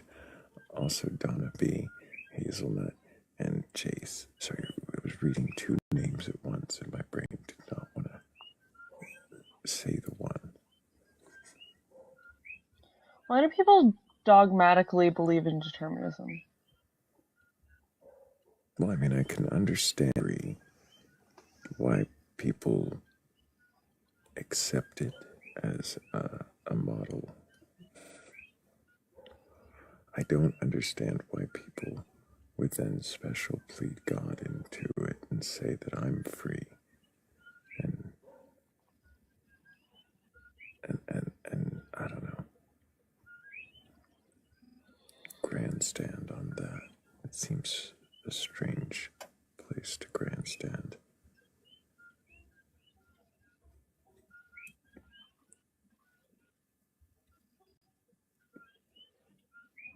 I always find it very fascinating that people tend to special plead for the Christian God in a way that it's like, you know, that if any other believer had done the same thing and used the same special pleading, you would sit there and call them out for it. But you have this blind spot for the one that you believe in because it's special to you.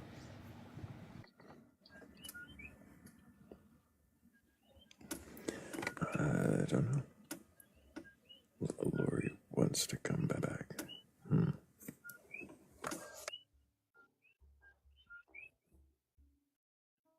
I don't know if that'll be productive.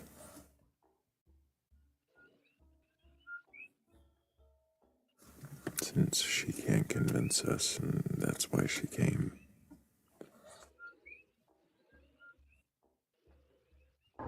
Hammy, was that special pleading I just heard from you? Was I special pleading?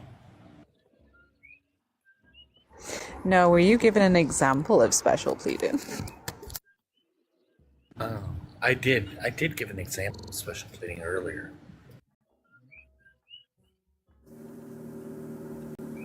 I have to bring the noise.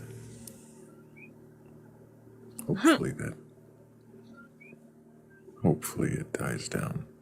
But yeah.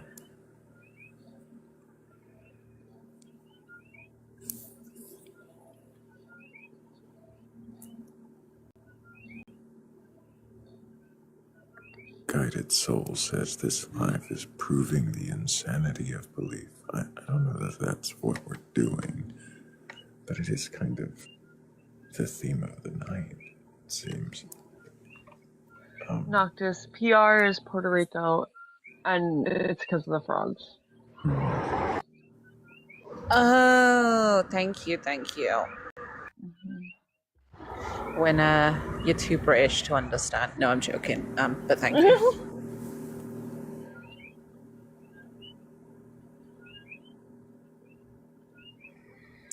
Roar says, if you really want to encounter God, pray to him, ask him to reveal himself to you. Gee, I don't think anybody up here's ever tried that, not even once. Have you ever tried that, Hammy? Oh, praying. Aurora, you sweet summer child. Yeah. Thrayle. Yeah, no, I've done that. Shouldn't have assumed. I have tried to ask Roar if they'd like to come up, though. They have some very interesting things to say.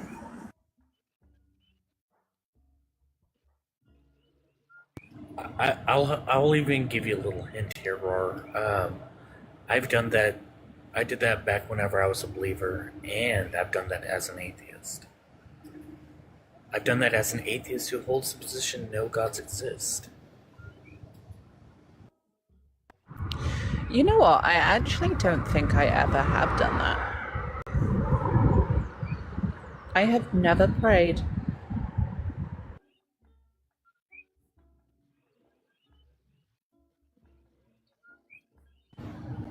Never? Not in your entire life, Noctis? No, never. I just stumble through the trauma. Stumble. I mean, just stumble through it. Just keep going, bulldozing. Why not? Like, genuinely though, never. What do you think you would pray for?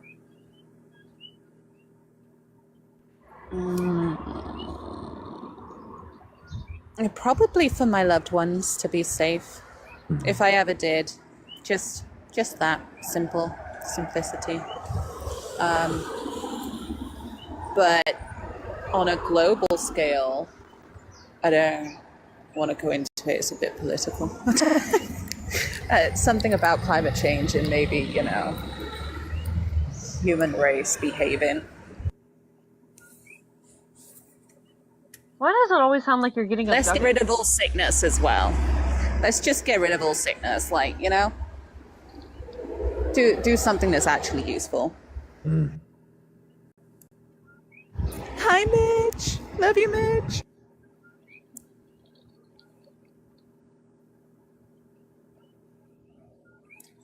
Stop by again. Grace us with his presence. I've been accepting people in queue as we've been talking, and they all disappear. All ghosts. Into the ethereal.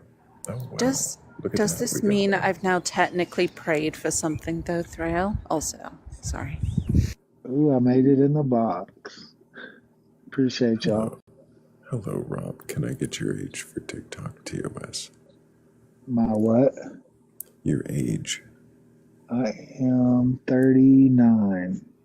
And do you have a belief in a god or gods, a higher power, or anything like that? Yes, I do. And I've struggled with it, but I do. 100%. I've questioned it multiple times, but I don't know. It's just where I land, and I don't disagree with people who don't or who have other beliefs. I'm good with everything. What does it mean to question it?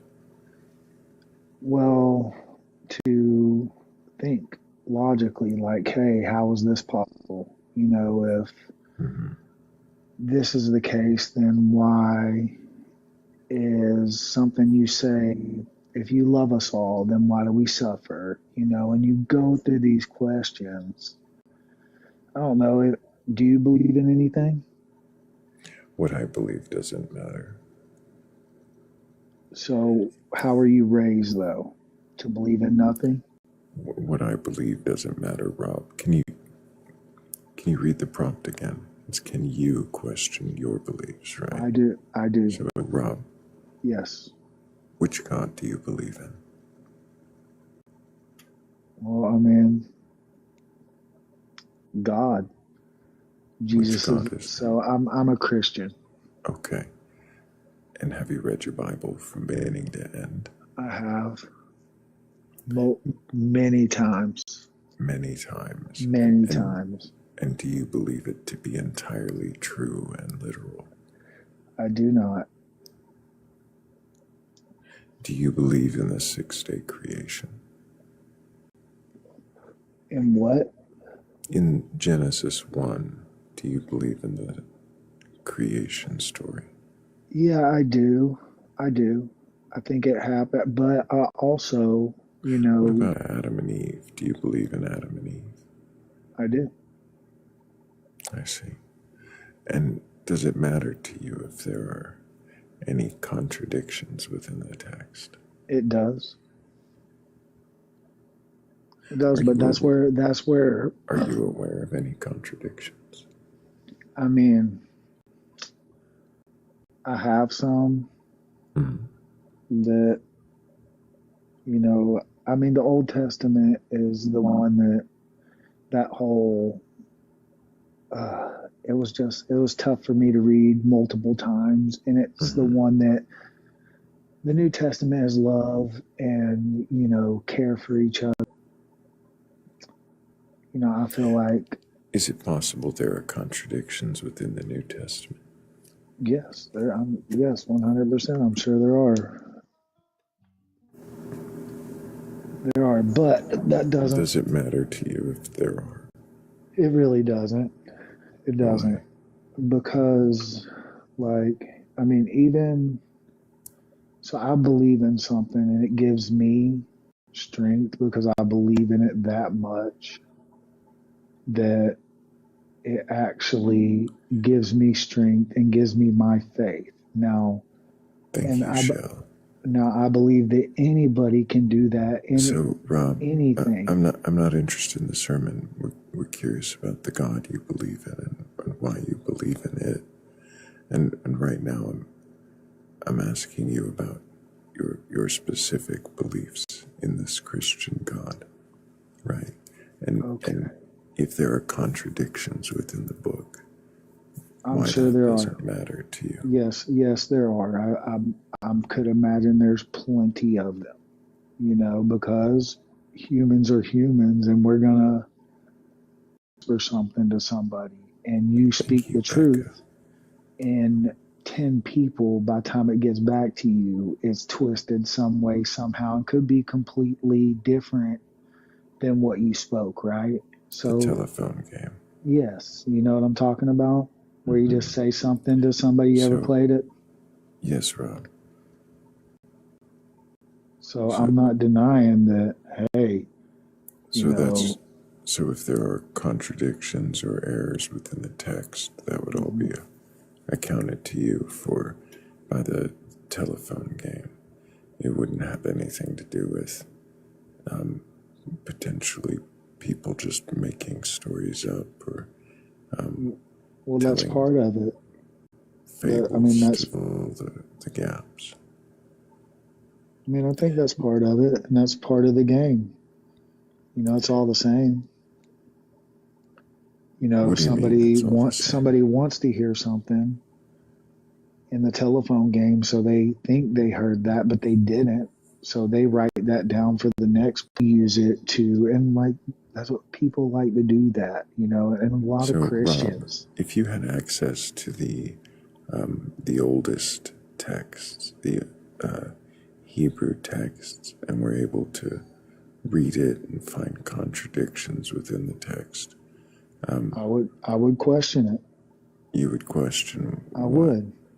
I would question it if I thought that there was a contradiction or I noticed one. Mm-hmm. My logical side is going to say, hey, Rob, that doesn't fit or that doesn't sound right. Or, hey, 2 chapters ago he said this and now they're saying something completely. I'm going to question it, and I've done it. It's And all you've done part of it. Yes, I have. But like Do for you still me, question it?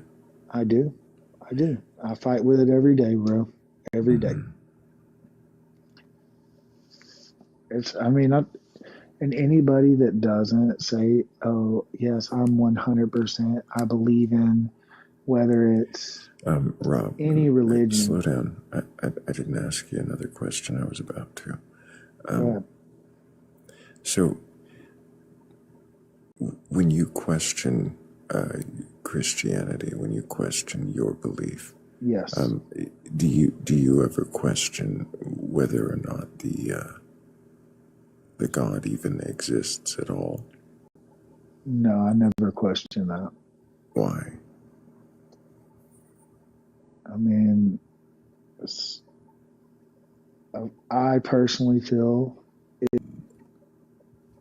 in my being, there's not a scientific route that proves it better or proves it wrong. And I don't think anybody can Proves say it that. better or proves it Yeah, wrong? the scientific. So I'm not asking about science. You're saying because there's nothing that proves it better or proves it wrong. Yes, basically what I'm therefore saying is, don't question whether or not a God can even. I don't know why you're so sensitive to this that you won't even let me I'm finish really not speaking. sensitive. Then why don't you stop talking for just a moment? Okay. Stop speaking over me. I'm going to speak past you for just a minute. Just a moment. So stop speaking. I'm going to speak to the audience for just a moment. Thank you, Blake. Thank you, Kylie and Shell, Jace, and Becca. Thank you all so much for helping with that goal. Rob, it seems to me as though you're not actually here to question your beliefs, but to get a moment to monologue in a few sermons and save a few souls, and nobody's interested in that. We're interested to see if you're actually capable of questioning your beliefs, and as I'm getting close, not letting me finish speaking. Why is that? That was a question? Yeah, that's what a question sounds like. I'm not defensive. Not whatsoever. At all. I'm just trying to let y'all hear where I'm coming from, and I'm not speaking a sermon. If I sound like that, that's not what I'm trying to do. Sermon. If I sound like that, that's not what I'm trying to do. I'm not here to preach to no one. It grabbed my attention when you said your whole topic can question your beliefs, and I was saying before the interruption there. Do you remember what I was saying before you had interrupted me? yes, I do, about the contradictions and do I see them, and if there is a contradiction, if I could read the oldest version, do the oldest version of the Bible, like the Hebrew version or whatever, and I found contradictions. No, Rob, we were talking about why you can't question the existence of a God. Yes, and the reason I don't is because everything I experience in life. I mean, that's for me. I feel like everything else came from something. What do you mean? Like, okay, you're a child, your parents have made you, and as humans, we get to make all these things. And because we're smarter, we have technology, and then whatever has always came from something. And in the science world, it all started with, a single cell organism. Well, it started there, and something comes from something. It's not like everything came from nothing. Comes from something. Yeah, you can't make so if it something started from nothing. If it started there, Yes. and so that something must be God. I mean, yeah, that's basically my whole. If I asked a scientist what started that, I asked a scientist what started the first single-celled organism, do you think are you sure? Yep. Oh. I That's believe fascinating. I wonder if they might say something that might be more like they might allude to the proteins or the compounds that arose from some other primordial soup. Well, I don't know if it would be soup or sandwich, but Rob, it definitely I was don't. soup. I don't know about that, Hammy. But I don't know what a scientist necessarily would say to that. But I know they might have some explanation, and we might go back, and they might eventually get to that Big Bang you alluded to. I don't think they would directly say, the first single-celled organism came from the Big Bang. I wonder if that might just be a gap in your knowledge. But I wonder if when I'm a scientist, if they might, instead of saying God, say, I don't know. And then I'd wonder, this is the question for you, Rob. Why do you fill in the gap where I don't know is with God?